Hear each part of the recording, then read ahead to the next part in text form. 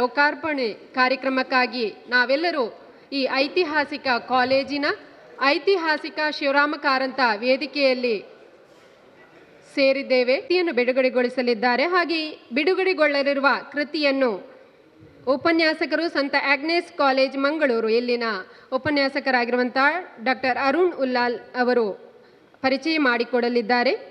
ಗೌರವ ಉಪಸ್ಥಿತಿಯಲ್ಲಿ ಇಲ್ಲಿ ಕಾಲೇಜಿನ ವಿಶ್ವವಿದ್ಯಾನಿಲಯ ಕಾಲೇಜು ಮಂಗಳೂರು ಇದರ ಪ್ರಾಂಶುಪಾಲರಾದಂಥ ಗೌರವಾನ್ವಿತ ಪ್ರೊಫೆಸರ್ ಗಣಪತಿ ಗೌಡ ಅವರು ಹಾಗೂ ತುಳು ಸ್ನಾತಕೋತ್ತರ ಅಧ್ಯಯನ ವಿಭಾಗ ಮಂಗಳೂರು ವಿಶ್ವವಿದ್ಯಾನಿಲಯ ಹಾಗೆ ಶ್ರೀ ಧರ್ಮಸ್ಥಳ ಮಂಜುನಾಥೇಶ್ವರ ತುಳು ಪೀಠ ಇದರ ಸಂಯೋಜಕರಾಗಿರುವಂಥ ಹಾಗೆ ಕನ್ನಡ ವಿಭಾಗದ ಮುಖ್ಯಸ್ಥರೂ ಆಗಿರುವಂಥ ಶ್ರೀಯುತ ಡಾಕ್ಟರ್ ಮಾಧವ್ MK ಅವರು ಉಪಸ್ಥಿತರಿದ್ದಾರೆ. ಇವರನ್ನು ವೇದಿಕೆಗೆ ಕರೆತರಬೇಕಾಗಿ ಲೇಖಕರಾದಂಥ ಶ್ರೀಯುತ ಚಂದ್ರಹಾಸ ಕಣಂತೂರು ಹಾಗೂ ಪ್ರಕಾಶಕರಾದಂಥ ಶ್ರೀಯುತ ಕಲ್ಲೂರು ನಾಗೇಶ್ ಇವರಲ್ಲಿ ಕೇಳಿಕೊಳ್ತಾ ಇದ್ದಾರೆ. ನಾಡಿನ ದೈವಾರಾಧನೆಯ ಸಂದರ್ಭದಲ್ಲಿ ನೇಮ ಅಥವಾ ಕೋಲವನ್ನು ನಡೆಸಿಕೊಡುವಂತಹ ಕಲಾವಿದನಿಗೆ ಕೊಡುವಂತಹ ಸೇಜ ಅಂತ ಹೇಳ್ಬೋದು. ಈ ಪಡಿಯರಿ ಎನ್ನುವುದನ್ನು ಕನ್ನಡದಲ್ಲಿ ಪಡಿಯಕ್ಕಿ ಅಂತ ಅವರು ಹೆಸರನ್ನು ಕೊಟ್ಟಿದ್ದಾರೆ. ಶ್ರೀಯುತ ಚಂದ್ರಹಾಸ ಕಣಂತೂರು ಅವರು ಈ ಮೊದಲು ಮೈಮೆ ಎನ್ನುವಂಥ ಕಥಾ ಸಂಕಲನ, ವೃತ್ತಾಂತ ಎನ್ನುವಂಥ ಕವನ ಸಂಕಲನ, ಕಣಂತೂರು ಧರ್ಮರಸು, ಶ್ರೀ ತೋಡಕುಕ್ಕಿನಾರ್ ಕ್ಷೇತ್ರಾಧ್ಯಯನ ಹಾಗೆ ತುಳು ಬಾಸಿದ ತಿರ್ಲ್ ನಮ್ಮಲ್ಲಿ ಇರುವಂಥ ಹಿರಿಯರೊಟ್ಟಿಗೆ ಸೇರಿಕೊಂಡವರು ಈ ಪುಸ್ತಕವನ್ನು ತಂದಿದ್ದಾರೆ. ಹಾಗೆ ಪಂಚದ್ರಾವಿಡ ಭಾಷಾ ಜನಪದ ಕಥೆಗಳು, ಹೀಗೆ ಈಗಾಗಲೇ 5 ಪುಸ್ತಕವನ್ನು ಅವರು ಪ್ರಕಟಿಸಿದ್ದಾರೆ. ಇದು 6ನೇ ಪುಸ್ತಕ. ಈ ಒಂದು ಒಳ್ಳೆಯ ಕಾರ್ಯಕ್ರಮಕ್ಕೆ ನಾವೆಲ್ಲ ಈಗ ಸೇರಿದ್ದೇವೆ. ನಿರ್ವಿಘ್ನವಾಗಿ ಈ ಕಾರ್ಯಕ್ರಮ ನಡೆಯಲಿ ಅನ್ನುತ್ತಾ ಆಶಿಸುತ್ತಾ ಈಗ ನಾಡಗೀತೆಯನ್ನು ಹೇಳಲಿಕ್ಕೆ ಬರ್ತಾ ಇದ್ದಾರೆ ನಮ್ಮ ವಿದ್ಯಾರ್ಥಿಗಳಾದಂಥ ಶಿವಾನಿ, ಶಶಾಂಕ್ ಹಾಗೂ ಪವನ್. ಜಯ ಭಾರತ ಜನನಿಯ ತನುಜಾತೆ, ಜಯ ಹೇ ಕರ್ನಾಟಕ ಮಾತೆ. ಜಯ ಭಾರತ ಜನನಿಯ ತನುಜಾತೆ, ಜಯ ಹೇ ಕರ್ನಾಟಕ ಮಾತೆ. ಜಯ ಸುಂದರ ನದಿವನಗಳ ನಾಡೆ, ಜಯ ಹೇ ರಸ ಋಷಿಗಳ ಬೀಡೆ. ಜಯ ಭಾರತ ಜನನಿಯ ತನುಜಾತೆ, ಜಯ ಹೇ ಕರ್ನಾಟಕ ಮಾತೆ. ಭೂದೇವಿಯ ಮಕುಟದ ನವಮಣಿಯೇ, ಗಂಧದ ಚಂದದ ಹೊನ್ನಿನ ಗಣಿಯೇ, ರಾಘವ ಮಧುಸೂದನರವತರಿಸಿದ ಭಾರತ ಜನನಿಯ ತನುಜಾತೆ. ಜಯ ಭಾರತ ಜನನಿಯ ತನುಜಾತೆ, ಜಯ ಹೇ ಕರ್ನಾಟಕ ಮಾತೆ. ಜನನಿಯ ಜೋಗುಳ ವೇದದ ಘೋಷ, ಜನನಿಗೆ ಜೀವವು ನಿನ್ನಾವೇಶ. ಹಸುರಿನ ಗಿರಿಗಳ ಸಾಲೆ, ನಿನ್ನಯ ಕೊರಳಿನ ಮಾಲೆ. ಕಪಿಲ ಪತಂಜಲ ಗೌತಮ ಜಿನನುತ ಭಾರತ ಜನನಿಯ ತನುಜಾತೆ. ಜಯ ಭಾರತ ಜನನಿಯ ತನುಜಾತೆ, ಜಯ ಹೇ ಕರ್ನಾಟಕ ಮಾತೆ. ಶಂಕರರ ಮನುಜ ವಿದ್ಯಾರಣ್ಯ, ಬಸವೇಶ್ವರ ಮಧ್ವರ ದಿವ್ಯಾರಣ್ಯ. ರನ್ನ ಷಡಕ್ಷರಿ ಪೊನ್ನ, ಪಂಪಲ ಕುಮಿಪತಿ ಜನ್ನ. ಕುಮಾರ ವ್ಯಾಸರ ಮಂಗಳಧಾಮ, ಕವಿ ಕೋಗಿಲೆಗಳ ಪುಣ್ಯಾರಾಮ. ನಾನಕ ರಾಮಾನಂದ ಕಬೀರರ ಭಾರತ ಜನನಿಯ ತನುಜಾತೆ. ಜಯ ಭಾರತ ಜನನಿಯ ತನುಜಾತೆ, ಜಯ ಹೇ ಕರ್ನಾಟಕ ಮಾತೆ. ಸರ್ವ ಜನಾಂಗದ ಶಾಂತಿಯ ತೋಟ, ರಸಿಕರ ಕಂಗಳ ಸೆಳೆಯುವ ನೋಟ. ಹಿಂದೂ ಕ್ರೈಸ್ತ ಮುಸಲ್ಮಾನ, ಪಾರಸಿಕ ಜೈನರುದ್ಯಾನ. ಜನಕನ ಹೋಲುವ ದೊರೆಗಳ ಧಾಮ, ಗಾಯಕ ವೈಣಿಕರ ರಾಮ. ಕನ್ನಡ ನುಡಿ ಕುಣಿದಾಡುವ ಗೇಹ, ಕನ್ನಡ ತಾಯಿಯ ಮಕ್ಕಳ ದೇಹ. ಜಯ ಭಾರತ ಜನನಿಯ ತನುಜಾತೆ, ಜಯ ಹೇ ಕರ್ನಾಟಕ ಮಾತೆ. ಜಯ ಸುಂದರ ನದಿವನಗಳ ನಾಡೆ, ಜಯ ಹೇ ರಸ ಋಷಿಗಳ ಬೀಡೆ. ಜಯ ಭಾರತ ಜನನಿಯ ತನುಜಾತೆ, ಜಯ ಹೇ ಕರ್ನಾಟಕ ಮಾತೆ. ಏನು ಹಾಡಿದಂಥ ವಿದ್ಯಾರ್ಥಿಗಳಿಗೆ ಸದಾಶಯಗಳು. ಈಗ ಸಭಾ ನಿಯಮದಂತೆ ವೇದಿಕೆಯಲ್ಲಿರುವ ಗಣ್ಯರನ್ನು ಹಾಗೂ ಆಗಮಿಸಿರುವ ಪ್ರೀತಿಯ ಅಭಿಮಾನಿಗಳನ್ನು ಸ್ವಾಗತಿಸಲಿದ್ದಾರೆ ಲೇಖಕರಾದಂಥ ಶ್ರೀಯುತ ಚಂದ್ರಹಾಸ ಕಣಂತೂರು ಇವರು. ಎಲ್ಲರಿಗೂ ಸ್ವಾಗತ. ಸಹೃದಯರೇ, ಪಡಿಯಕ್ಕಿ ಇನ್ನು ಕೆಲವೇ ಕ್ಷಣಗಳಲ್ಲಿ ಬಿಡುಗಡೆಗೊಳ್ಳಲಿದೆ. 2017ರಲ್ಲಿ ಮೈಮೆ ಎನ್ನುವಂಥ ಒಂದು ಕೃತಿಯನ್ನು ನಾನು ಪ್ರಕಟಿಸಿದೆ. ತುಳುವಿನಲ್ಲಿ ಇದೆ. ಅದು ಪ್ರಾರ್ಥನೆಗಳನ್ನು ಆಧರಿಸಿದ ಕಥಾ ಸಂಕಲನ. ಭಾಳಷ್ಟು ಜನ ಈ ಒಂದು ಕೃತಿಯನ್ನು ಮೆಚ್ಚಿಕೊಂಡರು. ಕಳೆದ ವರ್ಷ ಕಾಂತಾವರ ಕನ್ನಡ ಸಂಘದ ಒಂದು ಕಾರ್ಯಕ್ರಮಕ್ಕೆ ಹೋದಾಗ ಅಲ್ಲಿ ಡಾಕ್ಟರ್ ಮೊಗಸಾಲೆ ಅವರನ್ನು ಭೇಟಿಯಾಗುವ ಒಂದು ಅವಕಾಶ ಸಿಕ್ಕಿತ್ತು ನನಗೆ. ಅವರು ನಮ್ಮ ಊರಿನವರೇ, ನಮ್ಮ ಸಮೀಪದ ಕೋಳಿಯೂರಿನವರು. ಅವರಿಗೆ ನನ್ನ ಮೈಮೆ ಕೃತಿಯನ್ನು ಕೊಟ್ಟು ಬಿಡುವಿದ್ದಾಗ ಓದಿ ಎಂಬುದಾಗಿ ಹೇಳಿದೆ. ಯಾಕೆಂದರೆ ಬಹಳ ಬ್ಯುಸಿ ಮನುಷ್ಯ ಅವರು. ಸಾಹಿತ್ಯ ಕೃಷಿಯಲ್ಲಿ ಬ್ಯುಸಿಯಾಗಿದ್ದಾರೆ, ವೈದ್ಯಕೀಯ ವೃತ್ತಿಯಲ್ಲೂ ಬ್ಯುಸಿಯಾಗಿದ್ದಾರೆ. ಆದರೆ ಅವರು ಅದನ್ನು ಅದೇ ದಿನ ರಾತ್ರಿ ಓದಿ ಮರುದಿನ ಬೆಳಿಗ್ಗೆ ನನಗೆ ಫೋನ್ ಮಾಡಿದರು. ಬಹಳ ಸೊಗಸಾಗಿದೆ ಕೃತಿ, ತುಳು ಭಾಷೆಯಲ್ಲಿ ಬಹಳ ಚೆನ್ನಾಗಿ ಬರೆದಿದ್ದೀರಿ, ಇದನ್ನು ತುಳುವರು ಮಾತ್ರ ಓದಿದರೆ ಸಾಲದು, ಕನ್ನಡಿಗರು ಓದುವಂತಾಗಬೇಕು, ಇದನ್ನು ಕನ್ನಡಕ್ಕೆ ಭಾಷಾಂತರಿಸಿ ಎಂಬ ಸಲಹೆಯನ್ನು ಕೊಟ್ಟರು. ನನಗೆ ಕೂಡ ಅದನ್ನು ಕನ್ನಡಕ್ಕೆ ಅನುವಾದಿಸಬೇಕು ಎಂಬ ಇಚ್ಛೆ ಇತ್ತು, ಆದರೆ ಸ್ವಲ್ಪ ಉದಾಸೀನ ಮಾಡಿದ್ದು ನಾನು. ಅದೇ ದಿನ ಅವರ ಸವಾಲನ್ನು ಸ್ವೀಕರಿಸಿ ಅದನ್ನು ಅನುವಾದ ಮಾಡುವುದಕ್ಕೆ ಆರಂಭಿಸಿದೆ. ಅನುವಾದ ಮಾಡಿದ್ದೇನೆ. ಕೃತಿ ಹೇಗಿದೆ ಎಂಬುದನ್ನು ನೀವು ಓದಿದವರು ತಿಳಿಸಬೇಕು. ಇಂದು ಈ ಕೃತಿಯನ್ನು ಬಿಡುಗಡೆಗೊಳಿಸುವುದಕ್ಕೆ ಈ ಒಂದು ಕಾರ್ಯಕ್ರಮಕ್ಕೆ ನಮಗೆ ಅಧ್ಯಕ್ಷರಾಗಿ ಆಗಮಿಸಿದವರು ಹಿರಿಯರಾದ ಶ್ರೀ ಕೆ ಟಿ ಆಳ್ವಾರವರು, ಕುದುರೆಪಾಡಿ ತಿಮ್ಮಣ್ಣ ಆಳ್ವಾರವರು, ನನ್ನ ಗುರುಗಳವರು. ನನಗೆ ಮಾತ್ರ ಅಲ್ಲ, ನಮ್ಮ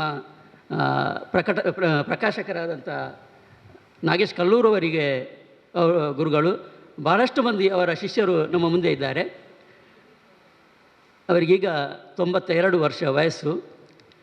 ನಿಜವಾಗಿ ಅವರ ಆ ಜೀವನೋತ್ಸಾಹಕ್ಕೆ ನಾವು ತಲೆ ತಗ್ಗಿಸಬೇಕು. ನನಗೆ 8ನೇ ತರಗತಿಯಿಂದ ದ್ವಿತೀಯ PUC ಅವರೆಗೆ ಕಲಿಸಿದವರವರು. ಅವರು ಕೇವಲ ಗುರುಗಳಲ್ಲ, ಅವರು ಉತ್ತಮ ಸಾಹಿತಿ ಕೂಡ ಹೌದು, ಉತ್ತಮ ಶಿಶು ಸಾಹಿತಿ ಕೂಡ ಹೌದು. ಬಹುಶಃ ಕೇರಳದಲ್ಲಿ 3ನೇ ತರಗತಿಗೆ ಅವರ ಒಂದು ಶಿಶುಗೀತೆ ಮೊಟ್ಟೆಯ ಹಾಡು, ಕೇರಳದವರಿಗೆ ಗೊತ್ತಿರ್ಬೋದು, ಅದು ಪಠ್ಯ ಆಗಿತ್ತು ಅವರಿಗೆ ಕೇರಳದಲ್ಲಿ. ಬಹಳ ಸೊಗಸಾದ ಶಿಶುಗೀತೆ ಅದು.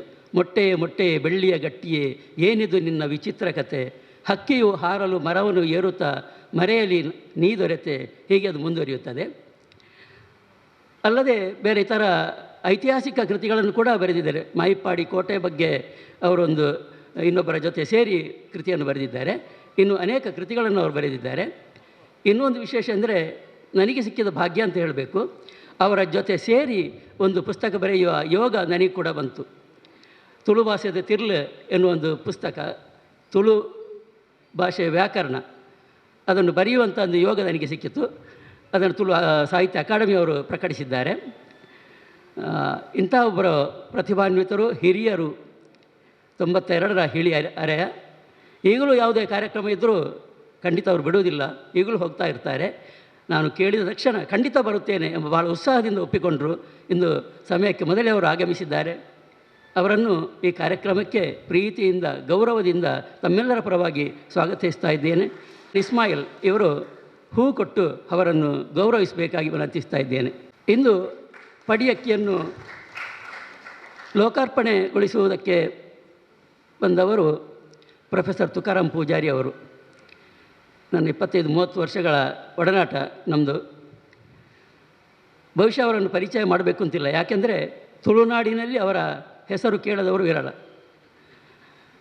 SVS ಕಾಲೇಜಿನಲ್ಲಿ ಪ್ರಾಧ್ಯಾಪಕರಾಗಿ ನಿವೃತ್ತರಾದವರು.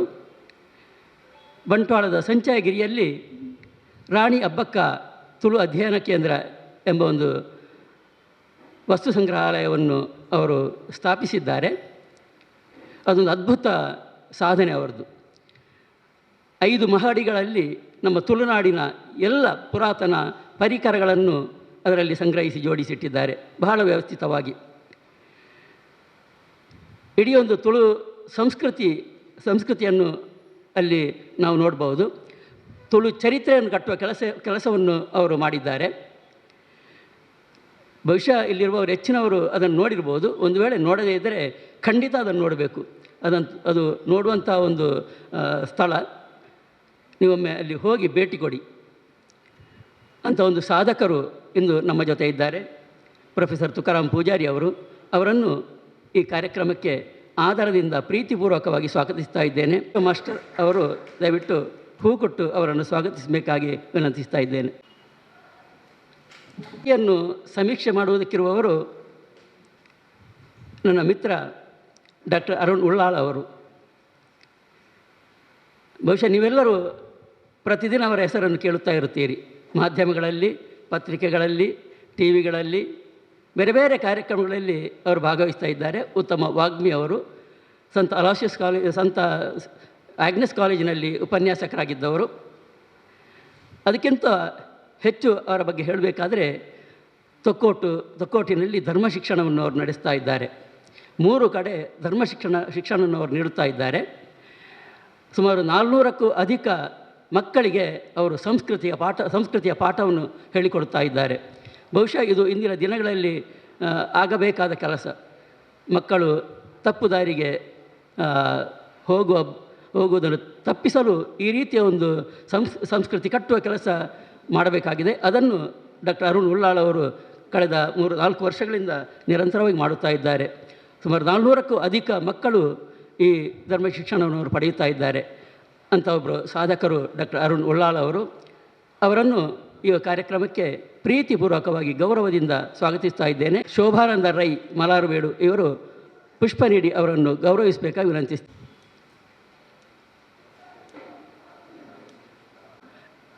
ನಮ್ಮ ಜೊತೆ ಈ ಕಾಲೇಜಿನ ಪ್ರಾಂಶುಪಾಲರಾದ ಪ್ರೊಫೆಸರ್ ಗಣಪತಿ ಗೌಡ ಅವರಿದ್ದಾರೆ. ಬಹಳ ಉತ್ಸಾಹಿ ಅವರು. ಸಾಹಿತ್ಯ ಚಟುವಟಿಕೆಗಳಿಗೆ ಬೆಂಬಲವನ್ನು ನೀಡುತ್ತಾ ಇರುವವರು. ನಾನು ಅವರಲ್ಲಿ ಹೋಗಿ ಕೇಳಿದೆ, ಸರ್ ನನ್ನೊಂದು ಪುಸ್ತಕ ಬಿಡುಗಡೆ ಇದೆ, ನಿಮ್ಮ ಕಾಲೇಜಿನಲ್ಲಿ ನನಗೆ ಅವಕಾಶವನ್ನು ಕೊಡಬೇಕು ಎಂದಾಗ ಯಾವುದೇ ಯೋಚಿಸದೆ ತಕ್ಷಣ ಹೇಳಿದರು, ಮಾಡಿ, ಎಲ್ಲ ವ್ಯವಸ್ಥೆ ನಾನು ಮಾಡ್ತೇನೆ, ಇಲ್ಲೇ ಮಾಡಿ ನೀವು ಅಂತ. ಸಾಹಿತ್ಯ ಚಟುವಟಿಕೆಗಳಿಗೆ ಬಹಳ ಪ್ರೋತ್ಸಾಹವನ್ನು ನೀಡುತ್ತಾ ಇರುವವರು. ಕಳೆದ 11 ವರ್ಷಗಳಿಂದ ಇದೇ ಕಾಲೇಜಿನಲ್ಲಿ ಅವರು ಸೇವೆಯನ್ನು ಸಲ್ಲಿಸ್ತಾ ಇದ್ದಾರೆ. ಅವರನ್ನು ಈ ಕಾರ್ಯಕ್ರಮಕ್ಕೆ ಆತ್ಮೀಯವಾಗಿ ಗೌರವದಿಂದ ಸ್ವಾಗತಿಸ್ತಾ ಇದ್ದೇನೆ. ಗೌರವಾನ್ವಿತರು ನನ್ನ ಗುರುಗಳು ಕೂಡ ಡಾಕ್ಟರ್ ಮಾಧವ MK ಅವರು. ತುಳು MAಯಲ್ಲಿ ನನಗೆ ಗುರುಗಳಾಗಿದ್ದವರು. ನನಗೆ ಎಲ್ಲ ವಿಧದ ಪ್ರೋತ್ಸಾಹವನ್ನು ಅವರು ನೀಡುತ್ತಾ ಇರುವವರು. ಇಂದು ಇಲ್ಲಿ ಈ ಕಾರ್ಯಕ್ರಮ ನಡೆಸಬೇಕಾದರೆ ನನಗೆ ಪೂರ್ಣ ಬೆಂಬಲವನ್ನು ನೀಡಿದವರು ಡಾಕ್ಟರ್ ಮಾಧವ MK ಅವರು. ಹಲವಾರು ಸಂಘಟನೆಗಳಲ್ಲಿ, ಹಲವಾರು ಸಂಸ್ಥೆಗಳಲ್ಲಿ ಅವರು ಮುಖ್ಯಸ್ಥರಾಗಿದ್ದಾರೆ. ಈ ಕಾಲೇಜಿನಲ್ಲಿ ಕನ್ನಡ ವಿಭಾಗದ ಮುಖ್ಯಸ್ಥರಾಗಿ ಸೇವೆ ಸಲ್ಲಿಸ್ತಾ ಇದ್ದಾರೆ. ತುಳು ವಿಭಾಗದ ಸಂಯೋಜಕರು ಕೂಡ ಹೌದು, ತುಳು ಪೀಠದ ಸಂಯೋಜಕರು ಹೌದು, ಹಲವಾರು ಅಖಿಲ ಭಾರತೀಯ ಸಾಹಿತ್ಯ ಪರಿಷತ್ತಿನ ದಕ್ಷಿಣ ಕನ್ನಡ ಜಿಲ್ಲಾ ಕಾರ್ಯದರ್ಶಿಗಳು ಕೂಡ ಹೌದು. ಈಗ ನಾನಾ ಸಂಸ್ಥೆಗಳಲ್ಲಿ ಅವರು ತನ್ನನ್ನು ತೊಡಗಿಸಿಕೊಂಡವರು. ನಿರಂತರ ಚಟುವಟಿಕೆಯಲ್ಲಿ ತನ್ನನ್ನು ತೊಡಗಿಸಿಕೊಳ್ಳುತ್ತಾ ಇರುವವರು. ಅವರನ್ನು ಈ ಸಮಾರಂಭಕ್ಕೆ ಆತ್ಮೀಯವಾಗಿ ಗೌರವದಿಂದ ಸ್ವಾಗತಿಸ್ತಾ ಇದ್ದೇನೆ.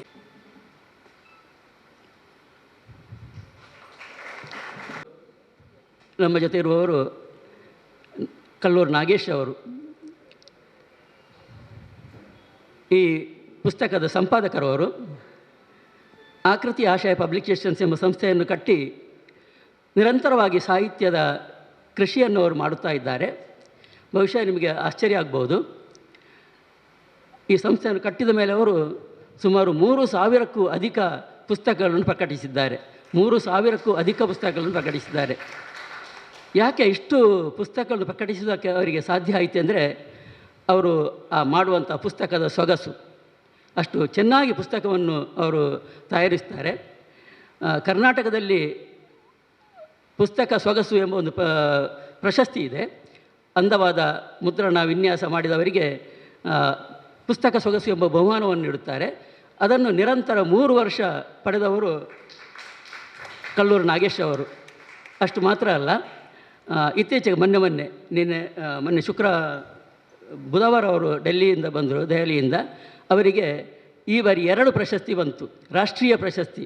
ಅದು ಕೂಡ ಪುಸ್ತಕದ ಮುದ್ರಣಕ್ಕೆ, ಆ ಪುಸ್ತಕದ ವಿನ್ಯಾಸಕ್ಕೆ ರಾಷ್ಟ್ರೀಯ ಪ್ರಶಸ್ತಿ ಅವರಿಗೆ ಬಂತು. ಹಾಗಾಗಿ ಅವರಿಗೆ ಈ ಮಟ್ಟದಲ್ಲಿ ಬೆಳೆಯುವುದಕ್ಕೆ ಅವರಿಗೆ ಸಾಧ್ಯ ಆಯಿತು. ನನ್ನ ಪುಸ್ತಕವನ್ನು ಕೂಡ ಅವರು ಎಂದು ಪ್ರಕಟಿಸಿದ್ದಾರೆ, ಸಂಪಾದಕರಾಗಿದ್ದಾರೆ. ಅವರನ್ನು ಕೂಡ ಈ ಕಾರ್ಯಕ್ರಮಕ್ಕೆ ಆತ್ಮೀಯವಾಗಿ ನಾನು ಸ್ವಾಗತಿಸ್ತಾ ಇದ್ದೇನೆ.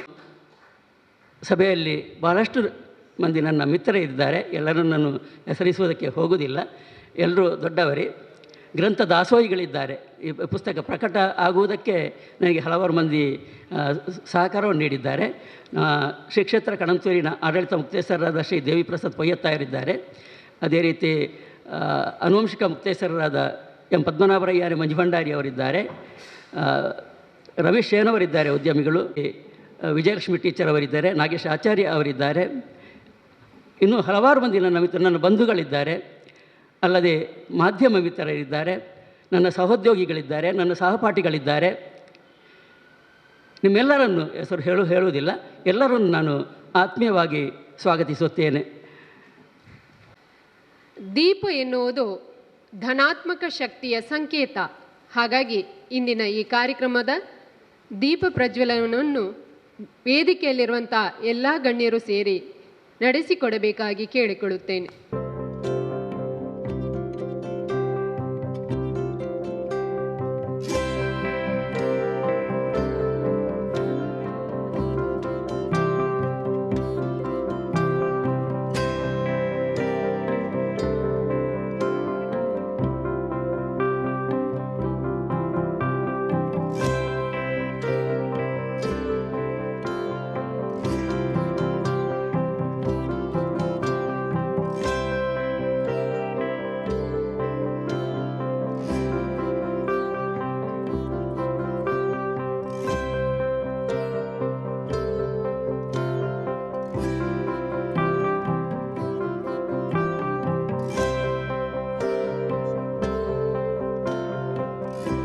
ಬೆಳಗಲಿ ಎನ್ನುತ್ತಾ ಈಗ ಈ ಕಾರ್ಯಕ್ರಮದ ಮುಖ್ಯ ಹಂತಕ್ಕೆ ನಾವು ಬರ್ತಾ ಇದ್ದೇವೆ.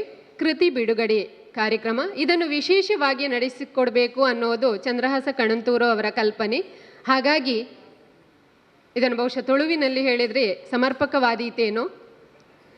ಒಂಜಿ ಕುರುವೇಡು ಕೊಡಿ ಇರದೀದು ಬಾರದಿರುತ್ತ ರಡ್ಡು ಕೊಡಿ ಇರದೀದು ಐತ ಮೇಲುಗು ಅರಿಪಾರ್ದು ಐತ ಮಿತ್ತಡು ಪುಸ್ತಕದೀದು ಆ ಪುಸ್ತಕವನ್ನು ಬಿಡುಗಡೆ ಮಲ್ಪಡೋ ಪನ್ಪು ನಾವು ಆರ್ನ ಕಲ್ಪನೆ. ಈಗ ಶ್ರೀಯುತ ಚಂದ್ರಹಾಸ ಕಣಂತೂರು ಇವರು ಈ ಬುಟ್ಟಿಯನ್ನು ಪ್ರೊಫೆಸರ್ ತುಕಾರಾಮ ಪೂಜಾರಿ ಇವರಿಗೆ ನೀಡಿ, ಪಡಿಯರಿಯನ್ನು ನೀಡಿ ಪುಸ್ತಕ ಬಿಡುಗಡೆಯನ್ನು ನೆರವೇರಿಸಿಕೊಡಬೇಕಾಗಿ, ಹಾಗೆ ವೇದಿಕೆಯಲ್ಲಿರುವ ಗಣ್ಯರು ಕೈಜೋಡಿಸಬೇಕಾಗಿ ಕೇಳಿಕೊಳ್ಳುತ್ತೇನೆ.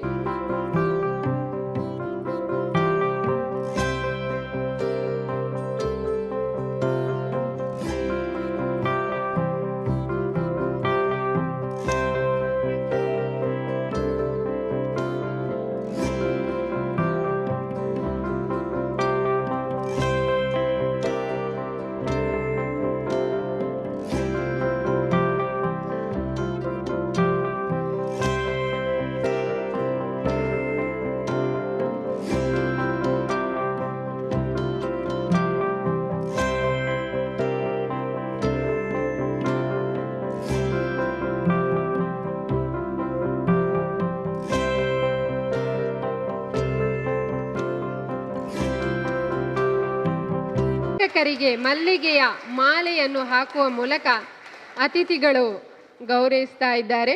ಅಭಿಮಾನದ ಸಂಕೇತವಾಗಿ ಅವರು ಇದನ್ನು ನೆರವೇರಿಸಿಕೊಟ್ಟಿದ್ದಾರೆ. ಕಾರ್ಯಕ್ರಮ ಇದೆ.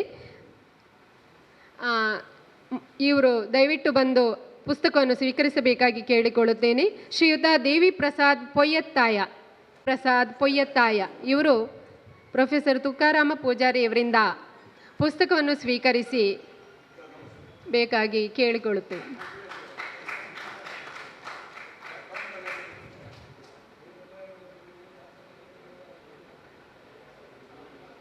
ಶ್ರೀಯುತ ಎಂ ಪದ್ಮನಾಭರೈ ಯಾನೆ ಮಂಜು ಭಂಡಾರಿ,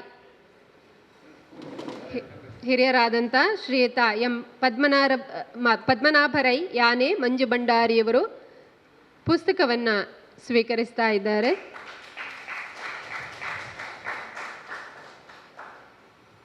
ಹಾಗೆ ಶ್ರೀಯುತ ರಮೇಶ್ ಶೇಣವ ಚಕ್ರಕೋಡಿ, ಹಿರಿಯರಾದಂಥ ಶ್ರೀಯುತ ರಮೇಶ್ ಶೇಣವ ಚಕ್ರಕೋಡಿ.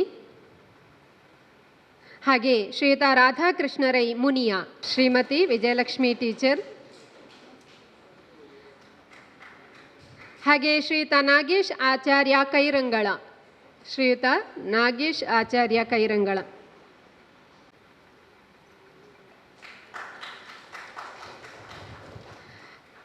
ಕೃತಿಗಳನ್ನು ನೀಡಿದಂಥ ಪ್ರೊಫೆಸರ್ ತುಕಾರಾಮ ಪೂಜಾರಿ ಅವರಿಗೆ ಧನ್ಯವಾದಗಳು. ಹಾಗೆ ಸ್ವೀಕರಿಸಿದಂಥ ಎಲ್ಲ ಗಣ್ಯರಿಗೆ ಧನ್ಯವಾದಗಳನ್ನು ಸಲ್ಲಿಸುತ್ತಾ ಕೃತಿ ಬಿಡುಗಡೆಗೊಳಿಸಿದಂಥ ಅತಿಥಿಗಳು ನಮ್ಮನ್ನುದ್ದೇಶಿಸಿ ಮಾತನಾಡಬೇಕಾಗಿ ಕೇಳಿಕೊಳ್ಳುತ್ತೇನೆ.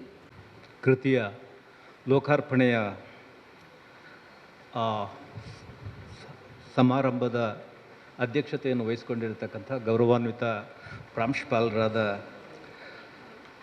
ಪ್ರೊಫೆಸರ್ ಗಣಪತಿ ಗೌಡ ಅವರೇ, ಮುಖ್ಯವಾಗಿ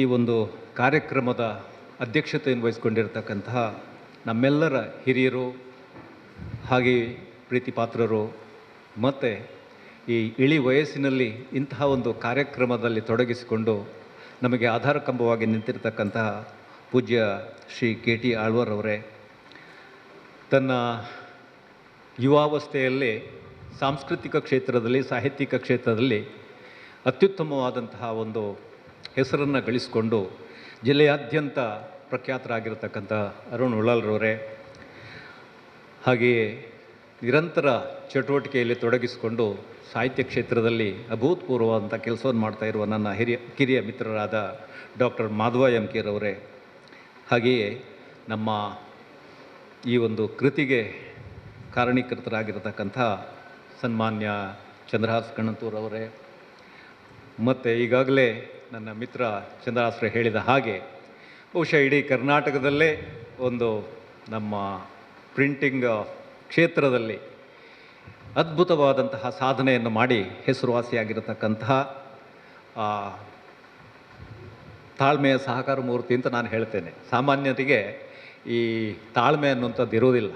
ಆ ತಾಳ್ಮೆಯ ಪ್ರತಿರೂಪವೇ ನಮ್ಮ ಕಲ್ಲೂರು ನಾಗೇಶ್ ಅವರು. ಆ ಒಂದು ತಾಳ್ಮೆಯ ಕಾರಣಕ್ಕಾಗಿ ಬಹುಶಃ ಅವರು ಈ ರೀತಿಯ ಸಾಧನೆ ಮಾಡೋದಕ್ಕೆ ಸಾಧ್ಯವಾಯಿತೋ ಏನೋ. ಹಾಗೆಯೇ ನನ್ನ ಮಿತ್ರರಾದ ಕಲ್ಲೂರು ನಾಗೇಶ್ ಅವರೇ, ಸೇರಿರ್ತಕ್ಕಂಥ ಎಲ್ಲ ನನ್ನ ಹಿರಿಯ ಕಿರಿಯ ಬಂಧುಗಳೇ,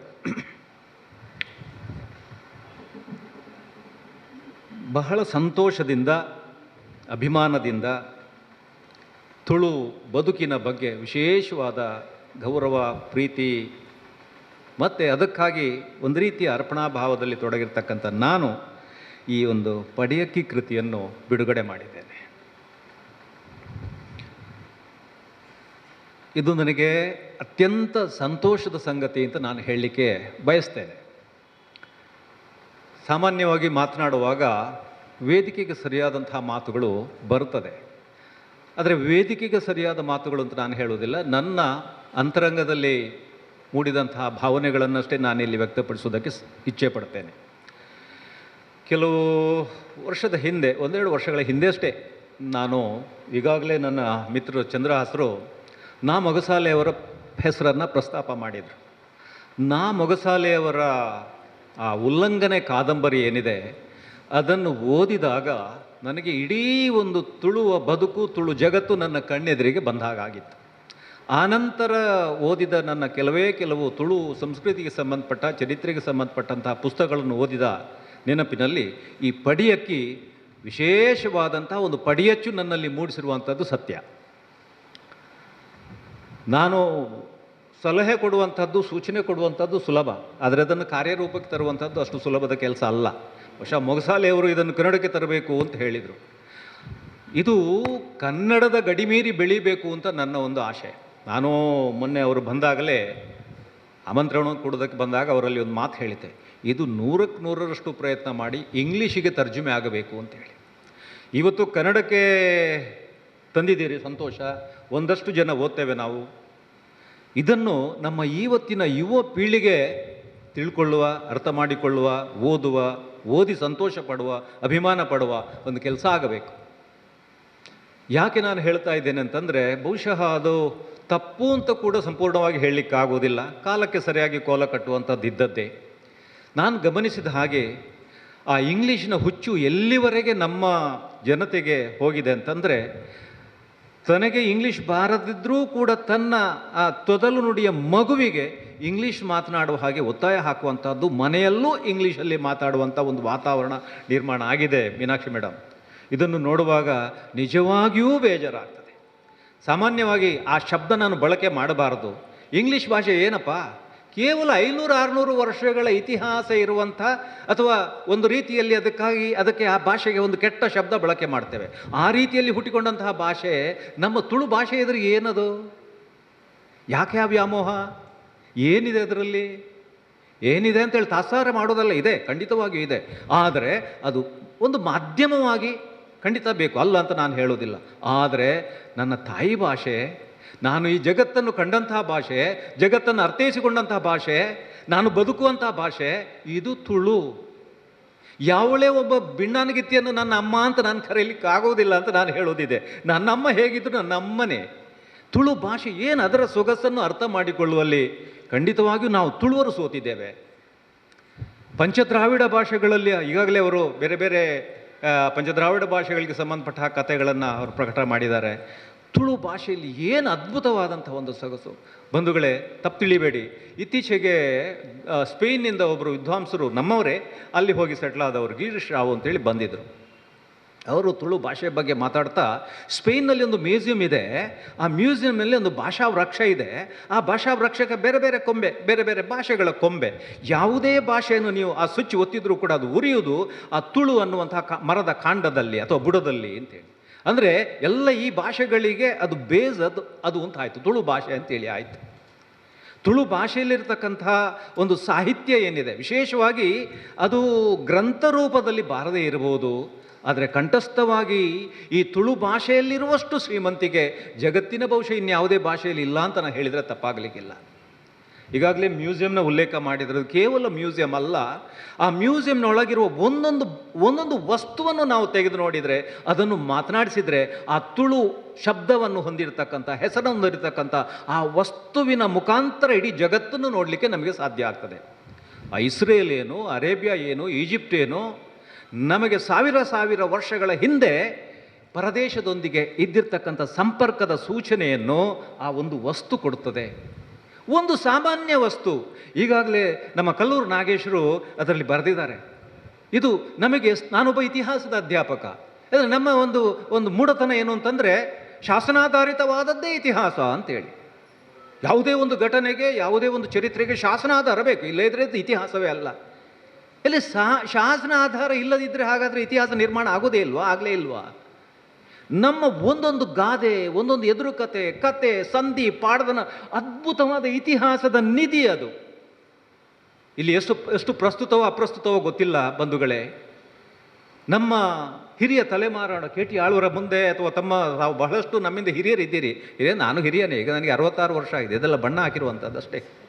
66 ವರ್ಷ ಆಯಿತು. ಒಂದು ಗಾದೆ, ಮರ ಮಗರಂಡು ಪಕ್ಕಿರಾಂಡು. ನನ್ನ ಹೆಂಡತಿ ಬೈತಾಳೆ, ಇಲ್ಲೇ ಕೂತ್ಕೊಂಡಿದ್ದಾಳೆ, ಮನೆಗೆ ಹೋಗಿ ಈಗ ಓಲ್ಪೊಂಡಲ್ಲ ಅವು ಉಂಜೆ ಬಿಟ್ಟು ಬೇತದಾಲ ಇಜ್ಜ. ನನಗೆ 2 ಶಬ್ದದ ತುಳು ಗಾದೆಯೊಂದು ಇಡೀ ನಮ್ಮ ತುಳುನಾಡಿನ ಒಂದು ಮಾತೃಮೂಲಿಕೆ ಸಂತತಿಯ ವ್ಯವಸ್ಥೆಯ ಬಗ್ಗೆ, ಅಥವಾ ಹಳೆಯ ಕಟ್ಟು ವ್ಯವಸ್ಥೆಯ ಬಗ್ಗೆ ಎಷ್ಟು ಸೊಗಸಾಗಿ ಕಟ್ಟಿಕೊಡ್ತದೆ. ಮರ ಮಗರಂಡು ಪಕ್ಕಿರಾಂಡು. ಅದನ್ನೇ ಇನ್ನೊಂದು ರೂಪದಲ್ಲಿ ಹೇಳುವುದಿದ್ರೆ, ಅಮ್ಮೆ ಸೈತಿ ಬೊಕ್ಕ ಇಲ್ಲಲೊಂತೆರ ಬಲ್ಲಿ, ಬರ್ಸಬೋಯಿ ಬೊಕ್ಕ ಮರತಾಡಿಟ್ಟೊಂತೆರ ಬಲ್ಲಿ. ಆಸ್ತಿ ಬದುಕು ನಿನ್ನವು ಚೆಂಬು ಚೆರಿಗೆ ಮುಟ್ಟಡ. ಆಸ್ತಿ ಬದುಕು ಊರಿಗೂ ಮಲ್ಲ ರಾಜೆ ಆದ ಪುಯಿ ಆಂಡ ಗುತ್ತುದಿಲ್ಲ, ಅಥವಾ ಎನ್ನ ಇಲ್ಲದು ಲೈ ಕೈಪಾಡ್ರೆ ಜವು ಪೊಂಜಿನ ಹಕ್ಕು. ಈ ಮಾತೃಮೂಲಿಕೆ ವ್ಯವಸ್ಥೆಯ ಕಥೆಯನ್ನು ಸಾಮಾನ್ಯ 2 ಶಬ್ದಗಳು ಎಷ್ಟು ಅದ್ಭುತವಾಗಿ ಕಟ್ಟಿಕೊಡ್ತವೆ. ಇಂತಹ ಅದೆಷ್ಟು ಗಾದೆಗಳು, ಕಥೆಗಳು, ಒಗಟುಗಳು, ಸಂಧಿ, ಪಾಡ್ತನ. ಸೊ ಇದನ್ನೆಲ್ಲ ಬಹುಶಃ ನಾವು ನೋಡಿ, ಈ ಪಲ್ಲಟದ ವ್ಯವಸ್ಥೆ, ಸಂಸ್ಕೃತಿ ಪಲ್ಲಟದ ಬಗ್ಗೆ ನಾನೇನು ಇಲ್ಲಿ ತಪ್ಪು ತಿಳಿಬೇಡಿ, ಅದು ಪ್ರಸ್ತುತ ಅಲ್ಲದಿದ್ದರೆ ಚಂದ್ರಾಸಣ್ಣ, ಇತ್ತೀಚೆಗೆ ನೀರು ಮಾರ್ಗದ ಪಕ್ಕಕ್ಕೆ 2 ವಾರದ ಹಿಂದೆ ಒಂದು ಸಾವಾಯಿತು. ಸಾವಾಗ ಸಂದರ್ಭದಲ್ಲಿ ನಮ್ಮ ಸಂಪ್ರದಾಯ, ತುಳುವರ ಸಂಪ್ರದಾಯ ಪ್ರಕಾರ ಶವದ ಕಾಳಡಿಯಲ್ಲಿ ಭತ್ತ, ತಲೆಯ ಮೇಲ್ಭಾಗಕ್ಕೆ ಅಕ್ಕಿ ಇಟ್ಟು ಒಂದು ತೆಂಗಿನಕಾಯನ್ನು ಒಡೆದು ಅಲ್ಲಿ ಎಣ್ಣೆ ಹಾಕಿ ದೀಪ ಹಚ್ಚಿಡುವಂಥ ಒಂದು ಕ್ರಮ ಇದೆ. ಯಾಕೆ ಏನೋ ಆಯಿತು, ಸೊ ಮಾಡಬೇಕು, ಸಂಪ್ರದಾಯ ತಾನೇ. ಅಲ್ಲಿ ಈ ಪೇಟೆಯಲ್ಲಿ ಈಗ ಎಲ್ಲಿ ಭತ್ತ ಸಿಗ್ತದೆ? ಅಂಗಡಿಗೆ ಹೋಯ್ತು, ಓಡಿದ ಒಂದು ಪಕ್ಕದ ಅಂಗಡಿಗೆ ಹೋದರೆ, ಹಳ್ಳಿ ಅಂಗಡಿ ಅದು, ನೀರು ಮಾರ್ಗ, ಅದು ಪೇಟೆಯಿಂದ ದೂರ ಇದೆ ತಾನೆ. ಅಲ್ಲಿಗೆ ಹೋದರೆ ಅಣ್ಣ ಅಂತೆ ಬಾರ್ ಬೋಡ ಅಂಡ, ಬಾರುಂಡ ಅಂತ, ಬಾರುಂಡ ಅಂತೇಳಿ, ಬಾರ್ ಮೂಲೆ ಅವನು ಅಡೆಪೊಲೆ ಅಂತೆ. ಆಯ್ತಲ್ಲ, ಇವ ಅಲ್ಲಿ ಹೋಗಿ ಹುಡುಕುದು ಬಾರ್ ಎಲ್ಲಿ, ಯಾವ ಅಂಗಡಿ ಎಲ್ಲಿದ್ದಿರ್ಬೋದು ಅಂತ ನೋಡು, ಸ್ವಲ್ಪ ಓಲು ತಿಕ್ಕೊಂಡು ಬೋರ್ಡ್ ಮಾಡ್ದಾನೆ, ಬಾರ್ ಆ್ಯಂಡ್ ರೆಸ್ಟೋರೆಂಟ್, ಬಾರ್. ಇದು ಕತೆ ಅಲ್ಲ, ತಮಾಷೆ ಅಲ್ಲ. ಬಾರ್ ಅಂತಂದರೆ ಅವನ ತಲೆಗೆ ಹೋದದ್ದು ಆ ಬಾರ್. ಅಂದರೆ ಒಂದು ಕಾಲದಲ್ಲಿ ದಿನನಿತ್ಯ ಅರಿಬಾರಿನ ಬಗ್ಗೆ ಮಾತಾಡ್ತಾ ಇದ್ದ ನಾವು, ಅದೇ ಬದುಕಾಗಿದ್ದ ನಮಗೆ ಇವತ್ತು ಬಾರ್ ಅಂದರೆ ತಲೆಗೆ ಹೋಗೋದು ಆ ಎಣ್ಣೆ ಹಾಕುವ ಬಾರ್. ಇದು ಮೊನ್ನೆ ನಡೆದಂಥ ಸತ್ಯ ಕತೆ ಇದು. ಹಾಗಾಗಿ ಈ ಒಂದು ಘಟನೆ ಸಾಕು, ಯಾವ ರೀತಿ ನಾವು ಬಹುಶಃ ನಮ್ಮ ಸಂಸ್ಕೃತಿಯಿಂದ ದೂರವಾಗ್ತಾ ಇದ್ದೇವೆ ಅನ್ನುವಂಥದ್ದು. ಈಗ ತುಳುನಾಡಿನಾದ್ಯಂತ ಬಹುಶಃ ಇವತ್ತು ಈ ಕುಲ್ಕುಂದ ಜಾತ್ರೆ ಅಂದ ತಕ್ಷಣಕ್ಕೆ ಕೆಲವು ಬಾರಿ ಕುಲ್ಕುಂದದ ವಿಚಾರ ಬರ್ತದೆ. ಕುಲ್ಕುಂದದ ವಿಚಾರ ಬರುವಾಗ ಕುಲ್ಕುಂದ ಜಾತ್ರೆ ಅಂದರೆ ಏನು? ಅದು ಒಂದು ಕಾಲದಲ್ಲಿ ಕುಲ್ಕುಂದ ಜಾತ್ರೆ ಬಂತು ಅಂತಂದರೆ ನಮ್ಮ ಹಿರಿಯರಿಗೆ, ತುಳುವರಿಗೆ ಒಂದು ರೀತಿಯ ಸಂಭ್ರಮ. ಅಲ್ಲಿಗೆ ಹೋಗಿ ಒಂದು ಜೋಡಿ ಎತ್ತು ತರುವಂಥದ್ದು, ಒಂದು ಎಮ್ಮೆ ತರುವಂಥದ್ದು, ಒಂದು ಹೋರಿಯನ್ನು ತರುವಂಥದ್ದು ಬಹುಶಃ ಒಂದು ಮನೆಯ ಪ್ರತಿಷ್ಠೆಯ ಒಂದು ಕೆಲಸ ಕೂಡ. ಅಂತಹ ವಿಚಾರ ಇದರಲ್ಲಿ ಬರ್ತದೆ. ಅದರಲ್ಲಿಯೂ ಕೂಡ ಇಲ್ಲಿ ಬಟ್ಟಲ್ಕೊಡ್ಡಿಯ ಗೋಣದ ವಿಚಾರ ಬರ್ತದೆ. ಇಲ್ಲಿ ಬಟ್ಟಲ್ಕೊಡ್ಡಿಯ ಮತ್ತು ನಾಮಕೊಡ್ಡಿಯ ಅಂತ ಬೇರೆ ಬೇರೆ. ಆ ಕೊಡ್ಡಿಯ ಬಟ್ಟಲ್ಕೊಡ್ಡಿಯದ ಕೋಣಗಳನ್ನು ಸಾಮಾನ್ಯರು ನಾವು ಅದನ್ನು ವ್ಯಾಪಾರ ಮಾಡುವ ಹಟ್ಟಿಗೆ ತರುವ ಪ್ರಶ್ನೆ ಇಲ್ಲ. ಅದರ ಬಗ್ಗೆ ಒಂದು ರೀತಿಯ ಭಯ. ಸಮೃದ್ಧಿ ಆದರೆ ಸಮೃದ್ಧಿ, ಇಲ್ಲದಿದ್ದರೆ ಬಹುಶಃ ಅದು ನೆಲ ಹಿಡಿಸ್ತದೆ ಅನ್ನುವ ರೀತಿಯ ಒಂದು ಭಾವನೆ ನಮ್ಮ ಹಿರಿಯರಲ್ಲಿತ್ತು. ಅಂತಹ ಕುಲ್ಕುಂದ ಜಾತ್ರೆ ಕಣ್ಣೆದುರಿಗಿತ್ತು ನಮ್ಮದು. ನಾನು ಸಮೀಪದ ಉಪ್ಪಿನಂಗಡಿ ಸಮೀಪ ಅಮೆ ಅಂತ ಒಂದು ಊರಿದೆ. ಆ ಅಮೆ ಬ್ರಿಡ್ಜಿನ ಪಕ್ಕಕ್ಕೆ ಒಂದು ತೋಡಿದೆ, ದೊಡ್ಡ ತಾರ್ ಇದೆ. ತಾರ್ ಅಂತ ಹೇಳೋದು ದೊಡ್ಡ ತೋಡಿಗಿಂತ ದೊಡ್ಡದು. ಸೊ ಈ ನಮ್ಮ ಷಷ್ಠಿಯ ಹೊತ್ತಿಗೆ ಬರುವ ಡಿಸೆಂಬರ್ ಹೊತ್ತಿಗೆ ನಿಮ್ಗೆ ಗೊತ್ತಿದೆ ಅದು. ಆ ಷಷ್ಠಿ ಮುಗಿದು ಆ ಪೈರು ಕೆಳಗೆ ಪೈರು ಜಪ್ಪುನೆ ಅಂತೇಳಿ ಕುಲ್ಕುಂದದ ಪೈರು ಬರ್ಕೊಂಡು, ಸುಬ್ರಹ್ಮಣ್ಯದ ಪೈರು ಬರುವಾಗ ನಮ್ಮ ಮನೆಯ ಮುಂಭಾಗದಲ್ಲಿ ಏನು ತೋಡು ಹರಿತದೆ, ಒಂದು ತಾರೇನು ಹರಿತದೆ, ಅಲ್ಲಿ ಅವರು ತಂಗುವಂಥದ್ದು, ಒಂದು ದಿನ ತಂಗುವಂಥದ್ದಿದೆ, ಒಂದು ವಾರ ತಂಗುವುದು ಇದೆ. ಅಂಥ ಸಂದರ್ಭದಲ್ಲಿ ನಮಗೆ ಏನು ಕೆಲಸ ಅಂತಂದರೆ ಎತ್ತು ಕೋಣಗಳೆಲ್ಲ ಸೆಗಣಿ ಹಾಕಿದರೆ ಆ ಸೆಗಣಿ ಅನ್ಕೊಂಡೋಗಿ ಮನೆಯಲ್ಲಿ ರಾಶಿ ಹಾಕುವಂಥದ್ದು. ಇದು ಮೊನ್ನೆಯವರೆಗೆ ಕುಲ್ಕುಂದ ಜಾತ್ರೆಯ ವಿಚಾರವನ್ನು ನಾವು ನೋಡಿದವರು, ಕೇಳಿದವರು, ಆನಂದಿಸಿದವರು. ಇವತ್ತು ಈ ಬಾರಿನ ಸ್ಥಿತಿಯೇ ಆಗ್ತಾ ಇದೆ. ಅದು ಇವತ್ತು ಅದೇ ತಿಂಗಳುಗಟ್ಟಲೆಯಲ್ಲಿ ನಡೀತಾ ಇದ್ದಂತಹ ಒಂದು ಕುಲ್ಕುಂದ ಜಾತ್ರೆ ಏನಿದೆ, ಅದು ಕೇವಲ 15 ದಿನಕ್ಕೆ ಸೀಮಿತವಾಗಲಿ ಅಂತೇಳಿ ಕಾಟದ ಶಾಪ ಕೊಟ್ಟ ಅಂತ ಇವರು ಬರೀತಾರೆ. ಇವತ್ತು ಕಾಟದ ಶಾಪ ಕೊಟ್ಟನೋ ಅಥವಾ ಮುದ್ದಕಲ್ಲಲ್ಲಿ ಶಾಪ ಕೊಟ್ಟರೋ ಗೊತ್ತಿಲ್ಲ ನಮಗೆ. ಇವತ್ತು ಆ ಜಾತ್ರೆ ವ್ಯವಸ್ಥೆಯೇ ನಿಂತು ಹೋಗಿದೆ. ತುಳು ಬದುಕು ನಮ್ಮ ತುಳುವ ಬದುಕು ಸಂಪೂರ್ಣ ಬದಲಾಗಿ ಬಿಟ್ಟಿದೆ. ಇಲ್ಲಿ ಬಹುಶಃ ಜಿಜ್ಞಾಸೆಗೆ ಅವಕಾಶವಿರುವ ಅನೇಕ ವಸ್ತುಗಳಿದೆ. ಇಲ್ಲಿ ಉದಾಹರಣೆಗೆ ಕೋಟಿ ಚೆನ್ನೆಯ ಕಾನದ ಕಾಟದ ಮುದ್ದಕಲ್ಲನ ವಿಚಾರ ಬರುವಾಗ ನನಗೆ ಯಾಕೂ ಅಂತ ಅರ್ಥ ಆಗಲಿಲ್ಲ. ಬಹುಶಃ ಇದಕ್ಕೆ ನಾನು ಹೇಳಿರುವಂಥದ್ದು, ಇದು 4 ಜನರಿಗೆ ತಿಳಿಬೇಕು, ಚರ್ಚೆಯ ವಿಷಯವಾಗಬೇಕು.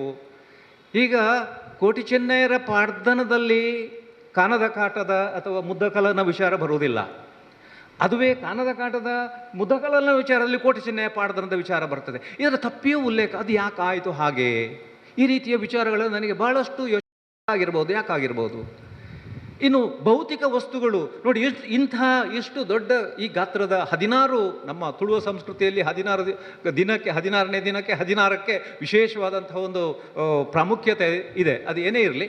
ಸೊ ಇಲ್ಲಿ ಬರುವಂಥ ಭೌತಿಕ ವಸ್ತುಗಳು ಎಲ್ಲ ಒಂದು ಇಲ್ಲಿ ತುಳುವರ ತಿಂಡಿ ಅಂತ ಹೇಳಿದರೆ ಏನು ಇವರು ಹೇಳುವಂಥದ್ದು, ಬೆಲ್ಲ, ತಾರಾಯಿ, ಬಜಿಲು. ಇದನ್ನೇ ಎಲ್ಲಿಯಾದರೂ ದೂರ ಪ್ರವಾಸಕ್ಕೆ ಹೋಗೋದಿದ್ರೆ ಕೂಡ ಮನೆಯಲ್ಲಿ ಅದನ್ನೇ ಕಟ್ಟಿಕೊಡುವಂಥದ್ದು. ಈ ಬೆಲ್ಲ ತಾರಾಯಿ ಅಂತ ವಿಚಾರ ಇರಬಹುದು, ಅಥವಾ ವಸ್ತುಗಳು, ಭೌತಿಕ ವಸ್ತುಗಳು. ಇವತ್ತು ಬೆಳಿಗ್ಗೆ ನಾನು ಯಾರೆಲ್ಲ ಮಾತಾಡಿದೆ, ಈ ಕಲ್ಲಕಲೆಂಬಿ ಅಂದರೆ ಎಂಥದ್ದು? ಕಲೆಂಬಿ ಕೇಳಿದೆ ನಾನು. ಕಲ್ಲಕಲೆಂಬಿ ಅಂದರೆ ಎಂಥದ್ದು?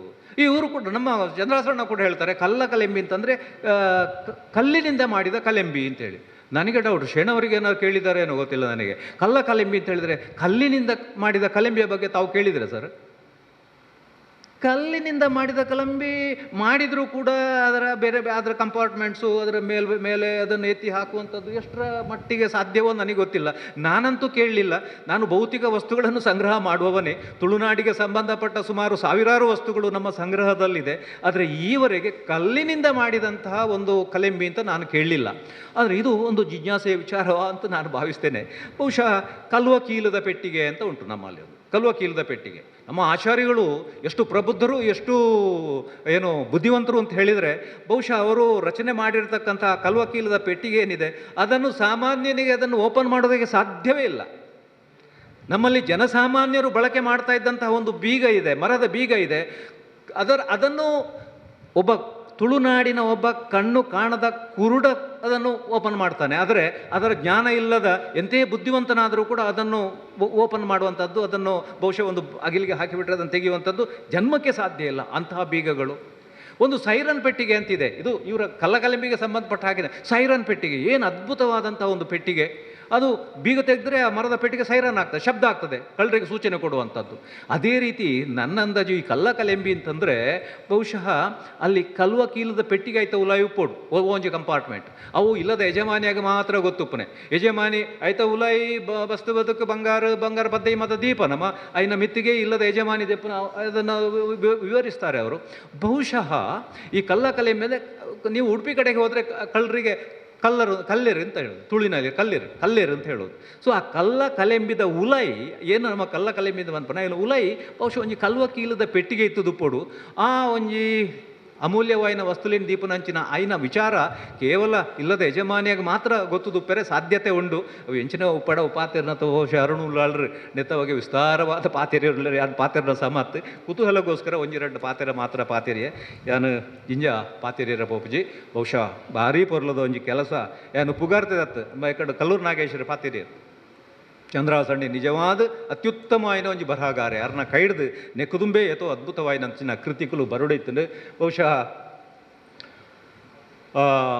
ನನಲ ಪೊರ್ತು ಕರೀಜಿ ಅರೆಗೆ ಖಾಲಿ 23 ವರ್ಷ ನಾನ 10 ವರ್ಷ ಆರಾಮಡಿ ಇರೆಗೆ ಈ ತುಳುವಪ್ಪನ ಬೇಲೆ ಮಲ್ಪೋಲಿ ನನಲ ಇನ್ನು ಸಾಹಿತ್ಯ ಕೃಷಿಗೆ ಸಂಬಂಧಪಟ್ಟ ಬೇಲೆ ಉಂತಿರಬಲ್ಲಿ ಇಂಚಿನ ಅದ್ಭುತವಾಯಿನ ಕೃತಿ ನನಾತ ಇರ ಕೈಡು ರಚನೆ ಆವಡು ಬೊಕ್ಕ ಇಂದು ಬೇರೆ ನೆನಪುದಿಲ್ಲ ಇಂಚಿನ ಕೃತಿಕುಲು ನಮ್ಮ ಗಡಿ ಮೀರಿದು ಸೀಮೆ ಮೀರಿದು ದೂರ ಪೋಡು. ಗಲ್ಫುಡ ಬೊಂಬಾಯಿಡ ಓಲ ಅಲ್ಪ ಮುಲ್ಪ ದೇಶ ಜಗತ್ತದಾದ್ಯಂತ ನಮ್ಮ ತುಳುವರು ಉಲ್ಲಿರತ್ತ ಅಕ್ಲೆಗೆ ಇಂದು ಮುಟ್ಟೋಡು ದಯ ಪನ್ನಾಗ ಅಕ್ಲು ಬಹುಶಃ ಕನ್ನಡ ತುಳು ಅಕ್ಲು ತೆರೆದ ನಕ್ಲು ಅತ್ತ ಇಚ್ಚಿನ ಅಕ್ಲು ನಮ್ಮ ಯುವ ಪೀಳಿಗೆ ಅಕ್ಲೆಗೆ ಈ ಒಂಜಿ ನಮ್ಮ ತುಳುನಾಡದ ವಿಚಾರ ಮುಟ್ಟೋಡು ಪನಪನ ವಿಚಾರವನ್ನು ಪಂಡೊಂದು ಬಹುಶಃ ಇಂಚಿನ ಒಂಜಿ ಅವಕಾಶ ಕೊರ ನಾರೆಗೆ ಎನ್ನ ಸೊಲ್ಮೆ ಸಂದಾದ ಎನ್ನರಡು ಪಾತೆರುಂತವೆ. ರಾಣಿ ಹಬ್ಬಕ್ಕ ತುಳು ಅಧ್ಯಯನ ಕೇಂದ್ರದ ಮೂಲಕ ತುಳುವ ಜಗತ್ತನ್ನು ತುಳುವರಿಗೆ ಕಟ್ಟಿಕೊಟ್ಟಂತ ಪ್ರೊಫೆಸರ್ ತುಕಾರಾಮ ಪೂಜಾರಿ ಅವರು ಇಂದಿನ ಭಾಷಣದಲ್ಲಿ ಬಹುಶಃ ತುಳುವ ಜಗತ್ತನ್ನು ನಮಗೆ ಒಂದು ಅರ್ಧ ಗಂಟೆಯಲ್ಲಿ ಪರಿಚಯಿಸಿಕೊಟ್ರು. ಅವರು ಅದು ಕೃಷಿ ಇರ್ಬೋದು, ಪಾರಂಪರಿಕ ಜ್ಞಾನ ಇರ್ಬೋದು, ಇದೆಲ್ಲವೂ ಒಂದು ಸಲ ನಮಗೆ ತುಳುನಾಡಿನ ಸುತ್ತ ಅಥವಾ ಕೃಷಿಯ ಬದುಕಿಗೆ ಮರಳಿದ ಹಾಗೆ ಅನಿಸ್ತು. ಅನಂತ ಧನ್ಯವಾದಗಳು. ತುಳು MA ಮಕ್ಕಳು ಇದನ್ನು ಕಾರ್ಯಕ್ರಮವನ್ನು ಮಿಸ್ ಮಾಡಿಕೊಂಡ್ರು ಅಂತ ಕೆಲವರು ಬಂದಿದ್ದಾರೆ, ಆದರೂ ಕೂಡ ಎಲ್ಲರೂ ಬರಬೇಕಿತ್ತು ಅಂತ ಅನ್ನಿಸ್ತು. ಹಾಗೆ ಇನ್ನೋರ್ವ ತುಳುವಿನ ಮಾತುಗಾರ ಹಾಗೆ ಉಪನ್ಯಾಸಕರು ಆಗಿರುವಂಥ ಡಾಕ್ಟರ್ ಅರುಣ್ ಉಳ್ಳಾಲ ಇವರ ಬಗ್ಗೆ ಎಲ್ಲರಿಗೂ ಪರಿಚಯ ಇದೆ. ಇವರು ಇಂದಿನ ಬಿಡುಗಡೆಗೊಂಡಂತಹ ಪುಸ್ತಕದ ಬಗ್ಗೆ ನಮಗೆ ಪರಿಚಯ.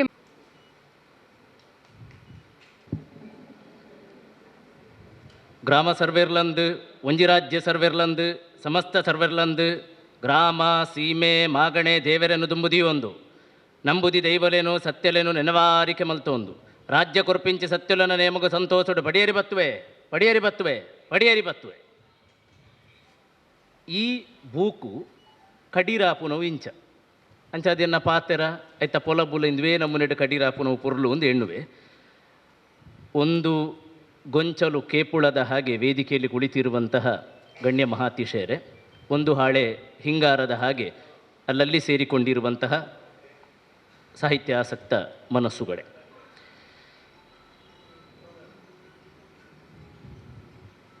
ತುಕಾರಾಮ್ ಸರ್ ಬಹಳ ವಿಸ್ತಾರವಾದ ತುಳುವ ಪ್ರಪಂಚವನ್ನು ಪರಿಚಯಿಸಿಕೊಟ್ಟರು. ನನ್ನ ಮಾತಿಗೆ ಒಳ್ಳೆಯ ಪೂರಕ ಒಂದು ವಾತಾವರಣ ಉಂಟಾಯಿತು ಅಂತ ನಾನು ಅಂದುಕೊಳ್ತೇನೆ. ಈ ಕೃತಿಗೆ ಸಂಬಂಧಪಟ್ಟು ಇದರ ಬೆನ್ನುಡಿಯನ್ನು ಬರೆಯುವ ಸಂದರ್ಭದಲ್ಲಿ ಇದರ ಪ್ರಕಾಶಕರಾಗಿರುವ ಕಲ್ಲೂರು ನಾಗೇಶರು ನನಗೊಂದು ಫೋನ್ ಮಾಡಿ ಕೇಳಿದರು, ನೀವು ಬೆನ್ನುಡಿಯಲ್ಲಿ ಅಲ್ಲಲ್ಲಿ ಚಂದ್ರಹಾಸ ಕಣಂತೂರು ಅಂತ ಬರೆದಿದ್ದೀರಿ, ಅದು ಚಂದ್ರಹಾಸ ಕಣಂತೂರೋ ಅಂತ. ಇದು ಅವರ ಹೆಸರಿನ ಸಮಸ್ಯೆ ಅಲ್ಲ, ತುಳು ಕನ್ನಡದ ಸಮಸ್ಯೆ. ಕುಕ್ಕಿನಂದಾಯ ಕೊಡಮಣಿತ್ತಾಯ ಕೊಡಮಂದಾಯ ಎಂಬುದಾಗಿ ಕೆಲವು ಸ್ವಲ್ಪ ಅತಿಶಯ ಮುಂದುವರಿದು ಮೈಸಂದಾಯ ಮಹಿಷಂತಾಯ ಆದದ್ದು ಇದೆ. ಇದೆಲ್ಲ ತುಳು ಮತ್ತು ಮಲಯಾಳಂಗೆ ಆಗುವಾಗ ಈ ತಾಲವೀಕರಣದ ಒಂದು ಅರ್ಥದ ಲಕ್ಷಣ ಅದು. ಈ ತಕಾರಗಳೆಲ್ಲವೂ ದಕಾರ, ಭಾರತ ಇದ್ದದ್ದು ಭಾರದ, ಭಗವತಿ ಭಾರತಿ, ಭಗವದಿ ಭಾರದಿ, ಅದು ಆ ಭಾಷೆಯ ಒಂದು ಲಕ್ಷಣ. ಹಾಗೆ ತುಳುವಿನಲ್ಲಿ ಅನೇಕ ಇಂಥ ಪದಗಳನ್ನು ಗಮನಿಸ್ಬೋದು. ನಾನೇಕೆ ಈ ಪೀಠಿಕೆಯನ್ನು ಹಾಕಿದೆ ಅಂತ ಹೇಳಿದರೆ, ಈ ಕೃತಿ ಮಾಡಿದ್ದದನ್ನೇ ಕಣಂದೂರನ್ನು ಕಣಂತೂರು ಮಾಡಿದಷ್ಟೇ. ಕಣಂದೂರನ್ನು ಕಣಂತೂರು ಮಾಡಿದೆ ಅಂದರೆ ಇದರ ಭಾವನೆ, ಪ್ರಪಂಚ, ಭಾಷೆ, ಪಾತ್ರ, ಕತೆ ಇದೆಲ್ಲವೂ ತುಳುವಿದ್ದೆ. ಬರಿಯ ಅಭಿವ್ಯಕ್ತಿಗೆ ಮಾತ್ರ ಕನ್ನಡವನ್ನು ಬಳಸಲಾಗಿದೆ. ಆ ನೆಲೆಯಲ್ಲಿ ಚಂದ್ರಹಾಸ ಕಣಂತೂರರು ನಮಗೆಲ್ಲ ಪರಿಚಿತರೆ. ಇಲ್ಲಿ ವೇದಿಕೆ ಮುಂಭಾಗದಲ್ಲಿ ಅಬ್ಬಕ್ಕ ಟಿ ವಿಯ ಒಂದು ಕ್ಯಾಮರಾ ಉಂಟು. ನಾನು ಮತ್ತು ಚಂದ್ರಹಾಸ ಕಣಂತೂರರು ಅಬ್ಬಕ್ಕ ಟಿ ವಿಯಲ್ಲಿ ಬಯ್ಯ ಮಲ್ಲಿಗೆ ಅಂತ ಒಂದು ಕಾರ್ಯಕ್ರಮ ಕೊಡ್ತಿದ್ದೆವು. ಅನಂತರ ಅನೇಕ ಟಿ ವಿ ಮಾಧ್ಯಮದ ಕಾರ್ಯಕ್ರಮದಲ್ಲಿ, ಸಾಹಿತ್ಯದ ಕಾರ್ಯಕ್ರಮದಲ್ಲಿ ಭಾಗವಹಿಸಿದ್ದೆವು. ನಮ್ಮ ಊರಿನ ಕಾರ್ಯಕ್ರಮಕ್ಕೆ ಆಟಿಯ ಉಪನ್ಯಾಸವನ್ನು ಮಲಯಾಳದಲ್ಲಿ ಕೊಡುವುದಕ್ಕೆ ಅವರನ್ನು ನಾನು ಆಹ್ವಾನಿಸಿದ್ದೆ. ಹೀಗೆ ಅವರ ಮಾತೃಭಾಷೆ ಮಲಯಾಳಂ, ಆದರೆ ಬಹಳ ಸೊಗಸಾದ ತುಳು ಅವರಿಗೆ ಒಲಿದಿದೆ. ಅವ್ರು ಯಾವತ್ತೂ ಹೇಳೋದಿದೆ, ನನಗೆ ಕನ್ನಡಕ್ಕಿಂತಲೂ ತುಳುವಿನಲ್ಲಿ ಮಾತನಾಡೋದು ಬಹಳ ಇಷ್ಟ, ಒಳ್ಳೆಯ ಹಿಡಿತ ಅಂತ. ಅವರ ತುಳು ಚಂದ ಮತ್ತು ಬಹಳ ಮೃದು ಭಾಷಿ. ಬಹಳ ಅವರ ಮಾತನ್ನು ನೀವು ಯಾವತ್ತಾದರೂ ಚಂದ್ರಹಾಸ ಕಣಂತೂರು ಏರು ಧ್ವನಿಯಲ್ಲಿ ಮಾತನಾಡುವುದನ್ನು ಕೇಳಿದ್ದೀರಾ? ಬಹಳ ಮೃದುವಾಗಿ ಮಾತನಾಡ್ತಾರೆ. ಮತ್ತು ಸರಳ. ಯಾವತ್ತು ಎಲ್ಲಿ ತನಕ ಸರಳ ಅಂತ ಹೇಳಿದರೆ, ರಿಟೈರ್ಡ್ ಆದ ನಂತರ ಸಹಜವಾಗಿ ಮೂಡುವಂತಹ ಬೆಳ್ಳಗಿನ ಕೂದಲನ್ನು ಕಪ್ಪು ಮಾಡದಷ್ಟು ಸರಳ, ಅಷ್ಟು ಪ್ರಾಮಾಣಿಕರು. ಈ ಪ್ರಾಮಾಣಿಕತೆಯಿಂದಾಗಿ ಎಷ್ಟು ಗಳಿಸಿದ್ದಾರೋ ಅದಕ್ಕಿಂತ ಹೆಚ್ಚು ಕಳೆದುಕೊಂಡಿದ್ದಾರೆ ಕೂಡ. ಅಂದರೆ ಒಂದಷ್ಟು ಉದಾರತೆ, ಒಂದಷ್ಟು ಪ್ರೀತಿಯಿಂದ ಇನ್ನೊಬ್ಬರಿಗೆ ಹೇಳಿಕೊಟ್ಟೋ, ಇನ್ನೊಬ್ಬರಿಗೋಸ್ಕರ ಕೆಲಸ ಮಾಡಿ ಅದರಲ್ಲೊಂದು ಕಿಂಚಿತ್ತು ಗುರುತನ್ನು ತಾನಿಟ್ಟುಕೊಳ್ಳದೆ ಅವರ ಕೀರ್ತಿಗೆ ಇವರು ಕಾರಣರಾಗಿದ್ದಾರೆ. ನನಗೆ ಗೊತ್ತಿರುವ ಸತ್ಯ. ಮತ್ತು ಅವರು ಒಂದು ಸಣ್ಣ ಕೆಲಸಕ್ಕೆ ಆದಾಯ, ಕೀರ್ತಿ, ಹೆಸರು ಯಾವ ಕಾರಣಕ್ಕೂ ಸಿಗದೆ ಇರುವಂತಹ ಸಣ್ಣ ಕೆಲಸಕ್ಕೂ ಅವರ ಪ್ರಿಪರೇಷನ್, ಪೂರ್ವ ತಯಾರಿಯನ್ನು ನೀವು ಗಮನಿಸಬೇಕು. ಈ ಅಬ್ಬಕ್ಕ ಟಿ ವಿಯ ಕಾರ್ಯಕ್ರಮಕ್ಕಾಗಿರಲಿ, ಇತರ ಕಾರ್ಯಕ್ರಮಕ್ಕಾಗಿರಲಿ ಒಂದಷ್ಟು ಹೊತ್ತು ಮಾತನಾಡೋದಕ್ಕೆ ಅವರು ತಕ್ಕ ಮಟ್ಟಿಗೆ ತುಳು ಜನಪದದ ಬಗ್ಗೆ ಒಳ್ಳೆ ಜ್ಞಾನ ಇರುವವರು. ಆದರೂ ಅವರು ಪ್ರಿಪೇರ್ ಆಗಿ ಬರ್ತಾರೆ. ಇದು ಎಳೆ ವಿದ್ಯಾರ್ಥಿಗಳು ಈ ಕಡೆಗೆ ಗಮನ ಕೊಡಲೇಬೇಕು. ಪೂರ್ವ ತಯಾರಿ ಎಷ್ಟು ಮುಖ್ಯ, ಅದು ಜವಾಬ್ದಾರಿ. ನನ್ನ ಗುರುಗಳು ಹೇಳ್ತಿದ್ರು, ಅಮೃತ ಸೋಮೇಶ್ವರರು, ಸದಾಶಿವಣ್ಣ ಇದ್ದಾರೆ. ಒಂದು ವೇಳೆ ಪೂರ್ವ ತಯಾರಿ ಇಲ್ಲದೆ ಎಂಕ್ಲೆ ಗೊತ್ತು ಪುನಃ ಮಾತ ಎನ್ನುವ ಅರ್ಥದಲ್ಲಿ ಒಂದು ಸಭೆಗೆ ಹೋಗುವುದಾದರೆ ಆ ಸಭೆಯ ಸಮಯ ಹಾಳುವುದು ಅಂತ. ಅವರಿಗೆ ಗೌರವ ಇಲ್ಲ ಅಂತ ಅರ್ಥ. ನೀವು ಲೆಕ್ಕವೇ ಅಲ್ಲ, ನನಗೆಲ್ಲ ಗೊತ್ತಿದೆ ಎನ್ನುವ ಅರ್ಥದಲ್ಲಿ ತಗೊಂಡ ಹಾಗೆ. ಹಾಗಲ್ಲ. ಚಂದ್ರಹಾಸ ಕಣಂದೂರರು ಒಂದು ಊರಿನ ಸ್ಥಳನಾಮದ ಬಗ್ಗೆ ಅಥವಾ ಇನ್ಯಾವುದೋ ವಿಷಯದ ಬಗ್ಗೆ ಕೆಲಸ ಮಾಡ್ತಾರೆ ಅಂತ ಹೇಳಿದರೆ ಒಂದಷ್ಟು ತಯಾರಿ. ಅವರ ಅಬ್ಬಕ್ಕ ಟಿ ವಿ ಒಂದು ಕಾರ್ಯಕ್ರಮದಿಂದ ಎರವಲು ಪಡೆದಂತಹ ಸ್ಥಳನಾಮದ ಒಂದು ಪ್ರತಿ ಅವರದೇ ಅಕ್ಷರದಲ್ಲಿ ಇವತ್ತಿಗೂ ನನ್ನ ಕಪಾಟಿನಲ್ಲಿದೆ. ಅಷ್ಟು ಸಂಗ್ರಹ ಯೋಗ್ಯವಾದ ಕೆಲಸ. ಹಾಗಾಗಿ ಅಂತಹ ಮುಗ್ಧತೆಯ ಕಾರಣದಿಂದಲೇ ಒಂದಷ್ಟು ಪ್ರೀತಿ ಗಳಿಸಿದವರು. ಸಾಹಿತ್ಯ ಅಂದರೆ ಬಹಳ ಆಸಕ್ತಿ. ತುಳು ಜನಪದದ ಬಗ್ಗೆ ಬಹಳ ಒಳ್ಳೆಯ ಹಿಡಿತವರ ಕೈಯಲ್ಲಿದೆ. ನಾನು ಈ ಪುಸ್ತಕವನ್ನು ಪರಿಚಯಿಸುವಾಗ ನಮ್ಗೆ ಗೊತ್ತಿದೆ, ಇದು ತುಳು ದೈವಾರಾಧನೆಯ ಕಥೆಯನ್ನು ಒಳಗೊಂಡಿರುವಂಥದ್ದು, ಪಡಿಯಕ್ಕಿ ಎನ್ನುವ ಹೆಸರಿನಲ್ಲಿ. ಈ ದೈವದ ಕಥೆಗಳು ಸಾಮಾನ್ಯ ಸಾಮಾಜಿಕ ಕಥೆಯಾಗಿ ಎಲ್ಲರಿಗೂ ಓದುವ ಒಂದು ಪಠ್ಯವಾಗಿ ಬಂದಿರುವುದು ಇದೇನು ಹೊಸತಲ್ಲ. ಮ್ಯಾನರ್ನ ಕೆಲಸದಿಂದ ತೊಡಗಿ ಅಕಾಡೆಮಿ ಮಾಡಿರುವಂತಹ ಜೋಕ್ಲೆಗಾದ ತುಳು ಕತೆ ಕುಲು ಎನ್ನುವ ಸರಣಿಯ ತನಕವು ಮತ್ತು ಅಮೃತರೋ ಇತರರು ಮಾಡಿರುವಂಥ, ಅವರು ಅದನ್ನು ಉಲ್ಲೇಖ ಮಾಡ್ತಾರೆ ಅವರ ಲೇಖಕರ ಮಾತಿನಲ್ಲಿ ಕೂಡ, ಅನೇಕ ಪುಸ್ತಕಗಳು ಬಂದಿದೆ. ಈ ನೆಲೆಯಲ್ಲಿ ದೈವಾರಾಧನೆಯ ವಲಯವನ್ನು ಮೀರಿ ಸಾಮಾನ್ಯರಿಗೂ ದೈವ ಕಥನಗಳು ಮನನವಾಗುವುದಕ್ಕೆ, ಮನದಟ್ಟಾಗುವುದಕ್ಕೆ ಸಾಧ್ಯತೆ ಆಗಿದೆ. ಆ ನೆಲೆಯಲ್ಲಿ ಇದೊಂದು ಮಹತ್ವದ ಕೆಲಸ ಕೂಡ. ಕೆಲವು ಸೂಕ್ಷ್ಮತೆಯನ್ನು ನಿಮ್ಮ ಕಡೆಗೆ ನಾನು ಗಮನ ಸೆಳೆಯುವ ಪ್ರಯತ್ನ ಮಾಡ್ತೇನೆ. ಏಕೆಂದರೆ ಹೀಗೆ ಒಂದು ಪುಸ್ತಕವನ್ನು ನೋಡುವುದಕ್ಕಿಂತ ನಾನು ಹೇಳುವ ಕೆಲವು ನನ್ನ ಒಳನೋಟಗಳಿದಷ್ಟೇ. ಈ ಒಳನೋಟಗಳನ್ನಿಟ್ಟುಕೊಂಡು ನೀವು ಇನ್ನು ಮುಂದಕ್ಕೆ ಕೊಂಡುಕೊಳ್ಳಲಿರುವಂಥ ಪಡಿಯಕ್ಕೆನೊಮ್ಮೆ ನೋಡಿ. ಸಾಮಾನ್ಯ ಸಂಗತಿ, ಈ ಕಲ್ಲೂರು ನಾಗೇಶ್ವರ ಹತ್ರ ಕೇಳಿದರೆ ಒಂದು ಕೃತಿಯ ಸೊಗಸು, ಅವರು ಸೊಗಸು ಬಹುಮಾನವನ್ನು ಪಡೆದವರು. ಸೊಗಸಿಗೆ ಯಾವುದೆಲ್ಲ ಕಾರಣ ಅಂತ ಹೇಳಿದರೆ ಸಣ್ಣ ಸಣ್ಣ ಕೆಲಸಗಳು, ದೊಡ್ಡ ದೊಡ್ಡದಲ್ಲ. ಸಣ್ಣ ಸಣ್ಣ ಕೆಲಸಗಳಿಂದ ಕೃತಿಗೆ ಒಟ್ಟಂದದ ಚೆಲುವು ಬರುವಂಥದ್ದು. ಆ ಸಣ್ಣ ಸಣ್ಣ ವಿಷಯಗಳನ್ನು ಗಮನಿಸುವುದಾದರೆ, ಚಂದ್ರಹಾಸ ಕಣಂತೂರರು ಈ ಪಡಿಯಕ್ಕಿ ಎನ್ನುವಂತಹ ಕೃತಿಗೆ ಆಯ್ಕೆ ಮಾಡಿಕೊಂಡಂತಹ ಕತೆಗಳ ಸಂಖ್ಯೆ 16. ಬಹಳ ರೋಚಕ ಸಂಖ್ಯೆ ಅದು, 16. ನನ್ನ ಬೆನ್ನುಡಿಯನ್ನು ಆರಂಭಿಸಿದ್ದೇ ಆ ಸಾಲಿನಲ್ಲಿ. 16 ಎಂಬುದು ತುಳು ಸಂಪ್ರದಾಯದ ಸಾಂಸ್ಕೃತಿಕ ಸಂಖ್ಯೆ. ದೈವಾರಾಧನೆಯ 16 ಕಟ್ಟುಕಟ್ಟಳೆಗಳಲ್ಲಿ ಒಂದಾಗಿರುವ ಪಡಿಯಕ್ಕಿಯು ಅದೇ 16 ಸಂಖ್ಯೆಯಲ್ಲಿ ಇಲ್ಲಿ ಕಥಾರೂಪ ತಳೆದಿದೆ. ಪದಿನಾಜಿ ಚಾಕಿರಿ ವರ್ಗ, ಪದಿನಾಜಿ ಕಟ್ಟುಕಟ್ಟಳೆ, ಇನ್ನು ಷೋಡಶ ಸಂಸ್ಕಾರಗಳು ಎನ್ನುವ ಅರ್ಥಕ್ಕೆ ತೆಗೊಳ್ಳೋದಾದರೂ ಈ 16 ಎನ್ನುವುದಕ್ಕೆ ಬಹಳ ಮಹತ್ವ ಇದೆ. 16ಅನ್ನೇ ಏಕೆ ಆಯ್ಕೆ ಮಾಡಿಕೊಂಡ್ರು ಎನ್ನುವುದು ಒಂದು ಅಧ್ಯಯನ ಯೋಗ್ಯವಾದ ಸಂಗತಿ. ಹಾಗಾಗಿ ಒಂದು ದೈವಾರಾಧನೆ ಕಥೆಯನ್ನು ಅದು ಆ ಕಥೆಯ ವ್ಯಾಪ್ತಿಗೆ ಒಳಗೊಳ್ಳುವ ಒಂದು ಸಂಖ್ಯೆಯು ಸೇರಿಕೊಂಡಿದೆ, ಆ ಗಣನೆಗೆ ಬರ್ತದೆ ಎಂಬುದು ಬಹಳ ಒಳ್ಳೆಯ ಆಯ್ಕೆ. ನನಗೆ ಅದು ಇಷ್ಟ ಆಯಿತು, ಎಷ್ಟು ಚಂದಕ್ಕೆ ತಲೆ ಓಡಿದೆ ಅಂತ ಅನಿಸಿತು ಅವರದ್ದು. ಇನ್ನು ಆ 16 ಸಂಖ್ಯೆಯಲ್ಲಿ ಬೇರೆ ಬೇರೆ ರೀತಿಯ ಕಥೆಗಳನ್ನು ಪ್ರಸ್ತುತ ಮಾಡ್ತಾರೆ. ನಾನು ಒಂದೊಂದು ಹಂತವನ್ನು ಹೇಳ್ತಾ ಹೋಗೋದಾದರೆ, ಆರಂಭದಲ್ಲಿ ನನಗೆ ಬಹಳ ಕುತೂಹಲ ಆದದ್ದು ಈ ಪಡಿಯಕ್ಕಿ ಎನ್ನುವ ಹೆಸರು. ಪಡಿಯಕ್ಕಿ ತೀರ ರಾಜಿ ಮಾಡಿಕೊಳ್ಳದಂತಹ ತುಳು ಪ್ರೇಮಿಗಳಿದ್ದರೆ ಈ ಹೆಸರು ಅವರಿಗೆ ಅಸಮಾಧಾನ ಆಗ್ತದೆ. ನಾನು ಸುಮ್ಮನೆ ಸ್ಟೇಟಸ್ಗೆ ಏರಿಸಿದಾಗ ಇಂಥ ಸಾಲುಗಳೆಲ್ಲ ನನಗೆ ಕೇಳಲಿಕ್ಕೆ ಸಿಕ್ಕಿತು. ಕಾರಣ ಅವು ದಾಯೆ ಆತ್ತು ಪೊರ್ಲುದ ಪಡಿಯರಿ ಪನ್ಪು ನನ್ನವನು ನಾಮಪದ ಐನ್ ನಿಖಿಲು ಕನ್ನಡಗ ಕನೆಯರು ಪಡಿಯ ಅಕ್ಕಿ ಪಂಡ ಅರ್ಥ ಉಂಡೆ ಸರ್ ಅಪ್ಪಣ್ಣ ಪಡಿ ಇಲ್ಲ ನಿಖಿಲು ಚೇಂಜ್ ಮಾಡಿ ಪಡಿತೀನಿ ಪಗರದ ಅಕ್ಕಿ, ಸಂಬಳದ ಅಕ್ಕಿ ಅಂಚ ಮಲ್ ಪೊಡಿತೀನಿ ಇಂಚಿನ ಪುರ ಪಾತ್ರ ಆತನು ಸಹಜ ಪಂಡ ಇತ್ತೆ ಪರಿಸ್ಥಿತಿ ಅಂತೆ ಸೂಕ್ಷ್ಮ. ಅಂಡ ಈ ಪಡಿ ಎನ್ನುವಂತಹ ಪದ ನೋಡಿ ಎಷ್ಟು ಮುಖ್ಯ ಅಂದರೆ, ಬರೀ ಸಂಬಳ ಅಥವಾ ಒಂದು ವಿಧಿವಿಧಾನದ ಹೆಸರು ಅಂತಲ್ಲ.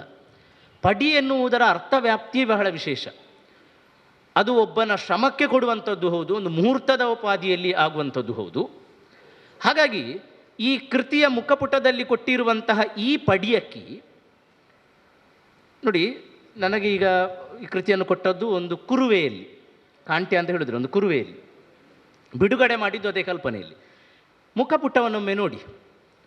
ಕುರುವೆಯಲ್ಲಿ ಪಡೆಯುವ ಕಣಂದೂರು ಕಾಂತ, ಬಹಳ ಪ್ರಸಿದ್ಧ ಕಣಂದೂರಿನಲ್ಲಿ ನೇಮ ಕಟ್ಟುವರು ಕಣಂದೂರು ಕಾಂತ, ಅವರು ಕುರುವೆಯಲ್ಲಿ ಪಡೆಯುವ ಪಡಿಯಕ್ಕಿ. ಈಗ ಕಾಲಾಂತರದಲ್ಲಿ, ಕಣಂದೂರಿನಲ್ಲಿ ಆ ಪದ್ಧತಿ ಇರ್ಬೋದು, ಕಾಲಾಂತರದಲ್ಲಿ ಅದು ತಡ್ಪೆಗೆ ಬಂತು. ತಡ್ಪೆ ಮೊನ್ನೆ ಅಷ್ಟೇ ನಾನೊಂದು ಕೋಲಕ್ಕೆ ಹೋಗುವಾಗ ಬಟ್ಟಲಲ್ಲಿ ತೆಕೊಳ್ತಾ ಇದ್ದಾರೆ.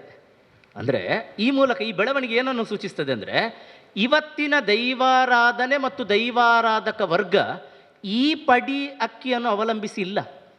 ಒಂದು ಕಾಲದಲ್ಲಿ ಇದೇ ಅವರಿಗೆ ಕೊಡುವಂತಹ ಕಮಾಯಿ, ಇದುವೇ ಸಂಬಳ.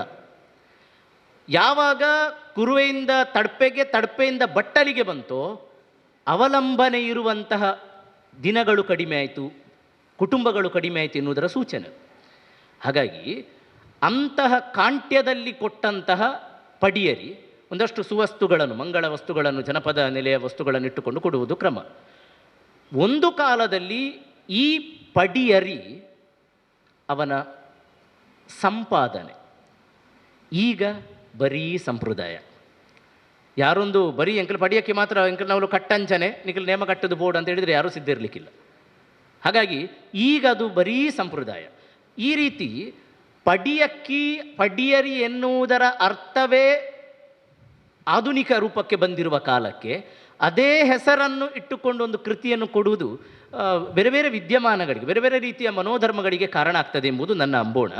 ಅದರ ಜೊತೆಗೆ ಆ ಪಡಿಯಕ್ಕಿ ಎನ್ನುವ ಹೆಸರನ್ನು ಕೂಡ ನೋಡಿ, ಈ ಪಡಿಯಕ್ಕಿ ಕೊಡುವಂಥದ್ದು, ಪಡಿಯರಿ ಕೊಡುವಂಥದ್ದು ಕೂಡ ಬರೀ ಒಂದು ಶೋಭೆ ಅಲ್ಲ. ಅದನ್ನು ಪಡೆದುಕೊಂಡ 16 ಕಟ್ಟಳೆಗಳಲ್ಲಿ ಅದನ್ನು ಪಡೆದುಕೊಂಡ ನಂತರ ಬಹಳ ಅದ್ಧೂರಿಯ, ವಿಜೃಂಭಣೆಯ, ವೈಭವೋಪೇತವಾಗಿರುವಂತಹ ನೇಮ ಕಣ್ಣೆದುರು ಸಾಕ್ಷಾತ್ಕಾರಗೊಳ್ಳುವುದು. ಆದರೆ ಅಂತಹ ಪಡಿಯಕ್ಕಿಯ ಹಿಂದೆ ನೇಮ ಕಟ್ಟುವವನ ಬಡ ದೈನ್ಯತೆಯ ಬದುಕಿದೆ, ಬದುಕಿನ ಹೋರಾಟ ಇದೆ. ಇಲ್ಲಿ ತನಕ ಗೊತ್ತೇ, ಹಿರಿಯರು ಹೇಳ್ತಿದ್ರು, ಪಡಿಯಕ್ಕಿಗೆ ಕೈ ಕೊಟ್ಟ ನಂತರ ಸ್ವಂತ ತಾಯಿ ತೀರಿಕೊಂಡ್ರೂ ಅವನು ಮತ್ತೆ ಮನೆಗೆ ಹೋಗುವಾಗಿಲ್ಲ, ಕಟ್ಟಿಯೇ ಹೋಗಬೇಕು ಎನ್ನುವಂತಹ ಸಮಾಜ ಅಥವಾ ಉಳ್ಳವರು ಅಥವಾ ಆಯೋಜಕರು ಕೊಟ್ಟ ನಿರ್ಬಂಧ ಇದೆ ಅದರ ಹಿಂದೆ. ಹಾಗಾಗಿ ಬರೀ ಒಂದು ಶೋಭೆ ಅಂತಲ್ಲ, ಅದರ ಹಿಂದೆ ಅನೇಕ ದಾರುಣ ದುಃಖ ಕಥೆಗಳಿವೆ ಎಂಬುದನ್ನು ಬರೀ ಹೆಸರಿನಿಂದ ಅರ್ಥ ಮಾಡಿಕೊಳ್ಬೇಕು. ಇನ್ನು ಮುಖಪುಟ. ಮುಖಪುಟ ಎನ್ನುವುದು ಚಂದ್ರಹಾಸ ಕಣಂತೂರರ ಬದುಕನ್ನೇ ಒಂದು ಅರ್ಥದಲ್ಲಿ ಹೇಳ್ತದೆ. ಅದನ್ನು ಅರ್ಥ ಮಾಡಿಕೊಂಡ ನಾಗೇಶಣ್ಣನ ಕಲ್ಪನೆ ನಿಜಕ್ಕೂ ಮೆಚ್ಚಬೇಕು. ಇವರನ್ನು ಅರ್ಥ ಮಾಡಿಕೊಂಡಿದ್ದಾರೆ ಎನ್ನುವುದಕ್ಕೆ ಅದು ಸೂಚನೆ. ಅಂದರೆ ಕಣಂದೂರಿನಲ್ಲೇ ಹಿಡಿಯಲಾದ, ಕಣಂದೂರಿನಲ್ಲಿ ನೇಮ ಕಟ್ಟುವ ಕಾಂತಣ್ಣ ಹಿಡಿದಂತಹ ಪಡಿಯಕ್ಕಿ, ಅದರ ಹಿಂದೆ ಇರುವುದು ಕಣಂದೂರು ಕ್ಷೇತ್ರದ ಶೋಭೆ. ಅಂದರೆ ಈ ಪಡಿಯಕ್ಕಿಯ ಹಿಂದೆ, ಚಂದ್ರಹಾಸ ಕಣಂತೂರರ ಹಿಂದೆ ಕಣಂದೂರು ಕ್ಷೇತ್ರ ಇದೆ ಎನ್ನುವ ಅರ್ಥ ಅದು. ಮತ್ತು ಅತ್ತಾವರ ಕ್ಷೇತ್ರ ಇದೆ, ಅಲ್ಲಿ ಕಟ್ಟಿರುವಂತಹ ದೈವ ಇದೆ, ಆ ಹಿನ್ನೆಲೆ ಇದೆ. ಇನ್ನೊಂದು ಅಂಶವನ್ನು ಗಮನಿಸಬೇಕು. ಈ ಕೃತಿಯನ್ನು ಅರ್ಪಣೆ ಮಾಡಿರುವಂಥದ್ದು ಅವರ ತಾಯಿ, ಕಳೆದ ವರ್ಷವಷ್ಟೇ ಗತಿಸಿದಂತಹ ಅವರ ತಾಯಿ ಸೇಸಮ್ಮಕ್ಕನಿಗೆ. ಆ ಸೇಸಮ್ಮ ಹೆಸರು ಭಾಳ ಚಂದ, ಬಹಳ ಶೇಷ ಎನ್ನುವುದರ ಭಾಳ ಗ್ರಾಮ್ಯ ರೂಪ ಅಂತ ನೀವು ಹೇಳಿದರೂ ಕೂಡ ಸೇಸಮ್ಮಕ್ಕ ಅನೇಕ ಒಂದು ದೆಯ್ಯಾರು, ಮಾನಿಗ, ಜೇವು, ಪದೆ ಎನ್ನುವ ಸಾಲಿಗೆ ಬರುವಷ್ಟು ದ್ರಾವಿಡ ಹೆಸರು. ಅಂತಹ ಸೇಸಮ್ಮಕ್ಕನಿಗೆ ಕೊಟ್ಟಿದ್ದಾರೆ ಅವರ ತಾಯಿಗೆ. ಅಂದರೆ ಈ ಕೃತಿಯ ಹಿಂದೆ, ಈ ಪಡಿಯಕ್ಕಿಯ ಹಿಂದೆ ಅವರ ತಾಯಿ ಕೊಟ್ಟಂತಹ ತುಳು ಜನಪದ ಆಸಕ್ತಿ ಇದೆ. ಅವರ ಕಣಂದೂರು ಪರಿಸರ ಕೊಟ್ಟಂತಹ ದೈವಾರಾಧನೆ ಮತ್ತು ಕೃಷಿ ಪ್ರಧಾನವಾಗಿರುವ ಆಲೋಚನೆಗಳಿವೆ. ಇದನ್ನು ನಾವು ಈ ಕೃತಿಯಲ್ಲಿ ಅರ್ಥ ಮಾಡಿಕೊಳ್ಬೇಕು. ಆ ನೆಲೆಯಲ್ಲಿ ಒಮ್ಮೆ ಇದನ್ನು ಮುಖಪುಟವನ್ನು ನೋಡಿದರೆ ನಿಮಗೆ ಭಾಳ ರೋಚಕವಾಗಿ ಕಾಣ್ತದೆ. ಇನ್ನು ಸುಮ್ಮನೆ ಒಂದು ಹೇಳಿಬಿಡ್ತೇನೆ, ಈ ಪಡಿಯಕ್ಕಿ ಎಂಬ ಅಕ್ಷರವನ್ನು ಗಮನಿಸಬೇಕು ನಾಗೇಶಣ್ಣ. ಕುವೆಂಪು ಅವರ ಕೃತಿಯಲ್ಲಿ ಇದೇ ಮಾದರಿಯ ಅವರ ಫ್ರಾಂಟ್ ಬಳಸುವಂಥದ್ದು. ಪಡಿಯಕ್ಕಿ ಸರ್, ಅದು ಹೇಗೆ ಹಕ್ಕಿ, ಅಕ್ಕಿ, ಬೆಳ್ಳಕ್ಕಿ ಪ್ರಯೋಗವನ್ನು ನಾವು ಗಮನಿಸಬೇಕು. ಹಕ್ಕಿ ಎನ್ನುವ ಪ್ರಯೋಗಗಳು ಬಂದಾಗಲೆಲ್ಲ ಸಾಮಾನ್ಯವಾಗಿ ಓರ್ವ ಮುದ್ರಕರು ಅಥವಾ ಪ್ರಕಾಶಕರು ಇದೇ ಅಕ್ಷರದ ಮಾದರಿಯನ್ನು ಬಳಸ್ತಾರೆ. ಒಂದು ಅರ್ಥದಲ್ಲಿ ಅದೊಂದು ಹಕ್ಕಿ ಹಾರಿದಾಗೆ ಉಂಟೇನೋ ಆ ಅಕ್ಷರದ ರೂಪ. ಕುವೆಂಪು ಅವರ ಬಹುಶಃ ಈ ಹಿನ್ನೆಲೆಯಲ್ಲಿ ಅವರ ಚಾಕಚಕ್ಯತೆಯನ್ನು ನಾನು ಮೆಚ್ಚುತ್ತೇನೆ. ಬಹಳ ಸೂಕ್ಷ್ಮವಾದ ಕೆಲಸಗಳನ್ನು ಮಾಡಿದ್ದಾರೆ. ಇನ್ನು ಈ ಎಲ್ಲ ವಿಷಯಗಳನ್ನಿಟ್ಟುಕೊಂಡು ಕತೆಗಳ ಬಗ್ಗೆ ಒಂದೆರಡು ಸಾಲು. ನಾನೇನು ಕತೆಯ ಪೊಲಬುಗಳನ್ನು ಹೇಳುವುದಿಲ್ಲ, ಹೇಳಬಾರ್ದು, ಅದು ಅಪರಾಧ. ಏಕೆಂದರೆ ನೀವು ಇದನ್ನು ಕೊಂಡುಕೊಂಡು ಅನಂತರ ಓದಬೇಕು. 16 ಕತೆಗಳು. ಹೌದು, ಭಾಳ ಸ್ಪಷ್ಟವಾಗಿ ಹೇಳುವುದಾದರೆ ದೈವಾರಾಧನೆ ಎನ್ನುವ ಒಂದು ಸಾಂಸ್ಕೃತಿಕ ಧಾರ್ಮಿಕ ಚೌಕಟ್ಟನ್ನು ಮೀರಿದ್ರೂ ಇಲ್ಲಿನ ಕತೆಗಳಿಗೆ ಅಸ್ಮಿತೆ ಇದೆ. ದೈವಾರಾಧನೆ ಬಗ್ಗೆ ಒಂದು ಪ್ರಾಥಮಿಕ ಜ್ಞಾನ ಇಲ್ಲದವನಿಗೂ ಈ ಕತೆ ರಂಜನೀಯ, ಓದಲು ಸಾಧ್ಯ ಇರುವಂಥದ್ದು. ಅನೇಕ ಪಾತ್ರಗಳು, ಅನೇಕ ನಿಮಗೆ ಕೆಲವು ಸಂಧಿಗಳನ್ನು ನಿಮಗೆ ಸುಲಭದಲ್ಲಿ ನೋಡಲಿಕ್ಕೆ ಸಿಗಲಿಕ್ಕಿಲ್ಲ. ಸಾಮಾಜಿಕ ಸಂಧಿಗಳು ಇದರಲ್ಲಿ ಆರಾಧನೆಗೆ ಒಳಪಡದ ವ್ಯಕ್ತಿತ್ವದ ಅವುಗಳನ್ನು ಮೊದಲ ನೋಟಕ್ಕೆ, ಮೊದಲ ಓದಿಗೂ ಕೂಡ ನಿಮಗೆ ಸಂಭ್ರಮ ತರುವಂತಹ ಒಂದು ತಿರುಳು ಆ ಕಥೆಯೊಳಗಿದೆ. ಹಾಗಾಗಿ ಇಲ್ಲಿಯ ಕತೆಗಳು ಧಾರ್ಮಿಕತೆಯಿಂದ ಸಾಮಾಜಿಕತೆಯ ಕಡೆಗೆ ದಾಟಿದೆ ಎಂಬುದು ನನ್ನ ಅನಿಸಿಕೆ. ಇನ್ನು ಈ ಮೀನಾಕ್ಷಿ ಮೇಡಮ್ ಇದ್ದಾರೆ, ಆಶಾಲತಾ ಮೇಡಮ್ ಇದ್ದಾರೆ, ಇನ್ನು ಅಲ್ಲಿ ಗೀತಕ್ಕ ಇದ್ದಾರೆ, ವಿಜಯಕ್ಕ ಇದ್ದಾರೆ. ನಾನು ಏಕೆ ಇವರ ಹೆಸರನ್ನೆಲ್ಲ ಬೊಟ್ಟು ಮಾಡಿ ಹೇಳಿದೆ ಅಂದರೆ, ಈ ಕೃತಿ ಒಂದು ಸ್ತ್ರೀವಾದದ ಹಿನ್ನೆಲೆಯಲ್ಲಿ ಅಧ್ಯಯನ ಯೋಗ್ಯ. ಕಾರಣ, ಇದರಲ್ಲಿ ಬಹಳ ಮಹತ್ವದೆನ್ನಬಹುದಾದ ಅನೇಕ ಪಾತ್ರ ಎಲ್ಲ ಮಹಿಳೆ. ಇಲ್ಲಿಯ ತನಕ ಒಂದು ಸಂತೋಷ ಪಡಬೇಕಂದ್ರೆ ಪಾತ್ರಗಳ ಆಯ್ಕೆಯನ್ನು ನೀವು ಗಮನಿಸಬೇಕು. ಬಹುಶಃ ಚಂದ್ರಹಾಸ ಕಣಂತೂರರಿಗೆ ಈ ಕೃತಿಯಲ್ಲಿ ಒಳಗೊಳ್ಳದ ಅನೇಕ ದೈವ ಕಥನಗಳು ಗೊತ್ತಿದೆ. ಗುಳಿಗೆ ಗೊತ್ತಿರ್ಬೋದು, ಕಣಂದೂರಿನ ಸತ್ಯಗಳು, ತೋಡಗುಕ್ಕಿನ ಅನೇಕ ದೈವಗಳು ಗೊತ್ತಿರ್ಬೋದು. ಆದರೆ ಇದರಲ್ಲಿ ಆಯ್ಕೆ ಮಾಡಿಕೊಂಡ ಪಾತ್ರಗಳನ್ನು ಗಮನಿಸಬೇಕು. ಅಂದರೆ ಗತಸತ್ಯವನ್ನು ವಾಸ್ತವದಲ್ಲಿ ನಿರೂಪಣೆ ಮಾಡ್ತಾ ಇದ್ದಾರೆ ಈಗ. ಹಾಗಾಗಿ ಹೇಳುವಂತಹ ಸತ್ಯ ಸಾರುವ ಮನೋಧರ್ಮ ಸಂದೇಶಗಳು ಪ್ರಸ್ತುತ ಆಗಬೇಕು, ವರ್ತಮಾನದಲ್ಲಿ ಬದುಕಬೇಕು ಮತ್ತು ಸಾರ್ವಕಾಲಿಕವಾಗಿ ಉಳಿಬೇಕು. ಅಂತಹದ್ದನ್ನು ಆಯ್ಕೆ ಮಾಡಿಕೊಂಡಿದ್ದಾರೆ. ಆರಂಭದ ಕಥೆಯ ನಾಯಕಿಯೂ ಹೆಣ್ಣು, ಕೊನೆಯ ಕಥೆಯ ನಾಯಕಿಯೂ ಹೆಣ್ಣು. ಆರಂಭದ ಕಥೆಯ ನಾಯಕಿ ಸೋಲ್ತಾಳೆ ಅಂತ ಇರ್ತಾಳೆ, ಆದರೆ ಸಮಾಜ ಒಡ್ಡಿದ ಬಗೆಯ ಪರೀಕ್ಷೆ, ಆ ಬಿಸಿ ಎಣ್ಣೆಯಲ್ಲಿ ಕೈ ಹಾಕುವಲ್ಲಿಂದ ತೊಡಗಿ, ಕಬ್ಬಿಣದ ಗುಂಡನ್ನು ಎತ್ತುವಲ್ಲಿಂದ ತೊಡಗಿ, ಅದನ್ನೆಲ್ಲ ಮೀರಿ ನಾನು ಪರಿಶುದ್ಧಳು ಅಂತ ತೋರಿಸ್ತಾಳೆ. ಯಾರು? ಕಚ್ಚೂರ ಮಾಲ್ತಿ, ಬಬ್ಬುವಿನ ತಾಯಿ ಗೆದ್ದಿದ್ದಾಳೆ. ಕೊನೆಯ ಪಾತ್ರದಲ್ಲಿ ಅನಿವಾರ್ಯವಾಗಿ ಆ ಪರವನ ಹಿಂದೆ ಚಿತೆಗೆ ಆಗಮನ ಮಾಡಿದ ಪರತಿಮಂಗಣೆ.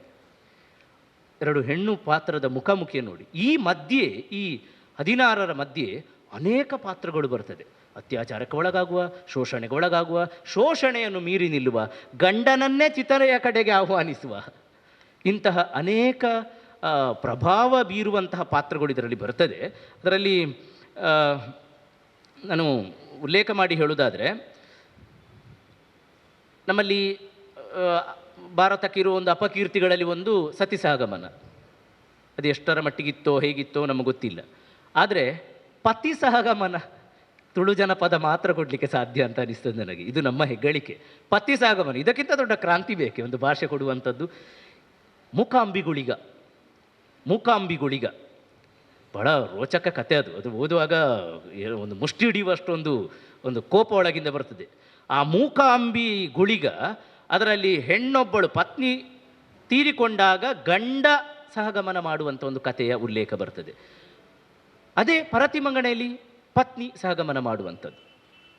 ಇಂತಹ ಇದರ ಜೊತೆಗೆ ಈ ಮಾವ ಮಾಡಿದ ತಪ್ಪಿಗೆ ಜುಮಾದಿಯ ವಶಕ್ಕಾದ ಬಾಲೆಮಾನಿ ಮಾಯಂದಾಲ್ ಎನ್ನುವವಳ ಕತೆ, ಅತ್ಯಾಚಾರಕ್ಕೆ ಒಳಗಾಗಿ ಸಮಾಜದಿಂದ ತಿರಸ್ಕರಿಸಲ್ಪಟ್ಟ ಮದನಗನ ಕತೆ, ಇನ್ನು ಮುಗ್ಗೇರ್ಲು ದೈವಲ ಜೊತೆಗೆ ದೈವವಾಗಿ ಪರಿಗಣಿಸಲ್ಪಟ್ಟ ತನ್ನಿಮಾನಿಗನ ಕತೆ. ಈ ಕತೆಗಳು ಹೆಣ್ಣಿನ ಬೇರೆ ಬೇರೆ ನೆಲೆಗಳನ್ನು, ಹೆಣ್ಣಿನ ಬಗ್ಗೆ ಆ ಕಾಲದ ಸಮಾಜ ಇಟ್ಟುಕೊಂಡ ಬೇರೆ ಬೇರೆ ಮನೋಧರ್ಮಗಳನ್ನು ಪರಿಚಯಿಸಿಕೊಡ್ತದೆ. ಹಾಗಾಗಿ ಒಂದು ಏಕಸೂತ್ರದ ಅಭಿಪ್ರಾಯವನ್ನು ತುಳು ಜನಪದ ಕಥನದ ಬಗ್ಗೆ ನಮಗೆ ಕೊಡಲಿಕ್ಕೆ ಆಗುವುದಿಲ್ಲ. ಯಾವುದೋ ನೀವು ಮೂಕಾಂಬಿಗುಳಿಗನೋ ಅಥವಾ ಬಾಲೆ ಮಾನಿ ಬಾಯಂದಾಲನ್ನು ಇಟ್ಕೊಂಡು ತುಳು ಜನಪದ ಸ್ತ್ರೀ ದೌರ್ಜನ್ಯದ ಬಗ್ಗೆ ಪ್ರತಿಪಾದನೆ ಮಾಡ್ತಾ ಇದೆ, ಎಲ್ಲದರಲ್ಲೂ ಹೆಣ್ಣು ಪಾತ್ರದ ನಿರಸನವೇ ಇದೆ ಎನ್ನುವ ತೀರ್ಮಾನಕ್ಕೆ ಬರುವಾಗಿಲ್ಲ. ಅನೇಕ ಕ್ರಾಂತಿಕಾರಿ ಪಾತ್ರಗಳು ಸ್ತ್ರೀವಾದದ ಹಿನ್ನೆಲೆಯಲ್ಲಿ ಇಲ್ಲಿ ಮುಖ್ಯ ಆಗ್ತದೆ. ಹಾಗಾಗಿ ಇದು ಒಂದು ಅಧ್ಯಯನ ಯೋಗ್ಯವಾಗಿರುವ, ಸ್ತ್ರೀವಾದದ ಹಿನ್ನೆಲೆಯಲ್ಲಿ ಕೂಡ ಅಧ್ಯಯನ ಯೋಗ್ಯವಾಗಿರುವಂತಹ ವಿಚಾರ ಅಂತ ನಾನು ಅಂದುಕೊಳ್ತೇನೆ. ಇನ್ನು ಕೃತಿಯ ಇಲ್ಲಿ ಜನಜನಿತವಾದ ಪಾತ್ರಗಳನ್ನು ಆಯ್ಕೆ ಮಾಡಿದ್ದಾರೆ, ಇಲ್ಲ ಅಂತಲ್ಲ. ಕೊರಗತನಿಯ ಇದ್ದಾನೆ, ಆಲಿಚಾಮುಂಡಿ, ಇಂತಹ ದೈವಗಳು ಬರ್ತದೆ. ಆದರೆ ಹೆಚ್ಚಿನ ಪಾತ್ರಗಳು ಜನಜನಿತವಲ್ಲದ್ದು. ನಿಮಗೆ ಬರೀ ಪಾರ್ಧಾನವಾಗಿ ನೋಡಲಿಕ್ಕೆ ಸಾಧ್ಯ, ಓದಲಿಕ್ಕೆ ಸಾಧ್ಯ, ಸುಲಭ ಸಾಧ್ಯವಾಗಿ ಸಿಗದ ಪಾತ್ರಗಳು ಇಲ್ಲಿ ಕಥೆಯ ರೂಪದಲ್ಲಿ ಬಂದಿರುವಂಥದ್ದು. ಅದು ಇವತ್ತಿನ ಯುವಕ ಯುವತಿಯರಿಗೆ ದೈವ ಕಥನವನ್ನು ತಿಳಿದುಕೊಳ್ಳಿಕ್ಕೆ ಒಳ್ಳೆಯ ಮಾಧ್ಯಮ. ದೈವ ಕಥನ, ದೈವಾರಾಧನೆ ಕಥೆಗಳು ಅಂತ ಹೇಳಿದ್ದಾರೆ, ಪಾಡ್ದಾನದ ಮೂಲದ ಕಥಾರೂಪ ಎನ್ನುವ ಕಾರಣಕ್ಕೆ ಮಾತ್ರ, ಬದಲಾಗಿ ಕಟ್ಟಿ ಆಡುವ ದೈವದ ಕಥೆಗಳೇ ಅಲ್ಲ ಇದು. ಕಟ್ಟಿ ಆಡದ ಸಾಮಾಜಿಕ ನಾಯಕಿಯರು, ಈಗ ಹೊನ್ನಮ್ಮ ಜೇವು, ಬಾಲೆ ಮಾಡದಿ ಇದರಲ್ಲಿ ಇಲ್ಲ ಅವರು, ಆದರೂ ಅಂತಹ ಅನೇಕ ಪಾತ್ರಗಳು, ಆದರೆ ಓದಲು ಆಸಕ್ತಿ ಇರುವಂಥ ಕಥೆಗಳು, ಅಂತಹ ಪಾತ್ರಗಳನ್ನು ಕೂಡ ಇಲ್ಲಿ ಆಯ್ಕೆ ಮಾಡಿದ್ದಾರೆ. ಎರಡು ವಿಚಾರವನ್ನು ಕೃತಿಯ ಮೂಲದಿಂದ ನಾನು ಹೇಳಬೇಕು. ಒಂದು, ಇವರ ಕಣಂತೂರು ಆದದ್ದು, ಅಂದರೆ ಸೊಗಸಾಗಿ ತುಳುವಿನಲ್ಲಿ ಮಾತನಾಡಬಲ್ಲ, ಬರೆಯಬಲ್ಲ ಚಂದ್ರಹಾಸ ಕಣಂದೂರರು ಕನ್ನಡಕ್ಕಾಗುವಾಗ ಎಲ್ಲಾದರೂ ಎಡವಿದ್ದಾರೋ, ಹೇಗಿತ್ತು ಭಾಷೆ, ಅವು ತುಳು ತಲಕಾನೆ ಆ ಪುಂಡ್ಯ ಹೇಗೆ ಅನುವಾದ ಮಾಡಿದ್ದಾರೆ. ಕೆಲವು ತುಳುವಿನಿಂದ ಕನ್ನಡಕ್ಕೆ ಬಂದರೆ ಆ ಸೊಗಸೇ ಹೋಗ್ತದೆ. ಅದೊಂದು ಸವಾಲು ಅವರಿಗೆ. ಬಹುಶಃ ಅದರ ಸಾವಾಸ ಇದ್ದವರಿಗೂ ಮಾತ್ರ ಗೊತ್ತು. ಅದು ರುಚಿಸುವುದೇ ಇಲ್ಲ, ಎಷ್ಟೇ ಕನ್ನಡದಲ್ಲಿ ಹೇಳಿದರು. ಬಹುಶಃ ಅದು ಕನ್ನಡದ ಮಿತಿ. ಹಾಗಾಗಿ ಒಂದು ಅನುವಾದವನ್ನು ನೋಡಿ, ಇದು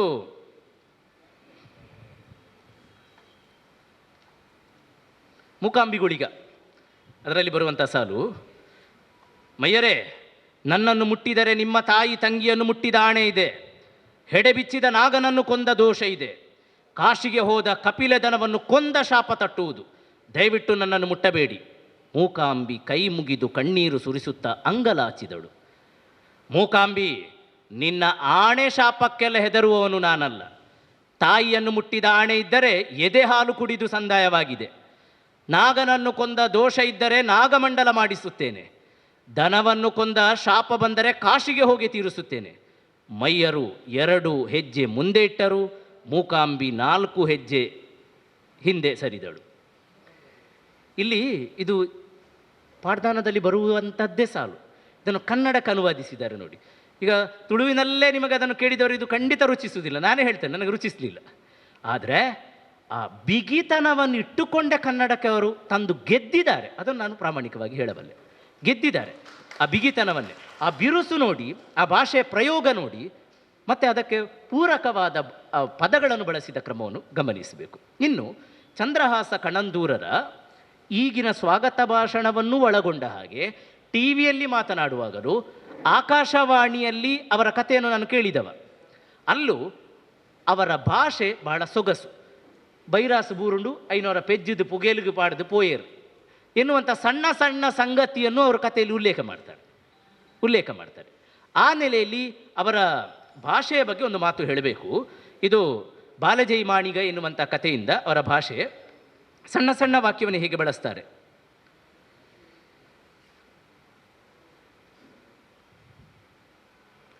ಮರುದಿನ ಬೆಳಿಗ್ಗೆ ಮಾಣಿಗ ಎದ್ದಳು.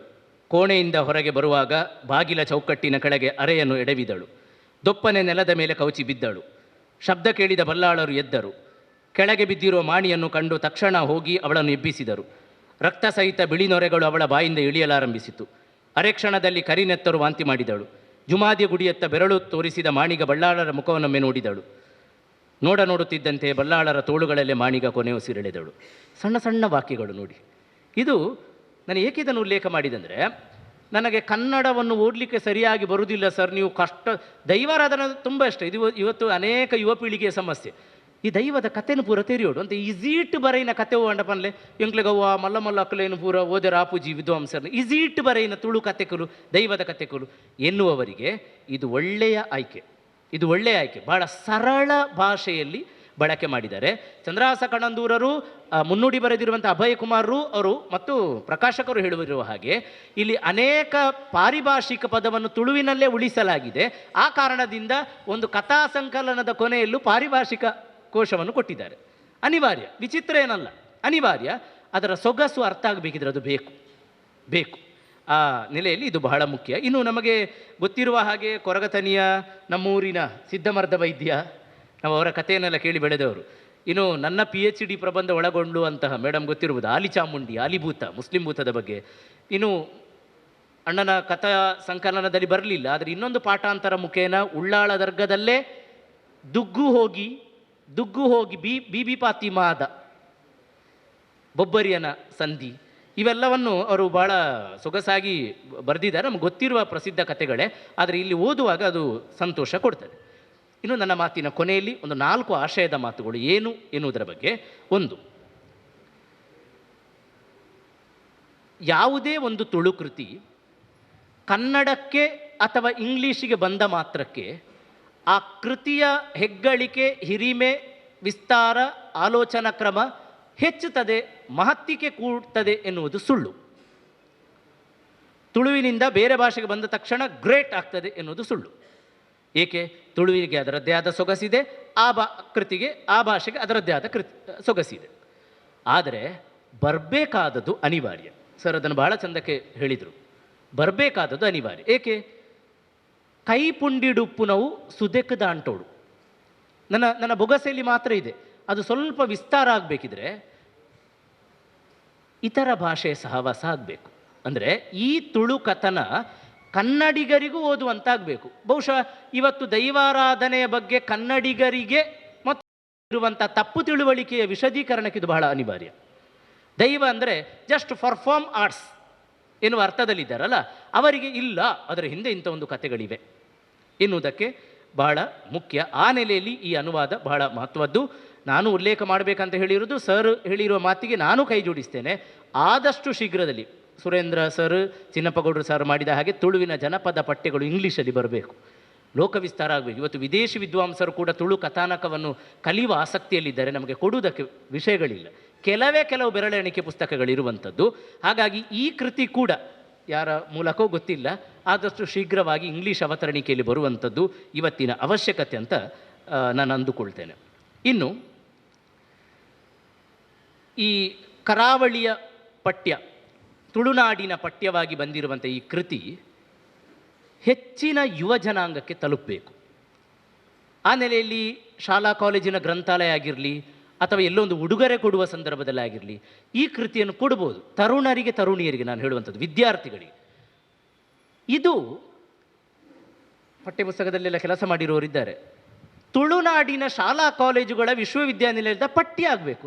ಪ್ರತಿಮಂಗಳೆ ಬಹುಶಃ ಒಂದು ಶಾಲಾ ಪಠ್ಯ ಪಠ್ಯ ಆಗಬೇಕು. ನಮ್ಮಲ್ಲಿ ಏನಾಗಿದೆ ಅಂದರೆ, ಎಲ್ಲಿದೋ ಯಾವುದೋ ಒಂದು ಪ್ರದೇಶದ, ಅದು ಮೀಸಲಾತಿಯ ಕಾರಣಕ್ಕೋ ಪರಿಗಣನೆಯ ಕಾರಣಕ್ಕೋ ಅಥವಾ ಒತ್ತಡದ ಕಾರಣಕ್ಕೋ ಯಾವುದೋ ಒಂದು ಪರಿಸರದ ಕಥನವನ್ನು ಇವತ್ತಿಗೂ ನಾವು ಇಲ್ಲಿ ಶಾಲಾ ಕಾಲೇಜುಗಳಲ್ಲಿ ಪಾಠ ಮಾಡ್ತಾ ಇದ್ದೇವೆ.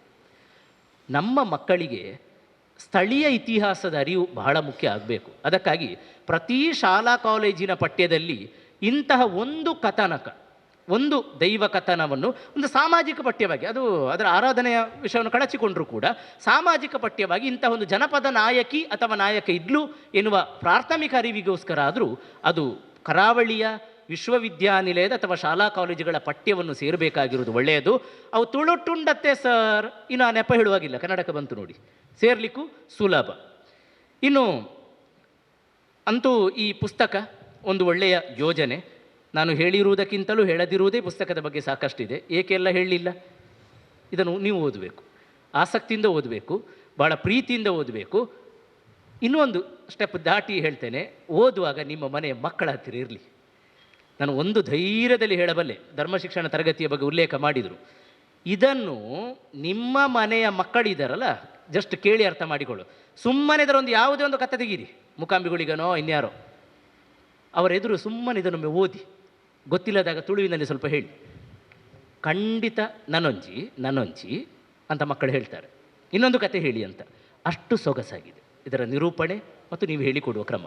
ಅದಕ್ಕಾಗಿ ಮಕ್ಕಳಿಗೆ ತಲುಪಿಸಿ, ಇದು ಜವಾಬ್ದಾರಿ. ಎಷ್ಟು ಪುಸ್ತಕಗಳು ಬಂತು ಎನ್ನುವುದಕ್ಕಿಂತಲೂ ಎಷ್ಟು ತುಳು ವಿಷಯ, ತುಳು ಭಾಷೆ ಜನರಿಗೆ ತಲುಪಿತೆಂಬುದು ಬಹಳ ಮುಖ್ಯ. ಆ ನೆಲೆಯಲ್ಲಿ ಇದು ಮುಖ್ಯ. ಭವಿಷ್ಯ ನಿಧಿ ಇಲಾಖೆಯಲ್ಲಿ ಕೆಲಸ ಮಾಡಿಕೊಂಡು ಬಂದ ಚಂದ್ರಹಾಸ ಕಣಂತೂರರು ಭವಿಷ್ಯದಲ್ಲಿ ನಿಧಿಯಾಗುವ ಕೆಲಸವನ್ನು ಈಗ ಮಾಡಿದ್ದಾರೆ. ಇದು ಕಡಿಮೆ ಅಲ್ಲ, ಇನ್ನಷ್ಟು ಆಗಲಿ. ಪಂಚದ್ರಾವಿಡದಲ್ಲಿ ಕೆಲಸ ಮಾಡಿದರು, ತುಳುವನ್ನು ಕನ್ನಡಕ್ಕೆ ತಂದರು. ಇನ್ನೂ ಹೊಸ ಕ್ರಮಗಳು ಸಾಧ್ಯ ಆದರೆ ಅವರ ಜೊತೆ ದೃಶ್ಯ ಮಾಧ್ಯಮದಲ್ಲಿ ಕೆಲಸ ಮಾಡಿರುವ ನಮಗೆ ಅವರ ಜೊತೆ ಸಾಹಿತ್ಯಿಕ ಕೆಲಸವನ್ನು ಜೊತೆಯಲ್ಲಿ ಮಾಡುವಂಥ ಯೋಗವನ್ನು ಅವರ ಗುರುಗಳ ಜೊತೆ ಅವರು ಮಾಡಿರುವ ಹಾಗೆ ಭಗವಂತ ಕರುಣಿಸಲಿ ಎನ್ನುವ ಆಶಯದೊಂದಿಗೆ 60 ದಾಟಿದೆ. ಅರಳು ಮರಳು ಖಂಡಿತ ಕೊಲ್ಲ. ಚಂದ್ರಹಾಸ ಕಣಂತೂರರು 60ಕ್ಕೆ ಮರಳಿ ಅರಳಿದ್ರು. ನಮಸ್ಕಾರ.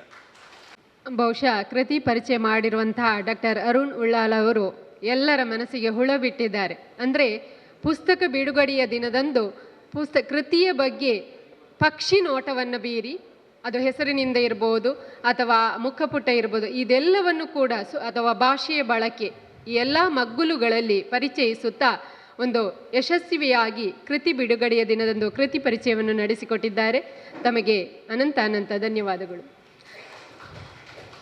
ಈಗ ಇಂದಿನ ಕಾರ್ಯಕ್ರಮದಲ್ಲಿ ಈ ಸಂಸ್ಥೆಯ ಪ್ರಾಂಶುಪಾಲರಾಗಿರುವಂಥ ಪ್ರೊಫೆಸರ್ ಗಣಪತಿ ಗೌಡ ಇವರು ನಮ್ಮೊಂದಿಗಿದ್ದಾರೆ. ಅವರ ಅಮೂಲ್ಯ ಸಮಯವನ್ನು ನಮಗಾಗಿ ವಿನಿಯೋಗಿಸಿದ್ದಾರೆ. ಅತ್ಯಮೂಲ್ಯವಾಗಿರ್ತಕ್ಕಂಥ ಕೃತಿ ಪಡಿಯಕ್ಕಿ, ಚಂದ್ರಹಾಸ ಕಣಂತೂರವರ ಒಂದು ಜ್ಞಾನ ಭಂಡಾರದಿಂದ ಬಂದಿರತಕ್ಕಂತಹ ಮಹತ್ವವಾಗಿರ್ತಕ್ಕಂಥ ಕೃತಿ. ಈ ಕೃತಿಯನ್ನು ಅಧ್ಯಕ್ಷತೆಯನ್ನು ವಹಿಸ್ಕೊಂಡಿರ್ತಕ್ಕಂಥವರು ಹಿರಿಯರು, ಕವಿಗಳು ಮತ್ತು 92 ವರ್ಷಗಳ ದೀರ್ಘವಾಗಿರ್ತಕ್ಕಂಥ ಸುದೀರ್ಘ ತಮ್ಮ ಜೀವನದಲ್ಲಿ ಹಲವಾರು ಘಟನೆಗಳನ್ನು ನೋಡಿರ್ತಕ್ಕಂಥವ್ರು. ಮತ್ತು ಬಹುಶಃ ಅವ್ರ ಸಂಗಡ ನಾನೀಗ ಮಾತನಾಡ್ತಾ ಅವ್ರು ಬಂದಾಗ ಒಂದು ಗಂಟೆ ನಮ್ಮೊಂದಿಗೆ ಅನೇಕ ವಿಷಯಗಳನ್ನು ಹಂಚಿಕೊಂಡ್ರು. ಬಹುಶಃ ಒಂದು ಸಾಹಿತಿಯಾಗಿ ತಾನು ನೋಡಬೇಕಾಗಿರ್ತಕ್ಕಂಥ ಕ್ಷೇತ್ರದಲ್ಲಿ ಅನೇಕ ವಿಷಯಗಳನ್ನು ಹಂಚಿಕೊಳ್ತಾ ಈ ಎಲ್ಲ ತನ್ನ ವಿದ್ಯಾರ್ಥಿ ಬಳಗವನ್ನು ಮೆಚ್ಚಿಕೊಂಡು ಬಹಳ ಖುಷಿಯಿಂದ ಇವರೆಲ್ಲ ಇವತ್ತು ಸೇರಿ ಮಾಡ್ತಾ ಇದ್ದಾರೆ. ಅದು ನನಗೆ ತುಂಬ ಹೆಮ್ಮೆ ತರ್ತಕ್ಕಂಥ ವಿಷಯ ಅಂತ ಹೇಳ್ಕೊಳ್ತಾ ಇರುವಂಥ ನಿಮ್ಮ ಆ ಒಂದು ಮೇರು ವ್ಯಕ್ತಿತ್ವಕ್ಕೆ ನಾನು ನನ್ನ ನಮಸ್ಕಾರವನ್ನು ಅರ್ಪಿಸ್ತಾ ಇದ್ದೇನೆ. ಇಂದಿನ ಕೃತಿಯನ್ನು ಬಿಡುಗಡೆಗೊಟ್ಟಿರ್ತಕ್ಕಂತಹ ಶ್ರೀ ಡಾಕ್ಟರ್ ತುಕಾರಾಮ್ ಪೂಜಾರಿಯವರು, ನಾವು ಒಂದೇ ವೃತ್ತಿ ಬಾಂಧವರು, ಇತಿಹಾಸ ಅಧ್ಯಾಪಕರು ಹೇಳಿ ಕೇಳಿ. ಬಹುಶಃ ಅವ್ರು ಹೇಳಿದ್ರು ದಾಖಲೆಗಳ ಬಗ್ಗೆ ಮಾಹಿತಿಯನ್ನು ಕೊಟ್ಕೊಳ್ತಾ ನಾವು ಕೇವಲ ಇತಿಹಾಸ ಅನ್ನುವಂಥದ್ದು ಏನು ಶಾಸನ ಅನ್ನುವಂಥದ್ದೇ ಅದಕ್ಕೆ ದಾಖಲೆಗಳಲ್ಲ. ಈ ಮೌಖಿಕ ಆಕಾರಗಳು ಕೂಡ ನಮಗೆ ಭಾಳಷ್ಟು ಮಾಹಿತಿಯನ್ನು ನೀಡ್ತಾ ಇದೆ. ಆ ಮೌಖಿಕ ಆಹಾರಗಳನ್ನು ನಾವು ಹೇಗೆ ರೂಪಿಸಿಕೊಂಡು ಇತಿಹಾಸವನ್ನು ಕಟ್ಟಬಹುದು, ಆ ಇತಿಹಾಸಕ್ಕೆ ಮೌಖಿಕ ಆಕಾರಗಳು ಎಷ್ಟು ಮುಖ್ಯ ಅನ್ನುವಂಥದ್ದಕ್ಕೆ ಅವರು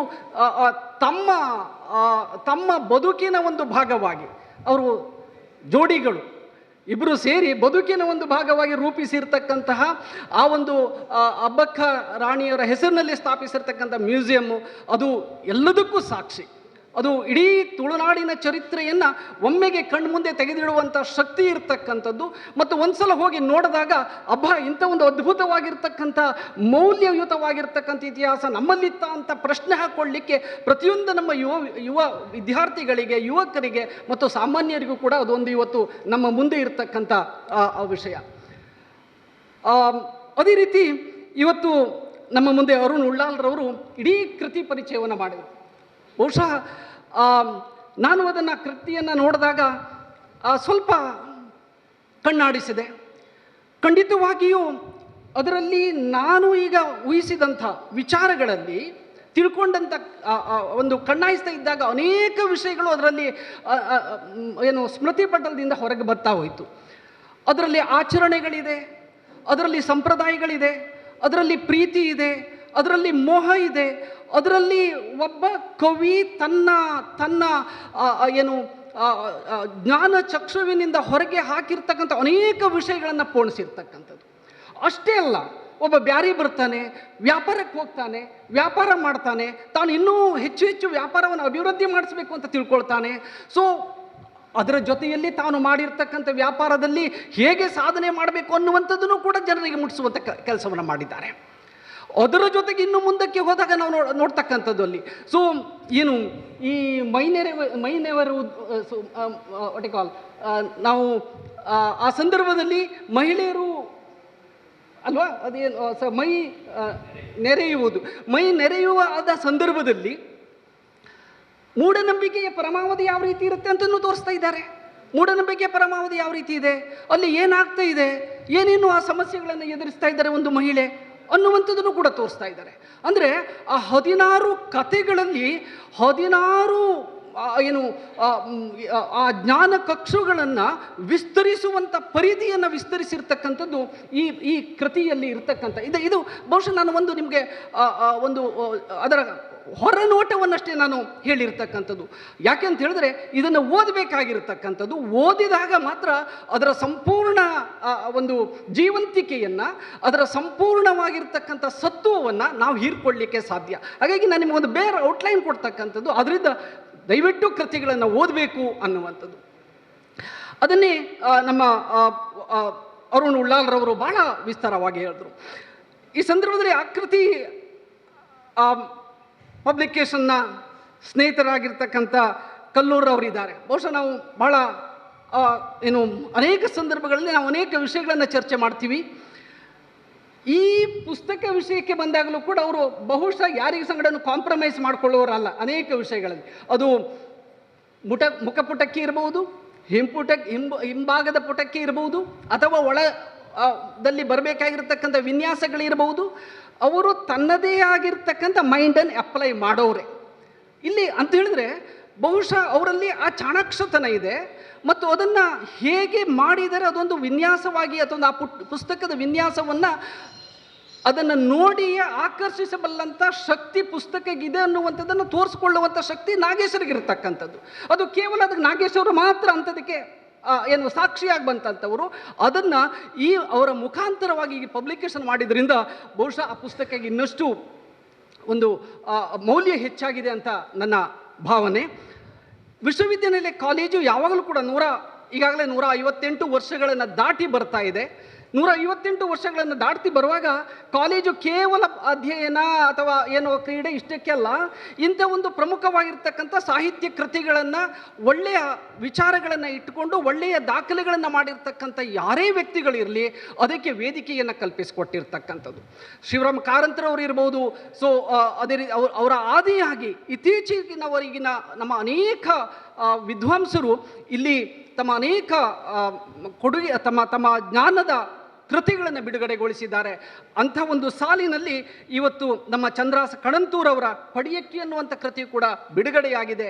ಹೇಗೆ ಉಳಿದಂಥ ಕೃತಿಗಳು ತಮ್ಮ ಅವರ ಮೌಲ್ಯಯುತವಾಗಿರ್ತಕ್ಕಂಥ ಕೃತಿಗಳ ಒಂದು ಬೇಸಿಸ್ನಲ್ಲಿ ಇವತ್ತು ಶ್ರೇಷ್ಠ ಸ್ಥಾನವನ್ನು ಪಡ್ಕೊಂಡಿದೆಯೋ, ಅದೇ ರೀತಿ ಈ ಪಡಿಯಕ್ಕಿಯೂ ಸಹ ಮುಂದಿನ ದಿನಗಳಲ್ಲಿ ಒಂದು ಒಳ್ಳೆಯ ಜನರ ಹೆಮ್ಮೆಯ ಕೃತಿಯಾಗಿ ಹೊರಗೆ ಬರಲಿ ಮತ್ತು ಜನರು ಹೆಚ್ಚು ಹೆಚ್ಚು ಅದನ್ನು ಓದುವಂತಾಗಿ ಅದು ಆದಷ್ಟು ಬೇಗ ಮುಂದಿನ ಇನ್ನೊಂದು ಮುದ್ರಣಕ್ಕೆ ಸದಾ ಸಿದ್ಧ ಆಗಲಿ ಅನ್ನುವಂಥ ಹಾರೈಕೆಯೊಂದಿಗೆ ನಾನು ಮಾತನ್ನು ಮುಗಿಸ್ತಾ ಇದ್ದೇನೆ. ಧನ್ಯವಾದಗಳು.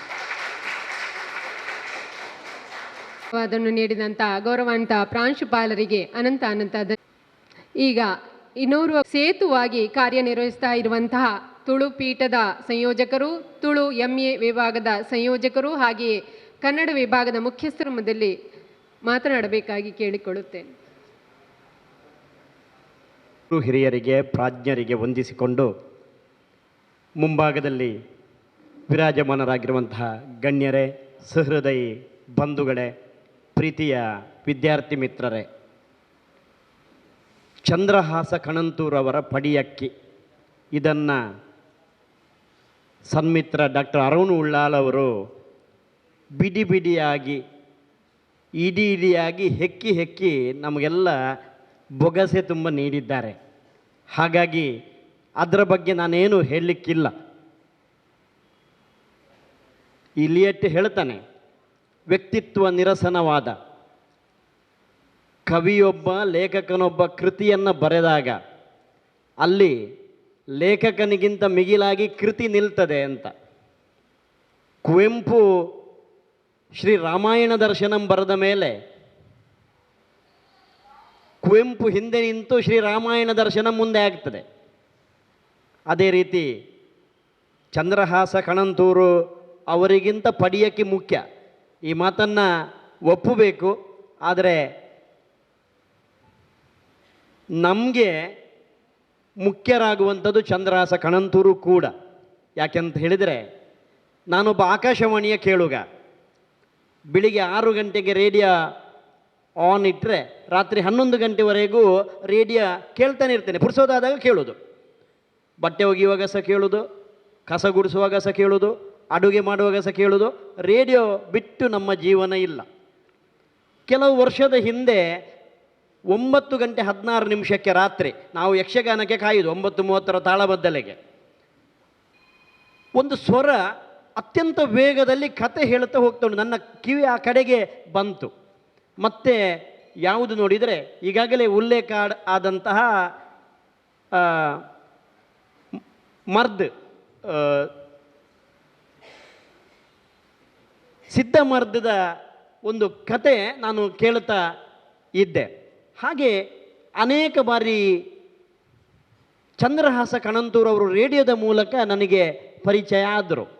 ಆಗ ನನಗೆ ಮನಸ್ಸಿನ ಒಂದು ಮೂಲೆಯಲ್ಲಿ ಆಯಿತು, ನಾವು ತುಳು ಅಥವಾ ತುಳು ಭಾಷೆ ತುಳು ಸಾಹಿತ್ಯ ಅಂತ ಹೇಳಿದ ಕೂಡಲೇ ನಾವೊಂದು 4-5 ಹೆಸರುಗಳನ್ನು ಅಲ್ಲಲ್ಲಿ ಪೇಪರ್ನಲ್ಲಿ ಟಿ ವಿಯಲ್ಲಿ ನೋಡ್ತೇವೆ. ನನಗೆ ಆ ಹೆಸರುಗಳ ಬಗ್ಗೆ ಅಪಾರ ಗೌರವ ಇದೆ.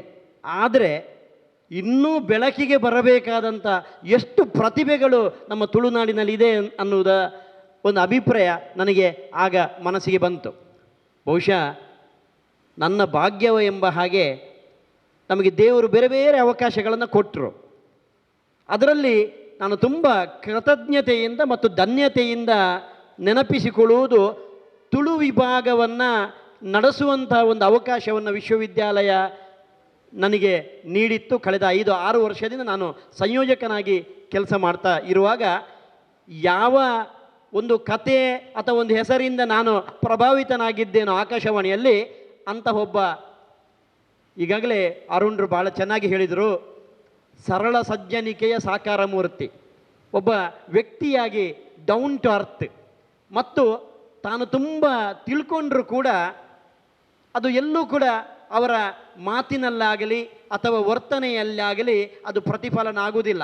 ಅತ್ಯಂತ ಒಂದು ಸಜ್ಜನಿಕೆಯಿಂದ, ಸರಳತೆಯಿಂದ ಮತ್ತು ಒಂದು ಸುಸಂಸ್ಕೃತಿಯಿಂದ ಇರುವ ಶ್ರೀ ಚಂದ್ರಹಾಸ ಕಣಂತೂರವರು ಒಂದು 3-4 ವರ್ಷದ ಹಿಂದೆ ನಮ್ಮ ತುಳು ವಿಭಾಗಕ್ಕೆ ಬಂದರು. ನಾನೊಂದು MA ಮಾಡಬೇಕು, ನನ್ನ ಮಾರ್ಕ್ಸ್ ಕಾರ್ಡ್ ಸಿಗ್ತಾ ಇಲ್ಲ, ನಾನು ಭವಿಷ್ಯ ನಿಧಿ ಇಲಾಖೆಗೆ ಕೆಲಸಕ್ಕೆ ಸೇರುವಾಗ ಕೊಟ್ಟಿದೆ ಅಂತ. ನಾವೊಂದು 6 ತಿಂಗಳು ಪ್ರಯತ್ನ ಮಾಡಿದ್ದೇವೆ ಅವರೊಂದು ಮಾರ್ಕ್ಸ್ ಕಾರ್ಡ್ ಸಿಗಲಿ ಅಂತ. ಯಾಕೆ ಹೇಳಿದರೆ ಚಂದ್ರಹಾಸ್ ಕಣಂತೂರ್ ಅಂತವರ ಒಂದು ಆಸ್ತಿ ನಮ್ಮ ವಿಭಾಗಕ್ಕೆ ಬರಲಿ ಅನ್ನುವ ಒಂದು ಆಸೆಯಿಂದ. ಆದರೆ ಆ ವರ್ಷ ನಮಗೆ ಚಂದ್ರಹಾಸ್ ಕಣಂತೂರ್ ಅವರನ್ನು ಅಡ್ಮಿಷನ್ ಮಾಡಲಿಕ್ಕೆ ಆಗಲಿಲ್ಲ. ಯಾಕೆಂದರೆ ಒರಿಜಿನಲ್ ಮಾರ್ಕ್ಸ್ ಕಾರ್ಡ್ ಇಲ್ಲ. ಯಾಕೆಂದರೆ ನಮ್ಮ ಈ ಕಾನೂನಿನ ಎದುರು ಕೆಲವು ಸಲ ಎಂತೆಂಥ ಪ್ರತಿಭೆಗಳು ಅವಕಾಶ ವಂಚಿತರಾಗ್ತಾರಂತೆ. ಮತ್ತೆ ನಾವು ಪ್ರಯತ್ನಿಸಿದೆವು. 2ನೇ ವರ್ಷ ನಮಗೆ ಚಂದ್ರಹಾಸ ಕಣಂತೂರ್ ಅವರು ವಿದ್ಯಾರ್ಥಿಯಾಗಿ ನಮ್ಮ ತುಳು ವಿಭಾಗಕ್ಕೆ ಸೇರಿದರು. ನಾವಿಲ್ಲಿ ಅಧ್ಯಾಪಕರು ಕೆಲವರಿದ್ದಾರೆ. ನಮ್ಮ ಒಂದು ಹೆಮ್ಮೆ ನನಗೆ ಆ ತುಳು ವಿಭಾಗದಲ್ಲಿ ಯುವ ಪ್ರಾಧ್ಯಾಪಕರು, ಅತ್ಯಂತ ಶ್ರದ್ಧೆ ಮತ್ತು ಬದ್ಧತೆಯಿಂದ ಕೆಲಸ ಮಾಡುವಂಥ ಯುವ ಪ್ರಾಧ್ಯಾಪಕರು. ನಮಗೆ ಬರುವ ವಿದ್ಯಾರ್ಥಿಗಳು ಯಾರು ಅಂತ ಕೇಳಿದರೆ 22 ವರ್ಷದ ಕಾಲೇಜು ಬಿಟ್ಟ ತರುಣರಿಂದ ತೊಡಗಿ 72 ವರ್ಷದ ಹಿರಿಯರು ಕೂಡ.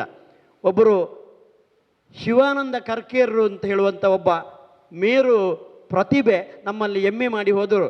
ಅದರ ಮಧ್ಯೆ ನಾನಾ ರೀತಿಯ ಪ್ರತಿಭಾನ್ವಿತರು ತುಳು ವಿಭಾಗಕ್ಕೆ ಬರ್ತಾರೆ. ಅದು ಡಾಕ್ಟ್ರಿನವರು ಬಂದಿದ್ದಾರೆ, ಇಂಜಿನಿಯರ್ಸ್ ಬಂದಿದ್ದಾರೆ, ಆನಂತರ LIC ಡೆವಲಪ್ಮೆಂಟ್ ಆಫೀಸರ್ಸ್ ಬಂದಿದ್ದಾರೆ, ಶಿಕ್ಷಕರು ಬಂದಿದ್ದಾರೆ, ಉಪನ್ಯಾಸಕರು ಬಂದಿದ್ದಾರೆ, ವಿದ್ವಾಂಸರು ಬಂದಿದ್ದಾರೆ. ಎಲ್ಲರೂ ಬಂದು ಅವರು ತುಳು ಕಲಿತು ಹೋದದಲ್ಲ, ನಮಗೆ ತುಳುವನ್ನು ಕಲಿಸಿ ಹೋದದ್ದು.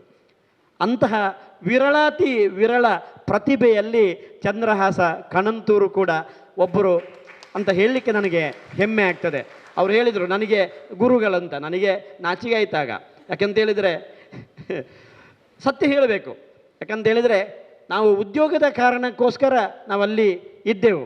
ಆದರೆ ಚಂದ್ರಹಾಸ ಕಣಂತೂರು ಅವರು 61 ವರ್ಷದಲ್ಲಿ MAಗೆ ಸೇರಿದರೂ ಕೂಡ ಅವರು ಎಂದೂ ಒಂದು ತಾನೊಬ್ಬ ತುಂಬ ತಿಳಿದವ ಅಥವಾ ಒಂದು ಸಣ್ಣ ಹೈಸ್ಕೂಲ್ ವಿದ್ಯಾರ್ಥಿಯ ಶ್ರದ್ಧೆ, ಆ ನಿಷ್ಠೆಯಿಂದ ಅವರು ನೋಟ್ಸ್ ಬರೀತಾ ಇದ್ದರು. ಕ್ಲಾಸ್ನಲ್ಲಿ ಅಚ್ಚುಕಟ್ಟಾಗಿ ಅವರು ಕೂತುಕೊಳ್ತಾ ಇದ್ದರು. ಅವರ ಡೆಸರ್ಟೇಷನ್ ಟಾಪಿಕ್ ಕೂಡ ಅತ್ಯಂತ ವ್ಯವಸ್ಥಿತ. ತತ್ಪರಿಣಾಮವಾಗಿ 2 ವರ್ಷದ ನಂತರ ಯಾವ ಚಂದ್ರಹಾಸ ಕಣಂತೂರಿಗೆ ಅಡ್ಮಿಷನ್ ಮಾಡುವಾಗ, ಅಂದರೆ ಆ ಕಾಲದ ಮಾರ್ಕ್ಸ್ ನಮಗೆ 45 ಮಾರ್ಕ್ಸ್ ಬೇಕು MAಗೆ ಸೀಟ್ ತಗೊಳ್ಬೇಕಾದ್ರೆ. 45 ಮಾರ್ಕ್ಸ್ನ ಕಾರಣಕ್ಕಾಗಿ ಸೀಟ್ ಸಿಗದೆ ಹೋದವರಿದ್ದಾರೆ.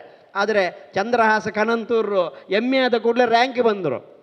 ಅವರು ರ್ಯಾಂಕ್ ವಿಜೇತ ವಿದ್ಯಾರ್ಥಿ ಆದರು. ಅಲ್ಲಿಂದ ನಮ್ಮ ಒಂದು ಆತ್ಮೀಯತೆ ಈ ತನಕ ಬಂದಿದೆ. ಮತ್ತೊಂದು ನಮಗೆ ಒಟ್ಟಿಗೆ ಕೆಲಸ ಮಾಡುವಂಥ ಅವಕಾಶ ಬಂತು. ಅದು ತುಳುವನ್ನು ಕರ್ನಾಟಕದ 2ನೇ ರಾಜ್ಯ ಭಾಷೆಯನ್ನಾಗಿ ಮಾಡುವಂಥ ಒಂದು ಸಮಿತಿಯಲ್ಲಿ ಕೆಲಸ ಮಾಡುವಂಥ ಅವಕಾಶ. ಡಾಕ್ಟರ್ ಮೋಹನ್ ಅಳ್ವ ಅವರ ನೇತೃತ್ವದಲ್ಲಿ ಆ ಸಮಿತಿ ವರದಿ ಕೊಟ್ಟಿತು ಸರ್ಕಾರಕ್ಕೆ. ಆಗ ಕೂಡ ಶ್ರೀಯುತ ಕಣಂತೂರು ಅವರು ಮತ್ತು ನಮಗೆಲ್ಲ ಒಟ್ಟಿಗೆ ಕೆಲಸ ಮಾಡುವಂತಹ ಒಂದು ಅವಕಾಶ ಸಿಕ್ಕಿತ್ತು. ಒಟ್ಟು ನಾನು ಹೇಳುವಂಥದ್ದು ಏನು ಅಂತ ಹೇಳಿದರೆ, ನಾನು ಕೃತಿಯ ಬಗ್ಗೆ ಏನು ಹೇಳದಿದ್ದರೂ ಕೂಡ ಚಂದ್ರಹಾಸ ಕಣಂತೂರು ಅಂತ ಒಬ್ಬ ಸಹೃದಯಿ ವ್ಯಕ್ತಿ, ಒಬ್ಬ ಸಜ್ಜನಿಕೆಯ ವ್ಯಕ್ತಿ ಮತ್ತು ತುಂಬ ತಿಳಿದವರು. ಯಾಕೆಂದರೆ ನಮ್ಮ ತುಳು ವಿಭಾಗ ಅಂತ ಹೇಳಿದರೆ ಇಲ್ಲಿ ನಾವು ಎಲ್ಲ ಕಾರ್ಯಕ್ರಮ ಮಾಡ್ತೇವೆ. ಅದು ತುಡರ ಪರ್ಬ ಇರ್ಬೋದು, ಅಥವಾ ಕೆಡ್ಡೆಸ ಇರ್ಬೋದು, ಅಥವಾ ಮಾಯಿದ ಮದಿಪ್ಪು ಇರ್ಬೋದು. ಪ್ರತಿಯೊಂದನ್ನು ಕೂಡ ನಮ್ಮ ಯುವ ತಲೆಮಾರಿಗೆ ಪರಿಚಯಿಸುವಂಥ ಕೆಲಸ ನಾವು ತುಳು ವಿಭಾಗದ ಮುಖೇನ ಮಾಡ್ತೇವೆ.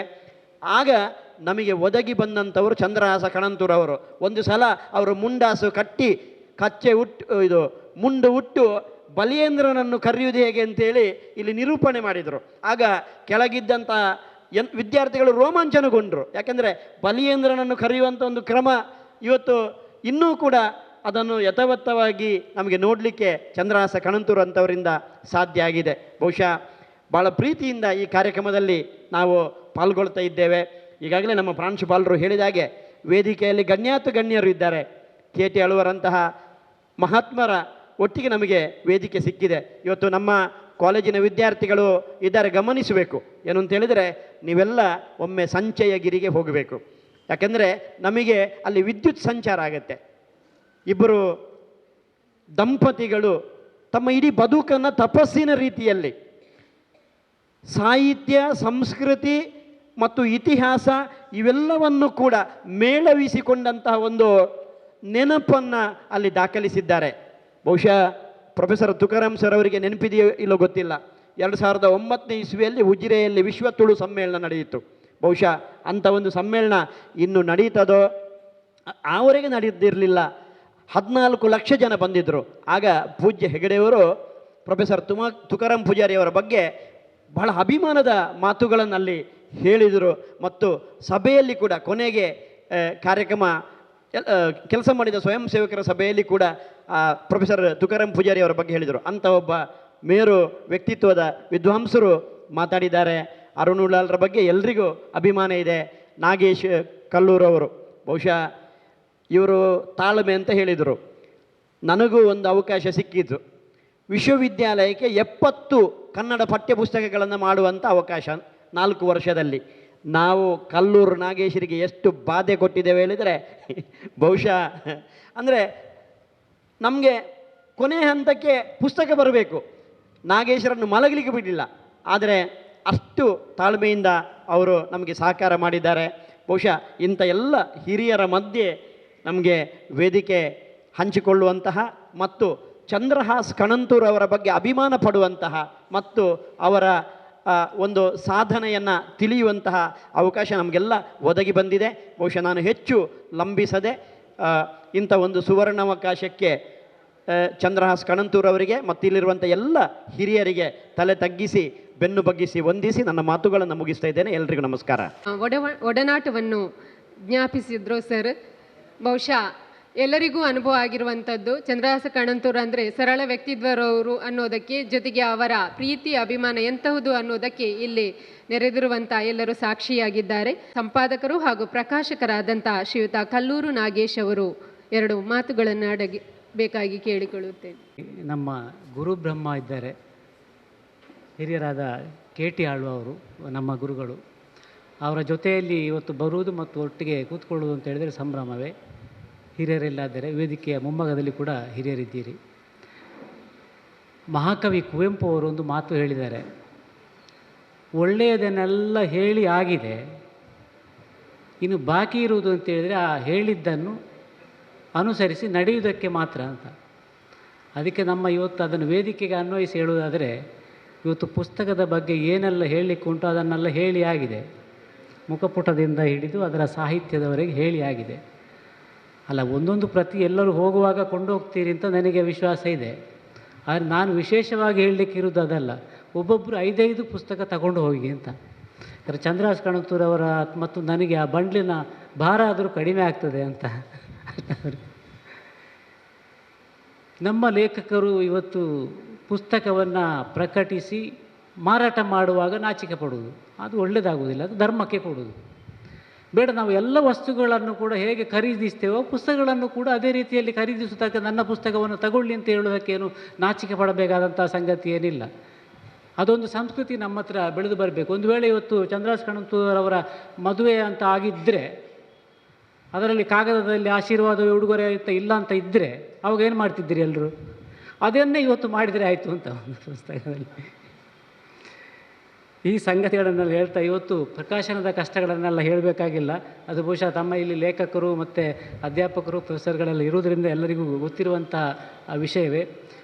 ಚಂದ್ರಹಾಸ ಕಣಂತೂರ್ ಅವರ ಈ ಕೆಲಸ ಬಹಳ ಮಹತ್ವದ್ದು. ಯಾಕೆ ಅಂತ ನನಗೆ ಅನಿಸಿದ್ದು ಅಂತಂದರೆ, ನಿಜವಾಗಿ ನಮ್ಮ ಭೂತಾರಾಧನೆಯ ದೈವಾರಾಧನೆಯ ವಿಷಯಗಳು ಧಾರ್ಮಿಕ ಆಚರಣೆಗೆ ಸೀಮಿತ ಆಗಬೇಕಾಗಿಲ್ಲ. ಅದರ ವ್ಯಾಪ್ತಿಯನ್ನು ದಾಟುವುದಾದರೆ ಅದನ್ನು ಮೀರಿ ಅಥವಾ ಅದು ವಿಕಾರಗೊಂಡು ಅಂತಲ್ಲ, ಅದು ಒಂದು ಒಳ್ಳೆಯ ಸ್ವರೂಪದಲ್ಲಿ ಮಾಡ್ಬೋದು. ಅದಕ್ಕೆ ಇದೊಂದು ಉದಾಹರಣೆ. ನಮ್ಮ ದೈವಾರಾಧನೆ ಎಷ್ಟೋ ಕಥೆಗಳನ್ನು ಚಿಕ್ಕವರಿಗೆ ಎಳೆಯರಿಗೆ ನೀತಿ ಕಥೆಗಳ ರೂಪದಲ್ಲಿ ಖಂಡಿತವಾಗಿ ಪುಸ್ತಕಗಳನ್ನು ತರಬಹುದು. ಅದಕ್ಕೆ ನಾವು ಇಂಗ್ಲೀಷಿನ ಮೋರಲ್ ಸ್ಟೋರೀಸನ್ನು ಆಶ್ರಯಿಸಬೇಕಾಗಿಲ್ಲ. ಯಾಕಂದರೆ ದೈವಾರಾಧನೆ ಹೆಚ್ಚಿನ ಕಥೆಗಳಿರುವುದು ಸತ್ಯ ಮತ್ತು ನ್ಯಾಯದ ಪರವಾಗಿರುವಂಥ ಹೆಚ್ಚಿನ ಕಥೆಗಳು ಮತ್ತು ದೌರ್ಜನ್ಯದ ವಿರುದ್ಧ ಇರುವಂತಹ ಕಥೆಗಳು, ಆ ನೀತಿಗಳು ಇರುವುದು. ಅಂತಹ ನೀತಿ ಕಥೆಗಳನ್ನು ಪ್ರಕಟಿಸುವ ಅನೇಕ ಕಥೆಗಳು ನಮ್ಮ ದೈವಾರಾಧನೆಯ ವಲಯದಲ್ಲಿದೆ. ಇದನ್ನು ನಾನು ಯಾಕೆ ಹೇಳ್ತಾ ಇದ್ದೇನೆ ಅಂತ ಹೇಳಿದರೆ, ಸುಮಾರು 20 ವರ್ಷಗಳ ಹಿಂದೆ ಶ್ರೀಯುತ ಅರುಣುಲಾಲ್ ಅವರೇ 20 ವರ್ಷಗಳ ಹಿಂದೆ ಡಾಕ್ಟರ್ ಚಿನ್ನಪ್ಪಗೌಡರು ಸಂಸ್ಕೃತಿ ಸಿರಿ ಪುಸ್ತಕ ಮಾಡಿದರು. ಅದು ಭೂತಾರಾಧನೆಯ ಸಂಶೋಧನೆಯ ಬಗ್ಗೆ. ಅದು ಇಂಗ್ಲೀಷ್ಗೆ ಡಾಕ್ಟರ್ ಸುರೇಂದ್ರ ರಾವ್ ಅವರು ಅನುವಾದ ಮಾಡಿದರು, ಮಾಸ್ಕ್ ಆ್ಯಂಡ್ ದಿ ಮೆಸೇಜ್ ಅಂತ. ಸೊ ನನ್ನ ವಿದೇಶದಲ್ಲಿದ್ದ ಒಬ್ಬರು ಗೆಳೆಯರು ಆ ಪುಸ್ತಕವನ್ನು, ನನಗೆ ಭೂತಾರಾಧನೆಯ ಬಗ್ಗೆ ತಿಳ್ಕೊಳ್ಬೇಕು, ನನಗೆ ಒಂದು ಪುಸ್ತಕ ಇಂಗ್ಲೀಷ್ನಲ್ಲಿ ಬೇಕು ಅಂತಿದ್ದಾಗ ನಾನು ಅದನ್ನು ಆ ಇಂಗ್ಲೀಷ್ ಪ್ರತಿಯನ್ನು ಕೊಟ್ಟೆ. ಕೊಟ್ಟು 1 ವರ್ಷದ ನಂತರ ಸಿಕ್ಕಿದಾಗ ನಾನು ಕೇಳಿದೆ, ಸರ್ ನೀವು ಪುಸ್ತಕ ಇಂಗ್ಲೀಷ್ ಭೂತಾರಾಧನೆಯ ಬಗ್ಗೆ ಓದಿದ್ರಲ್ಲ, ನಿಮಗೆ ಅರ್ಥ ಆಯ್ತಾ ದೈವಾರಾಧನೆ ಹೇಗೆ ಕ್ರಮ ಅಂತ ಅರ್ಥ ಆಯ್ತು? ಅಲ್ಲ ಹೌದು, ಎಲ್ಲ ಓದಿದೆ, ಅದು ಭಾಳ ಹೈ ಸ್ಟ್ಯಾಂಡರ್ಡ್ ಉಂಟು. ಈಗ ನೀವು ನನ್ನ ಹತ್ರವೇ ಅವರು ಪ್ರಶ್ನೆ ಕೇಳಿದೆ, ಈಗ ನೀವೇನು ಹೇಳ್ತಾ ಇರೋದು, ಭೂತ ಉಂಟಾ ಇಲ್ವಾ ಅಂತ.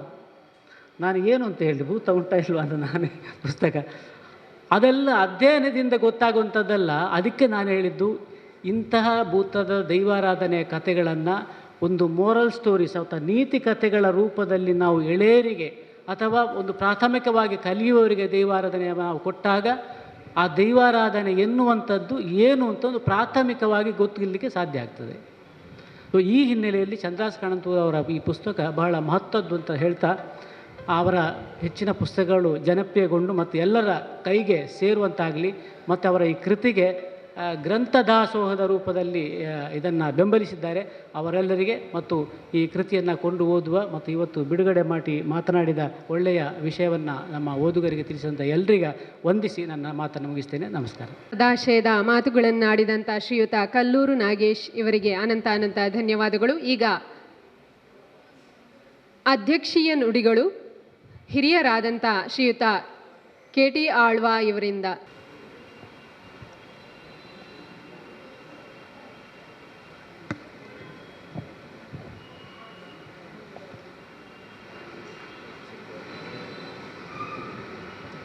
ಇಂದಿನ ಈ ಸಮಾರಂಭದ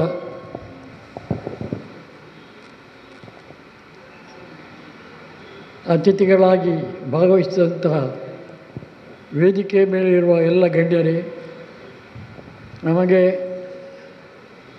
ಅತ್ಯಂತ ಶ್ರೇಷ್ಠವಾದಂತಹ ಗೌರವಯುತವಾದಂತಹ ಮಾರ್ಗದರ್ಶನವನ್ನು ನೀಡುತ್ತಿರುವಂತಹ ನಮ್ಮ ಪ್ರಾಂಶುಪಾಲರಾದ ಶ್ರೀಮಾತ್ ಗಣಪತಿ ಗೌಡರವರೇ, ಅತ್ಯುತ್ತಮ ಭಾಷಣಗಾರರಾಗಿ ನಮ್ಮ ಮುಂದೆ ಕುಳಿತಿರುವಂತಹ ಶ್ರೀಮಾನ್ ಪ್ರೊಫೆಸರ್ ತುಕಾರಾಮ್ ಪೂಜಾರಿಯವರೇ, ಕೃತಿಯ ಕುರಿತಾಗಿ ತುಂಬ ವಿಸ್ತಾರವಾಗಿ ಮಾತಾಡಿದಂತಹ ಡಾಕ್ಟರ್ ಅರುಣ್ ಉಳ್ಳಾಲ್ರವರೇ, ಪುಸ್ತಕ ಪ್ರಕಟಣೆಯ ಬಗ್ಗೆ ವಿಶೇಷವಾದ ಮಾಹಿತಿ ಇರುವಂತಹ ಮತ್ತು ಅದರಲ್ಲಿ ಬಹಳ ಪ್ರಭಾವಿ ಪ್ರಕಾಶಕರು ಎಂಬುದಾಗಿ ಹೆಸರಾದಂತಹ ನಮ್ಮವರೇ ಆದಂತಹ ಕಲ್ಲೂರು ನಾಗೇಶ್ವರವರೇ,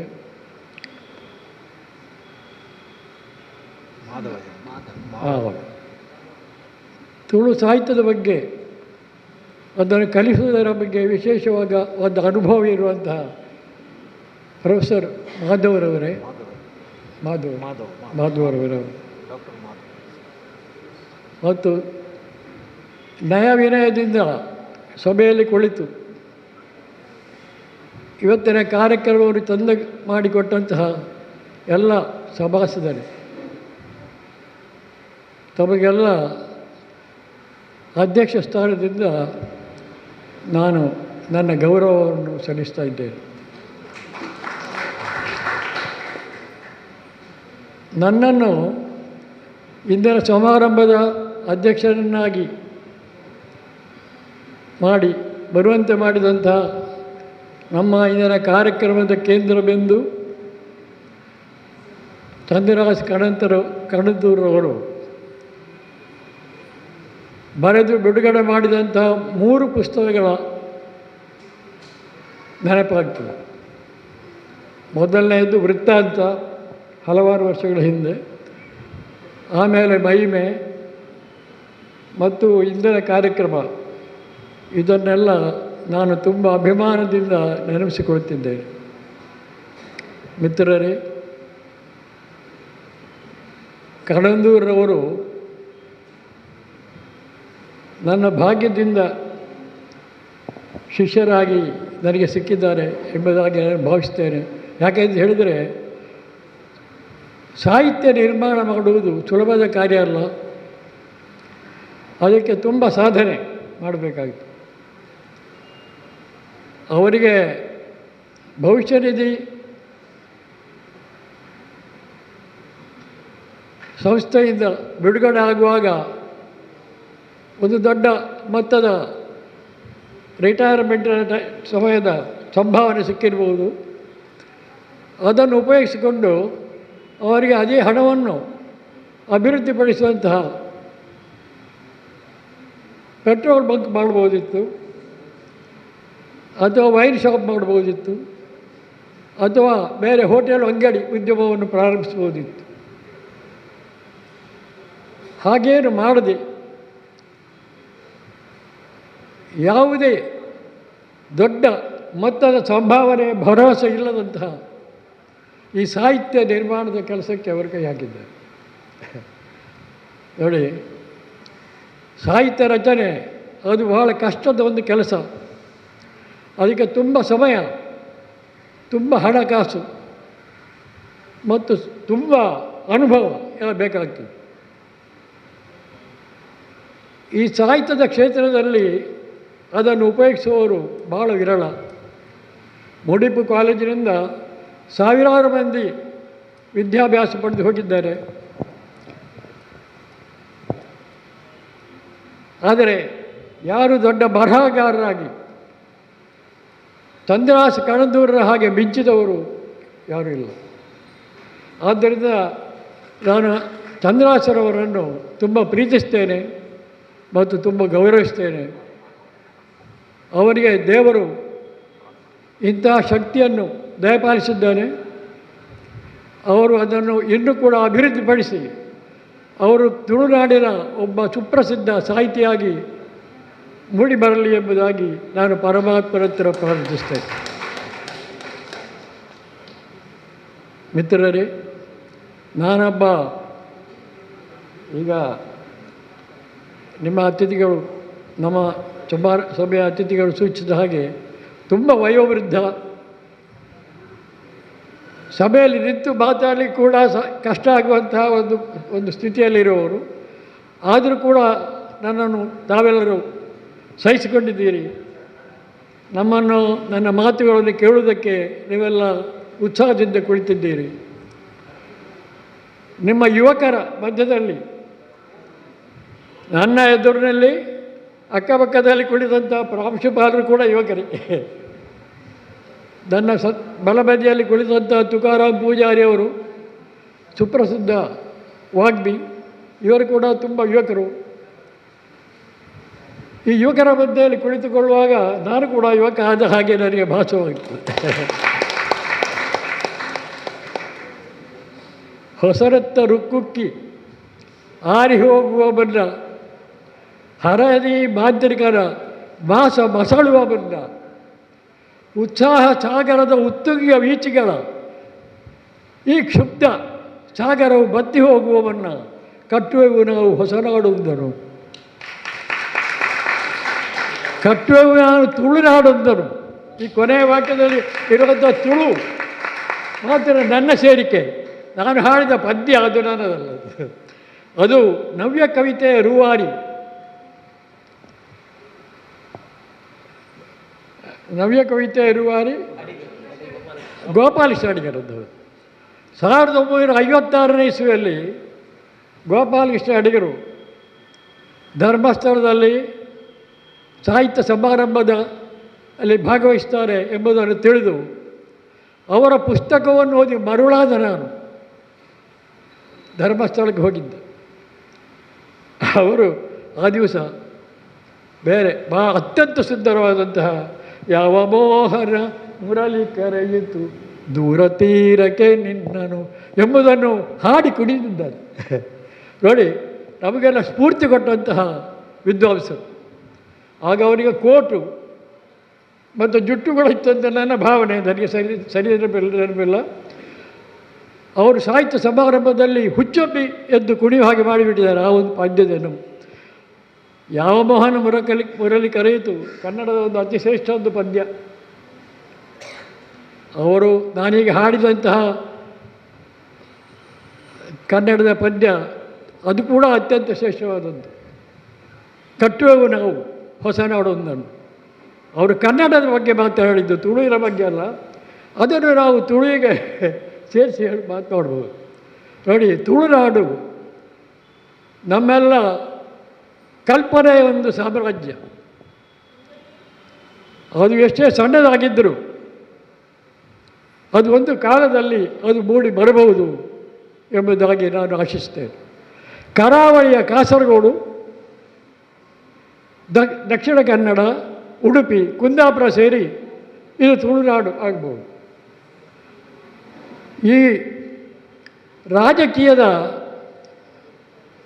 ವಿವಿಧ ಒತ್ತಡಗಳಿಂದ ಕಾಸರಗೋಡು ಕೈ ತಪ್ಪಿ ಹೋದದ್ದು ನಮ್ಮ ತುಳುವಿಗೆ ಬಹಳ ದೊಡ್ಡ ಆಘಾತ ಆಗಿದೆ. ನಾನು ಅದನ್ನು ರಾಷ್ಟ್ರವರ ಹೇಳಿದೆ. ಕನ್ನಡ ನಾಡಿಗೆ ಆಘಾತ ಆಗಿದೆ ಸರಿ, ಆದರೆ ಕನ್ನಡ ನಾಡು ತುಂಬ ವಿಸ್ತಾರವಾದದ್ದು. ಅದಕ್ಕೆ ಇದೆಲ್ಲ ದೊಡ್ಡ ವಿಷಯ ಅಲ್ಲ. ಅವರು ಕೈಯಾರು ಕಿಂಜರವರು ಬೆಂಕಿ ಬಿದ್ದಿದಾಗ ಬೆರಗೆ ಓಡೋಡಿ ಬನ್ನಿ ಅಂತ ಹಾಡಿದರು. ಕನ್ನಡ ನಾಡು ನಮ್ಮ ಕಾಸರಗೋಡು, ತುಳು, ಮಲಯಾಳಕ್ಕೆ ಸೇರಿದಾಗೆ. ಆದರೆ ಕನ್ನಡಿಗರು ಅಷ್ಟೊಂದು ಅದಕ್ಕೆ ಸ್ಪರ್ಧಿಸಲಿಲ್ಲ ಅಂತ ನನಗೆ ಅನ್ನಿಸ್ತು.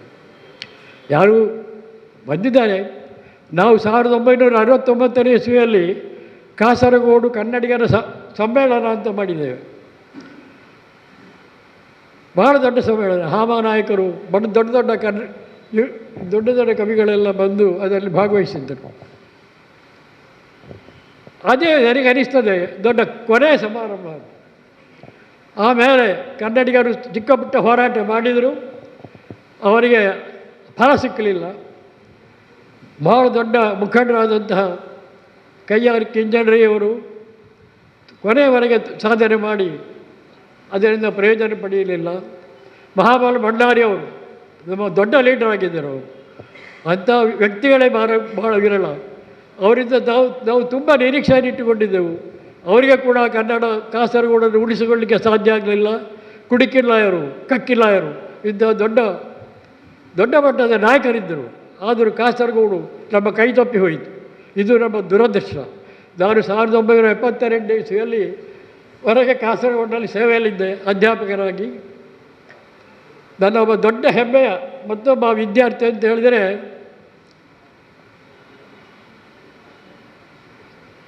ನಮ್ಮ ಲಿಪಿ ನಮಗೆ ಒದಗಿಸಿಕೊಟ್ಟಂತಹ ಹೌದು ಪುಡಿಚತ್ತಾಯರು ವೆಂಕಟರಾಜ ಪುಡಿಚತ್ತಾಯರು ತುಂಬ ಉತ್ಸಾಹಿ ಹುಡುಗ. ಅವರಿಗೆ 1 ವರ್ಷ ಕಲಿಸಿದಂತಹ ಒಂದು ಹೆಮ್ಮೆ ನನಗಿದೆ. ಅಂದರೆ ವೆಂಕಟರಾಜ ಪುಡಿಚತ್ತಾಯರು ಆಗ ಎಡನೀರು ಹೈಸ್ಕೂಲಲ್ಲಿ ಕೆಲಸ ಮಾಡುತ್ತಿದ್ದರು. ಉತ್ಸಾಹಿ ತರುಣ. ಆ ಎಲ್ಲ ಕನ್ನಡ ವಿದ್ವಾನ್ ಅವರಿಗೆ 1 ವರ್ಷದ ತರಬೇತಿ ನೀಡಬೇಕು ಅಂತ ಕೇರಳ ಒಂದು ಹೊಸ ಆಜ್ಞೆ ಹೊರಡಿಸಿತು. ಒಂದೇ 1 ವರ್ಷ ಅದು. ಆ ಆಜ್ಞೆಯ ಪ್ರಕಾರ ಸುಮಾರು 30-40 ಕನ್ನಡ ಪಂಡಿತರು ಮಾಯ್ಪಾಡಿ ತರಬೇತಿ ಶಾಲೆಗೆ 1 ವರ್ಷದ ತರಬೇತಿಗೆ ಬಂದು. ಆಗ ನಾನು ಮಾಯ್ಪಾಡಿಯಲ್ಲಿ ಅಧ್ಯಾಪಕರಾಗಿದ್ದೆ ತರಬೇತಿ ಶಾಲೆಯಲ್ಲಿ. ನಾನು ಅವರಿಗೆ ಸೈಕಾಲಜಿ ಕಲಿಸಿದೆ, ಮನಃಶಾಸ್ತ್ರ. ಅದು ಒಂದು ಹೆಮ್ಮೆಯ ವಿಷಯ. ಆದರೆ ಅವರು ಅಷ್ಟು ದೊಡ್ಡ ಎತ್ತರಕ್ಕೆ ಬೆಳೀತಾರೆ ಅಂತ ಆ ಸಮಯದಲ್ಲಿ ನನಗೆ ಗೊತ್ತಿರಲಿಲ್ಲ. ವೆಂಕಟರಾಜ ಪುಡಿಚತ್ತಾಯರು ಆಮೇಲೆ ದೊಡ್ಡ ಸಾಧಕರಾದರು. ಕಾಸರಗೋಡವರೊಬ್ಬರು ಇತ್ತೀಚೆಗೆ ನನಗೆ ಸಿಕ್ಕಿದಂಥ ಒಬ್ಬರು ಮಿತ್ರರು ಹೇಳಿದರು, ಅವರು ಈಗ ಪುಡಿಚತ್ತಾಯರು ಎಷ್ಟೋ ವರ್ಷಗಳ ಹಿಂದೆ ವಿಧಿವಶರಾಗಿದ್ದಾರೆ. ಆದರೆ ಅವರು ರಾಜೇಶ್ವರ ಗೋವಿಂದ ಅವರಷ್ಟೇ ದೊಡ್ಡ ವ್ಯಕ್ತಿ. ಯಾಕೆ ಅಂತ ಹೇಳಿದರೆ ಮನೆಗೆ ಹೋಗಿ ಅವರು ಬಚ್ಚಿಟ್ಟಿದ್ದಂತಹ ಈ ಓಲಗರಿಯ ಗ್ರಂಥಗಳನ್ನು ಹುಡುಕಿ ತೆಗೆದು ಅದಕ್ಕೆ ಜೀವ ಕೊಟ್ಟು ಅದರಲ್ಲಿರುವ ಅಕ್ಷರಗಳನ್ನು ಹೆಕ್ಕಿ ಅವರು ತುಳು ಅಕ್ಷರಗಳನ್ನು ಸಿದ್ಧಪಡಿಸಿ ಇವತ್ತು ನಮಗೆ ತುಳುವಿಗೆ ಒಂದು ಲಿಪಿಯನ್ನು ಕೊಟ್ಟಿದ್ದಾರೆ. ಆ ಲಿಪಿಯನ್ನು ಪಡೆದಂತಹ ನಮ್ಮ ಯೂನಿವರ್ಸಿಟಿ ಅವರಿಗೆ ಡಾಕ್ಟರೇಟ್ ಪದವಿಯನ್ನು ಕೂಡ ಕೊಟ್ಟಿದೆ. ಆದರೆ ಆ ಲಿಪಿ ಎಷ್ಟರ ಮಟ್ಟಿಗೆ ಉಪಯೋಗ ಆಗ್ತದೆ ಅದು ನಮ್ಮ ಪುಸ್ತಕದಲ್ಲಿ ನಾವು ಪ್ರಕಟಿಸ್ತೇವೆ. ಅದರ ಉಪಯೋಗವನ್ನು ಸರಿಯಾಗಿ ಮಾಡಿದರೆ ಕನ್ನಡ ತುಳು ಭಾಷೆ ಬಹಳ ಉತ್ತುಂಗಕ್ಕೆ ಏರಬಹುದು. ನಾನು ತುಳುವಿನಲ್ಲಿ ದೊಡ್ಡ ವಿದ್ವಾಂಸ ಅಲ್ಲ, ಕನ್ನಡದಲ್ಲಿಯೂ ಅಷ್ಟೇ. 1956ನೇ ಇಸ್ವಿಯಲ್ಲಿ ನಾನು ಮೊದಲ ಒಂದು ಪುಸ್ತಕ ಬಿಡುಗಡೆ ಮಾಡಿದ್ದೆ, ಉಯ್ಯಾಲೆ ಅಂತ. ಅದರ ಬಗ್ಗೆ ಕರಂದೂರವರು ಹೇಳಿದರು. ಆಮೇಲೆ ನಾನು ರಿಟೈರ್ ಆಗುವವರೆಗೆ ಯಾವ ಪುಸ್ತಕವನ್ನು ಬರೆಯಲಿಲ್ಲ. ಯಾಕೆಂತ ಹೇಳಿದರೆ ಜೀವನದಲ್ಲಿ ಬೇರೆ ಹಲವಾರು ಸವಾಲುಗಳಿರ್ತದೆ. ನಾನು ಆಗ ಪ್ರೈಮರಿ ಟೀಚರ್ ಆಗಿದ್ದೆ. ನನಗೆ ನನ್ನ ಕನ್ನಡವನ್ನು ಕಟ್ಟುವುದರ ಬದಲು ನನ್ನ ಜೀವನವನ್ನು ಕಟ್ಟಿಕೊಳ್ಳುವುದೇ ಒಂದು ಸಮಸ್ಯೆ ಆಗಿತ್ತು. ನಾನು ಆಮೇಲೆ MA BEd ಮಾಡಿ ನಾನು ಅದೇ ಶಾಲೆಯಲ್ಲಿ ನಾನು 6 ವರ್ಷ ಪ್ರೈಮರಿಯಲ್ಲಿ ಕೆಲಸ ಮಾಡಿದವರು ಮತ್ತು ತರಬೇತಿ ಶಾಲೆಯಲ್ಲಿ ಕೆಲಸ ಮಾಡಿ ಆಮೇಲೆ 15 ವರ್ಷದ ಕಾಸರಗೋಡಿನ ಸೇವೆಗೆ ತಿಲಾಂಜಲಿ ಕೊಟ್ಟು ನಾನು ಕರ್ನಾಟಕಕ್ಕೆ ಬಂದು ಇಲ್ಲಿ ಕಾಲೇಜಿನಲ್ಲಿ ಉಪನ್ಯಾಸಕನಾದ. ನೋಡಿ, ಇಂಥ ಜೀವನದಲ್ಲಿ ಹಲವಾರು ತಿರುವುಗಳು ನಾವು ನೆನೆಸಿದಂತಹ ಹಾಗೆ ರೀತಿಯಲ್ಲಿ ಬರುವುದಿಲ್ಲ, ಅದು ಅನಿರೀಕ್ಷಿತವಾಗಿ ಬರ್ತದೆ. ಇವತ್ತು ನಾವೊಂದು ಹೊಸ ಒಂದು ಸಮಾರಂಭ, ಇದು ತುಳುವಿನ ಸಮಾರಂಭ. ಇದರಿಷ್ಟು ಜನ ಸಂಜೆ 6 ಗಂಟೆವರೆಗೆ ಕೂತ್ಕೊಳ್ಳುವುದು, ಸುಮಾರು 2.5 ಗಂಟೆ ಕಾಲ ನೀವೆಲ್ಲ ಕೂತು ನಮ್ಮ ಈ ತುಳುವಿನ ಮಹಿಮೆಯನ್ನು ಕೇಳಿದ್ದೀರಿ. ಅದೇ ಇದರ ಬಗ್ಗೆ ನಾನು ಹೆಚ್ಚು ಮಾತಾಡುವುದಿಲ್ಲ. ಯಾಕೆಂತ ಹೇಳಿದರೆ ಇಲ್ಲಿ ಭಾಷಣಕಾರರು ಭಾಳ ಚಂದವಾಗಿ ಅದರ ವಿಮರ್ಶೆ ಮಾಡಿದ್ದಾರೆ. ಇಂಥ ಕೃತಿಗಳು ಇನ್ನೂ ಕೂಡ ನಿರ್ಮಾಣ ಆಗ್ಬೋದು. ಆದರೆ ಇದು ಮುಖ್ಯವಾಗಿ ಭೂತಾರಾಧನೆಗೆ ಸಂಬಂಧಿಸಿದ್ದೆ. ಈಗ ಉದಾಹರಣೆಗೆ ನನ್ನ ಪಕ್ಕದಲ್ಲಿ ಕುಳಿತಂಥ ಪ್ರಾಂಶುಪಾಲರಿಗೆ ಭೂತಾರಾಧನೆ ವಿಚಾರವಾಗಿ ಹೆಚ್ಚಿನ ಮಾಹಿತಿ ಇರಲಿಕ್ಕಿಲ್ಲ. ಅದರಿಂದ ನಾನು ಕೇಳುವಾಗ ಅವರು ಕೂಡ ತುಂಬ ಖುಷಿಪಟ್ಟಿರ್ಬೋದು. ಭೂತಾರಾಧನೆ ಬಗ್ಗೆ ಬರೆದಂತಹ ಮಹಿಮೆ ಇದು ಭಾಳ ಹಿಟ್ಟಾಗಿದೆ. ಈಗ 2ನೇ ಪುಸ್ತಕ ಇದು ಕೂಡ ಭೂತಾರಾಧನೆ ಬಗ್ಗೆ ಆಗಿದೆ. ತುಳು ಭಾಷೆ ತುಂಬ ವಿಸ್ತಾರವಾದದ್ದು, ಆಕಾಶದಷ್ಟು ಎತ್ತರವಾದದ್ದು. ಇದರ ಬಗ್ಗೆ ಹೆಚ್ಚು ಕೃತಿಗಳು ಬರಬೇಕು. ತುಳು ನಿಮಗೆ ನೀವು ನನ್ನ ಪ್ರಾಯದ ಬಗ್ಗೆ ಪ್ರಶಂಸೆ ಮಾತಾಡ್ತೀರಿ, ನಾನು ತುಳು ಭಾಷೆಯ ಬಗ್ಗೆ ಪ್ರಶಂಸೆ ಮಾತಾಡ್ತೇನೆ. ತುಳುವಿನಲ್ಲಿ ಅಮೋಘವಾದ ಶಬ್ದಗಳಿವೆ, ಅಮೋಘವಾದಂತಹ ವಿಚಾರಗಳಿವೆ.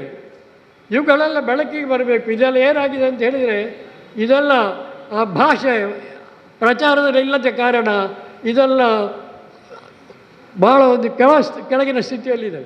ತುಳು ಭಾಷೆಯನ್ನು ಎಷ್ಟು ಎತ್ತರಕ್ಕೆ ಬೇಕಾದರೂ ಕೊಂಡೋಗ್ಬೋದು. ಖಂಡಿತವಾಗಿಯೂ ಕನ್ನಡ, ಮಲಯಾಳ ಮತ್ತು ತಮಿಳು ಮುಂತಾದಂಥ ದ್ರಾವಿಡ ಭಾಷೆಗಳಲ್ಲಿ ಒಂದಾದಂಥ ತುಳು ಭಾಷೆ ಅತ್ಯಂತ ಸುಂದರವಾಗಿದೆ ಎಂಬುದಾಗಿ ನಾನು ಘೋಷಿಸ್ತೇನೆ. ಇದರ ಬಗ್ಗೆ ನಾನು ಕೆಲವು ಶಬ್ದಗಳನ್ನು ಎತ್ತಿ ಹೇಳಬೇಕಂತ ನಾನು ಉದ್ದೇಶಿಸಿದ್ದೆ. ಆದರೆ ಅದು ಈಗಾಗಲೇ 2.5 ಗಂಟೆ ಆಯಿತು. ಆ ಶಬ್ದಗಳ ಬಗ್ಗೆ ನಾನು ಹೇಳೋದಿಲ್ಲ. ಅತ್ಯಂತ ಸುಂದರವಾದ ಶಬ್ದಗಳಿವೆ, ಅತ್ಯಂತ ಸುಂದರವಾದ ಮಾತುಗಳಿವೆ. ಇದು ನಮ್ಮ ಭಾಗ್ಯದಿಂದ ನಾವು ತುಳುವರಾಗಿ ಹುಟ್ಟಿದ್ದೇವೆ ಎಂಬುದಾಗಿ ನಾನು ಹೇಳ್ತೇನೆ. ನಮಗೆ ತುಳುವಿನ ನಾವು ಆದಷ್ಟು ಸೇವೆ ಮಾಡುವ.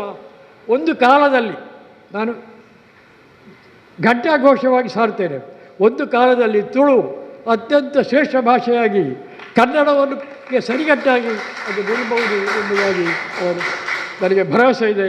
ಖಂಡಿತವಾಗಿಯೂ ಅಂಥ ಒಂದು ಕಾಲ ನಮ್ಮ ಮಕ್ಕಳ ಕಾಲದಲ್ಲಿ ಅದನ್ನು ಬರಬಹುದು. ತುಳುವಿನ ಆದರೆ ನಾವು ನಿರಂತರವಾಗಿ ಶ್ರಮಿಸಬೇಕು. ಕಣಂದೂರಂಥವರು ಅವರು ಇನ್ನೂ ಕೂಡ ಈ ಬೇರೆ ಕ್ಷೇತ್ರದ ಬಗ್ಗೆ ಮಾತಾಡಬೇಕು. ಅವರು ಈಗ ದೈವಾರಾಧನೆ ಬಗ್ಗೆ 2 ಕೃತಿ ಮಾಡಿದ್ದಾರೆ. ವಿಶಾಲವಾದ ತುಳುವಿನ ಇತರ ಸಮಸ್ಯೆಗಳ ಬಗ್ಗೆ, ತುಳುನಾಡಿನ ಸಮಸ್ಯೆಗಳ ಬಗ್ಗೆ ಈಗ ನಮ್ಮ ಅಕ್ಕಪಕ್ಕದಲ್ಲಿ ಕುಳಿತಂತಹ ತುಕಾರಾಮ್ ಪೂಜಾರಿಯವರು ಹಾಗೂ ಇತರ ಎಲ್ಲ ನಮ್ಮ ಮಾಧವರ ಹಂತವರು ಇಂಥವರೆಲ್ಲ ತುಳುವಿನ ವಿಶಾಲವಾದ ಕ್ಷೇತ್ರಕ್ಕೆ ಪ್ರವೇಶ ಮಾಡಿ ಹೊಸ ಪುಸ್ತಕಗಳನ್ನು ಪ್ರಕಟಿಸಬೇಕೆಂಬುದಾಗಿ ನಾನು ಆಶಿಸ್ತೇನೆ. ಕೊನೆಯದಾಗಿ ನಾನು ತುಂಬ ಸಂತೋಷ ಪಡುವುದು ನಮ್ಮ ಕಲ್ಲೂರು ನಾಗೇಶ್ವರವರ ಬಗ್ಗೆ. ನಾವು ಬರೆದಂತಹ ತುಳು ಪುಸ್ತಕಕ್ಕೆ ನಾನು ಮತ್ತು ಚಂದ್ರಹಾಸರವರು ಬರೆದ ತುಳು ಪುಸ್ತಕ ಇದೆಯಲ್ಲ, ಅದು ಒಂದು ವ್ಯಾಕರಣ ಪುಸ್ತಕವಾಗಿತ್ತು. ಅದರಲ್ಲಿ ಈ ಆರಾಧನೆ ಬಗ್ಗೆ ಇಂಥದ್ದೇನಿಲ್ಲ, ಅದು ಕೇವಲ ವ್ಯಾಕರಣ. ನಾನು ಕನ್ನಡ, ತುಳು ಮತ್ತು ಇಂಗ್ಲೀಷ್ ವ್ಯಾಕರಣವನ್ನು ಕಂಪೇರ್ ಮಾಡಿ ಬರೆದಂಥ ಒಂದು ಪುಸ್ತಕ. ಅದನ್ನು ಬೆಳಕಿಗೆ ನಾನು ಚಂದ್ರಹಾಸರ ಸಹಾಯವನ್ನು ನಾನು ಪಡೆದಿದ್ದೇನೆ. ಅದಕ್ಕೆ ತುಳು ಅಕಾಡೆಮಿ ಅದನ್ನು ಪಬ್ಲಿಷ್ ಮಾಡಿದೆ. ಅದರ ಪ್ರತಿಗಳೆಲ್ಲ ಈಗ ನಮ್ಮ ಸಪ್ರಮುಖದಲ್ಲಿ ಮುಗಿದು ಹೋಗಿದೆ. ಅದು ಪುನಃ ಪ್ರಕಾಶಕ್ಕೆ ಅದು ಪ್ರಿಂಟ್ ಆಗ್ತದೆ ಎಂಬುದಾಗಿ ನನಗೆ ಗೊತ್ತಿಲ್ಲ. ಯಾಕೆಂತಂದರೆ ನಾನು ಯಾರು ಉಪಯೋಗಿಸ್ತಾರೆ ಅಂತ ಗೊತ್ತಿಲ್ಲ. ಆದರೆ ಅದೊಂದು ಅಪೂರ್ವವಾದ ಒಂದು ಕೃತಿ, ಭಾಷೆಗೆ ಸಂಬಂಧಪಟ್ಟದ್ದಾಗಿದೆ. ಅದರ ಹಿಂದೆ ಮತ್ತೊಂದು ಕೃತಿಯನ್ನು ಬರೆಯುವುದಕ್ಕೆ ನನಗೆ ಸಹಾಯ ಮಾಡಿದವರು ಬಾಯ್ಪಾಡಿಯ ರಾಜ ಕುಟುಂಬದ ಒಬ್ಬರು ರಾಜರು ಜಯಚಂದ್ರ ವರ್ಮ ರಾಜ ಎಂಬವರು. ಅದಕ್ಕೆ ಅವರು ಬಂಡವಾಳ ಹಾಕಿದ್ದವರೇ. ಆ ಪುಸ್ತಕವನ್ನು ನಾವು ಬಿಡುಗಡೆ ಮಾಡೋದು ಬಂಜಡ್ಕದ ತುಳು ಸಮ್ಮೇಳನದಲ್ಲಿ. ಬಂಜಡ್ಕದಲ್ಲಿ ಬಹಳ ದೊಡ್ಡ ಒಂದು ತುಳು ಸಮ್ಮೇಳನ ಆಗಿದೆ. ಆದರೆ ಆ ಸಮ್ಮೇಳನದಿಂದ ಸಮಾಜಕ್ಕೆ ತುಳು ಭಾಷೆಗೆ ಎಷ್ಟು ಪ್ರಯೋಜನ ಆಗಿದೆ ಎಂಬುದನ್ನು ನಾನು ಹೇಳಲಿಕ್ಕಾಗುವುದಿಲ್ಲ. ಯಾಕೆಂತೇಳಿದರೆ ಇದು ಬಹಳ ದೊಡ್ಡ ವಿಚಾರ. ಇದರ ಬಗ್ಗೆ ನಾವು ಹೆಚ್ಚು ಮಾತಾಡಬೇಕು, ಹೆಚ್ಚು ಚರ್ಚಿಸಬೇಕು. ಇದಕ್ಕೆಲ್ಲ ನಾವು ಬೇರೆ ಅವಕಾಶಗಳನ್ನು ಉಪಯೋಗಿಸಿಕೊಳ್ಬೋದು ಎಂಬುದಾಗಿ ಹೇಳಿ, ನನಗೆ ಇಂಥ ಒಂದು ಅವಕಾಶವನ್ನು ಕೊಟ್ಟಂಥ ತಮಗೆಲ್ಲರಿಗೂ, ಮೌನವಾಗಿ ಸಭ್ಯವಾಗಿ ಕುಳಿತಂಥ ಎಲ್ಲ ಸದಸ್ಯರಿಗೂ ಹಾಗೂ ನನ್ನ ಅಕ್ಕಪಕ್ಕದಲ್ಲಿ ಕುಳಿತಂಥ ಎಲ್ಲ ವಿದ್ವಾಂಸರಿಗೂ ನಾನು ಕೃತಜ್ಞನಾಗಿದ್ದೇನೆ. ನಮ್ಮ ಕಲ್ಲೂರು ನಾಗೇಶ್ವರವರು ಅವರು ಕೂಡ ಮುಡಿಪೆರವರು, ನಮ್ಮ ಕಾಲೇಜಿನ ಸ್ಟೂಡೆಂಟ್. ಅದರ ಬಗ್ಗೆ ನನಗೆ ಭಾಳ ಅಭಿಮಾನ ಇದೆ. ಅವರು ಪ್ರಕಟಣೆಯ ಜವಾಬ್ದಾರಿಯನ್ನು ಹೊತ್ತುಕೊಳ್ಳಿಕ್ಕೆ ಶಕ್ತರಾಗಿದ್ದಾರೆ. ಪುಸ್ತಕ ಪ್ರಕಟಣೆ ಮಾಡುವಂಥ ವಿಚಾರದಲ್ಲಿ ಪಬ್ಲಿಕೇಷನ್ನ ಬಗ್ಗೆ ಅದು ಬಹಳ ಮುಖ್ಯವಾದ ವಿಷಯ. ಯಾಕೆಂದರೆ ಪುಸ್ತಕ ಬರೆದರೆ ಸಾಲದು, ಅದನ್ನು ಪಬ್ಲಿಷ್ ಮಾಡಲಿಕ್ಕೆ ಆಗದಿದ್ದರೆ ಅದು ನಮ್ಮ ಪೆಟ್ಟಿಗೆಯಲ್ಲೇ ಇರ್ತದೆ, ಏನು ಪ್ರಯೋಜನ ಆಗುವುದಿಲ್ಲ. ಅದನ್ನು ಪಬ್ಲಿಷ್ ಮಾಡುವುದರಲ್ಲಿ ಬಹಳ ಒಂದು ದೊಡ್ಡ ಹೆಜ್ಜೆ ಮುಂದೆ ಇಟ್ಟವರು ನಮ್ಮ ನಾಗೇಶ್ವರವರು. ಅವರ ಭರವಸೆಯ ಪಬ್ಲಿಷರ್ ಎಂಬುದಾಗಿ ನಮ್ಮ ಕಳಂದೂರಿನವರು ಹೊಗಳಿದರು. ಅದರ ಬಗ್ಗೆ ನಾನು ತುಂಬ ಸಂತೋಷ ಪಡ್ತೇನೆ. ಅವರು ನಮ್ಮ ಊರಿನವರೇ. ನಾವು ಅದರ ಬಗ್ಗೆ ಮಾತಾಡುವ, ನಾವು ನಮ್ಮ ಎಲ್ಲ ಸಮಸ್ಯೆಗಳನ್ನು ಪರಿಹರಿಸಿಕೊಂಡು ತುಳುವರು ಮುಂದೆ ಹೋಗಬೇಕು. ತಮ್ಮೆಲ್ಲರ ಸಹಾಯದಿಂದ ತುಳು ಭಾಷೆ ಇನ್ನೂ ಮುಂಚೂಣಿಗೆ ಬರಬೇಕು. ಇದು ಅಗ್ರಗಣ್ಯ ಭಾಷೆಯಾಗಿ ಕರಾವಳಿಯಲ್ಲಿ ಶೋಭಿಸಬೇಕೆಂಬುದಾಗಿ, ಅದಕ್ಕೆ ಪರಮಾತ್ಮನ ಅನುಗ್ರಹವಿರಲಿ ಎಂಬುದಾಗಿ ಪ್ರಾರ್ಥಿಸಿ ನನ್ನ 4 ಮಾತುಗಳನ್ನು ಮುಗಿಸ್ತೇನೆ. ಸಾಯಿ. ಈ ಕಾರ್ಯಕ್ರಮದ ಅಧ್ಯಕ್ಷತೆ ವಹಿಸಿದ ಶ್ರೀ ಕೆ.ಟಿ. ಆಳ್ವ ಇವರಿಗೆ ಚಂದ್ರಹಾಸ್ ಕಣಂತೂರಿ ಇವರು ಗೌರವಾರ್ಪಣೆಯನ್ನು ನೆರವೇರಿಸಬೇಕಾಗಿ ಕೇಳಿಕೊಳ್ತಾ ಇದ್ದೆ. ಬಿಡುಗಡೆಗೊಳಿಸಿದ ಪ್ರೊಫೆಸರ್ ತುಕಾರಾಮ್ ಪೂಜಾರಿ, ಸಂಚಾಲಕರು, ರಾಣಿ ಅಬ್ಬಕ್ಕ ತುಳು ಅಧ್ಯಯನ ಕೇಂದ್ರ.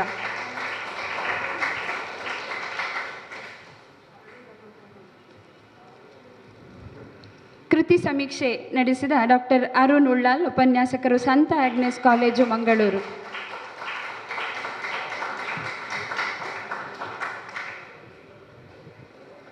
ಗೌರವ ಉಪಸ್ಥಿತಿ ಡಾಕ್ಟರ್ ಮಾಧವ್ ಎಂಕೆ, ಸಂಯೋಜಕರು, ತುಳು ಸ್ನಾತಕೋತ್ತರ ಅಧ್ಯಯನ ವಿಭಾಗ, ಮಂಗಳೂರು.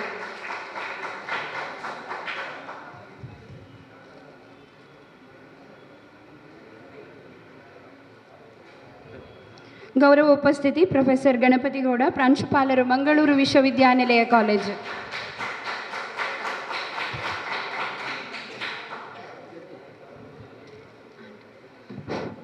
ಪ್ರಕಾಶಕರು ಶ್ರೀಯುತ ಕಲ್ಲೂರು ನಾಗೇಶ್, ಆಕೃತಿ ಆಶಯ ಪಬ್ಲಿಕೇಶನ್ಸ್, ಮಂಗಳೂರು. ಧನ್ಯವಾದಗಳು. ಕಾರ್ಯಕ್ರಮದ ಕೊನೆಯ ಅಂಗವಾಗಿ ಧನ್ಯವಾದ ಸಮರ್ಪಣೆ. ಆಕೃತಿ ಆಶಯ ಪಬ್ಲಿಕೇಶನ್ಸ್, ಮಂಗಳೂರು, ಕನ್ನಡ ಸಂಘ, ವಿಶ್ವವಿದ್ಯಾನಿಲಯ ಕಾಲೇಜು, ಮಂಗಳೂರು ಇದರ ಆಶ್ರಯದಲ್ಲಿ ನಡೆದಂತಹ ಪಡಿಯಕ್ಕಿ ತುಳುನಾಡಿನ ದೈವಾರಾಧನೆಯ ಕಥೆಗಳು ಈ ಕೃತಿ ಈಗಾಗಲೇ ಲೋಕಾರ್ಪಣೆ ಆಯಿತು. ಈ ಕಾರ್ಯಕ್ರಮಕ್ಕೆ ತಾವೆಲ್ಲರೂ ಬಂದಿದ್ದೀರಿ. ಈ ಕಾರ್ಯಕ್ರಮದ ಅಧ್ಯಕ್ಷತೆಯನ್ನು ವಹಿಸಿದಂತಹ ಕವಿಗಳು ಮತ್ತು ನಿವೃತ್ತ ಉಪನ್ಯಾಸಕರು ಶ್ರೀ ಕೆ.ಟಿ. ಆಳ್ವ ಇವರಿಗೆ ಎಲ್ಲರ ಪರವಾಗಿ ಧನ್ಯವಾದಗಳು. ಕೃತಿ ಬಿಡುಗಡೆಗೊಳಿಸಿ ತುಳುನಾಡಿನ ಪಾರಂಪರಿಕ ಜ್ಞಾನದ ಬಗ್ಗೆ ಬಹಳ ಕಡಿಮೆ ಸಮಯದಲ್ಲೂ ಬಹಳ ಸವಿಸ್ತಾರವಾಗಿ ಮಾಹಿತಿ ಪೂರ್ಣವಾಗಿ ತಿಳಿಸಿಕೊಟ್ಟಂತಹ ಪ್ರೊಫೆಸರ್ ತುಕಾರಾಮ್ ಪೂಜಾರಿ, ಸಂಚಾಲಕರು, ರಾಣಿ ಅಬ್ಬಕ್ಕ ತುಳು ಅಧ್ಯಯನ ಕೇಂದ್ರ, ಬಂಟ್ವಾಳ ಇವರಿಗೂ ಎಲ್ಲರ ಪರವಾಗಿ ಧನ್ಯವಾದಗಳು. ಕೃತಿಯನ್ನು ಇನ್ನು ನಾವು ಮುಂದೆ ಓದಬೇಕಷ್ಟೇ. ಆದರೆ ಆ ಕೃತಿಯಲ್ಲೊಮ್ಮೆ ನಾವು ಪ್ರಯಾಣ ಮಾಡಿ ಬಂದಂತಹ ಅನುಭವವನ್ನು ನಮಗೆ ಶ್ರೀಯುತ ಡಾಕ್ಟರ್ ಅರುಣ್ ಉಳ್ಳಾಲ್ ಅವರು ಒದಗಿಸಿಕೊಟ್ಟಿದ್ದಾರೆ. ಇವರಿಗೂ ಎಲ್ಲರ ಪರವಾಗಿ ಧನ್ಯವಾದಗಳು. ಹಾಗೂ ಗೌರವ ಉಪಸ್ಥಿತಿಯಲ್ಲಿ ಡಾಕ್ಟರ್ ಮಾಧವ್ MK ಸಂಯೋಜಕರು, ತುಳು ಸ್ನಾತಕೋತ್ತರ ಅಧ್ಯಯನ ವಿಭಾಗ, ವಿಶ್ವವಿದ್ಯಾನಿಲಯ ಸಂಧ್ಯಾ ಕಾಲೇಜು ಮಂಗಳೂರು, ಇವರಿಗೂ ಎಲ್ಲರ ಪರವಾಗಿ ಧನ್ಯವಾದಗಳು. ಹಾಗೂ ಶ್ರೀಯುತ ಕಲ್ಲೂರು ನಾಗೇಶ್, ಆಕೃತಿ ಆಶಯ ಪಬ್ಲಿಕೇಶನ್ಸ್ ಮಂಗಳೂರು, ಇವರು ನಮ್ಮ ಜೊತೆ ವೇದಿಕೆಯಲ್ಲಿ ಇದ್ದಾರೆ. ಇವರಿಗೂ ಎಲ್ಲರ ಪರವಾಗಿ ಧನ್ಯವಾದಗಳು. ಹಾಗೂ ಲೇಖಕರಾದ ಶ್ರೀಯುತ ಚಂದ್ರಾಸ್ ಕಣಂತೂರ್, ಇವರಿಗೂ ಎಲ್ಲರ ಪರವಾಗಿ ಧನ್ಯವಾದಗಳು. ಹಾಗೂ ಡಾಕ್ಟರ್ ಗಣಪತಿ ಗೌಡ, ಪ್ರಾಂಶುಪಾಲರು, ವಿಶ್ವವಿದ್ಯಾನಿಲಯ ಕಾಲೇಜು ಮಂಗಳೂರು, ಇವರಿಗೂ ಎಲ್ಲರ ಪರವಾಗಿ ಹೃತ್ಪೂರ್ವಕ ಧನ್ಯವಾದಗಳು. ಹಾಗೂ ಈ ಕಾರ್ಯಕ್ರಮಕ್ಕೆ ಅನೇಕ ಲೇಖಕರು, ಹಿರಿಯರು ಹಾಗೂ ಚಂದ್ರಾಸ್ ಕಣಂತೂರ್ ಅವರ ಕುಟುಂಬ ವರ್ಗದವರು, ಅವರ ಹಿತೈಷಿಗಳು, ಸಾಹಿತ್ಯಾಭಿಮಾನಿಗಳು ಹಾಗೂ ವಿದ್ಯಾರ್ಥಿಗಳು ಹಾಗೂ ಅವರ ಸಹಪಾಠಿಗಳು ಎಲ್ಲರೂ ಬಂದಿದ್ದಾರೆ. ಮಾಧ್ಯಮ ಮಿತ್ರರು, ಛಾಯಾಗ್ರಾಹಕರು, ವಿಡಿಯೋಗ್ರಫಿ, ಮತ್ತೊಮ್ಮೆ ಎಲ್ಲರಿಗೂ ಮಗದೊಮ್ಮೆ ಎಲ್ಲರಿಗೂ ಧನ್ಯವಾದಗಳು.